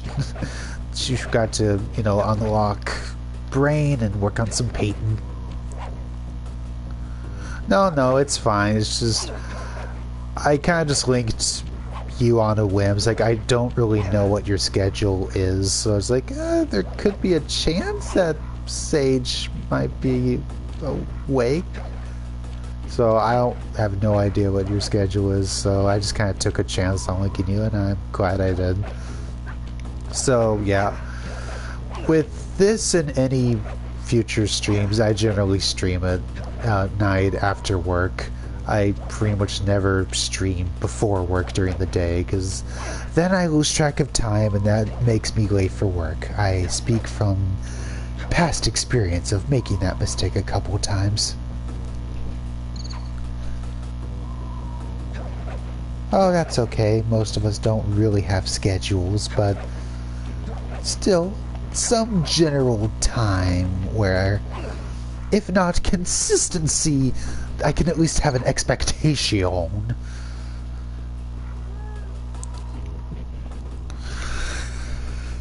But anywho, I will also admit I was kind of banking like, oh, am I capable of beating this game in one sitting? because I usually beat Sly 1 in 2 sittings. Like, oh, I really want to get started streaming Sly 2 because that's my baby. It's like, no. If I'm not going for a completionist run here, but I still want to stop and smell the roses as I play through Sly 1. And, still have commentary. I was like, I don't want to rush too hard because that won't be fun. And yeah, it did. We finished chapter 3, and there's only 2 chapters to go for this game. Whereas, Sly 2 is the beefy one. It's a long game. That's the game that I suspect will take like 4 sessions to play through. And 3 is kind of in the middle.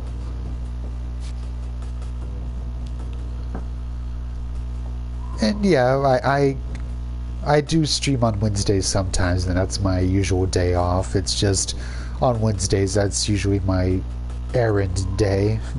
It's like, get laundry done and go grocery shopping, etc. So even then, I usually wait until night to start streaming, and just have the day to do whatever. And yeah. But anyway, let's see, any other notes? But yeah, I've been really excited to start streaming the Sly Trilogy. I've just been really nervous to try. I almost considered not doing it tonight. It's like, maybe just draw or ask Brave if she wants to watch Powerpuff Girls. I was nervous, like, should I even try streaming? Brit's usually the only one that shows up. It's like, yeah, but would like to revisit the Sly games with you. It's just, I was really nervous, and now, like, yeah, but these are games I really care about, and will I have good enough commentary? I want, commentary that's worthy of Sly 2 especially. Like, I don't know if I could really do them justice with good commentary that's entertaining. It's like, I probably shouldn't. I might disgrace them. Not really. My low self-esteem isn't that exaggerated, but still, it's like I kind of succumbed to that whim. Like, what, just go for it. Just go for it. If you want to play them, just play them. You'll feel better than if you didn't. If you don't play them, you'll feel a bit empty afterwards. So, yeah.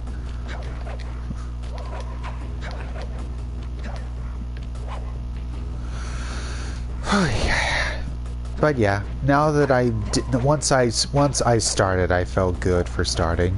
It's just getting started is always the hardest part.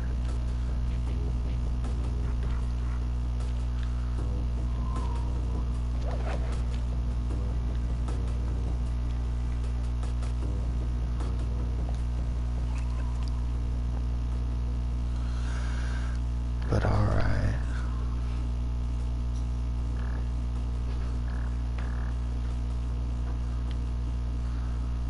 But alright, thank y'all for joining me, and I'll probably finish Sly 1 same time tomorrow, and it will undoubtedly be a much shorter stream since we're completing 2 chapters rather than 3. And I intend to save Sly 2 for Saturday night. So, yeah. Hope to see the lot of you there. But, yes. Yeah, nighty-night to the lot of you. Alright, how do I stop streams again? This way.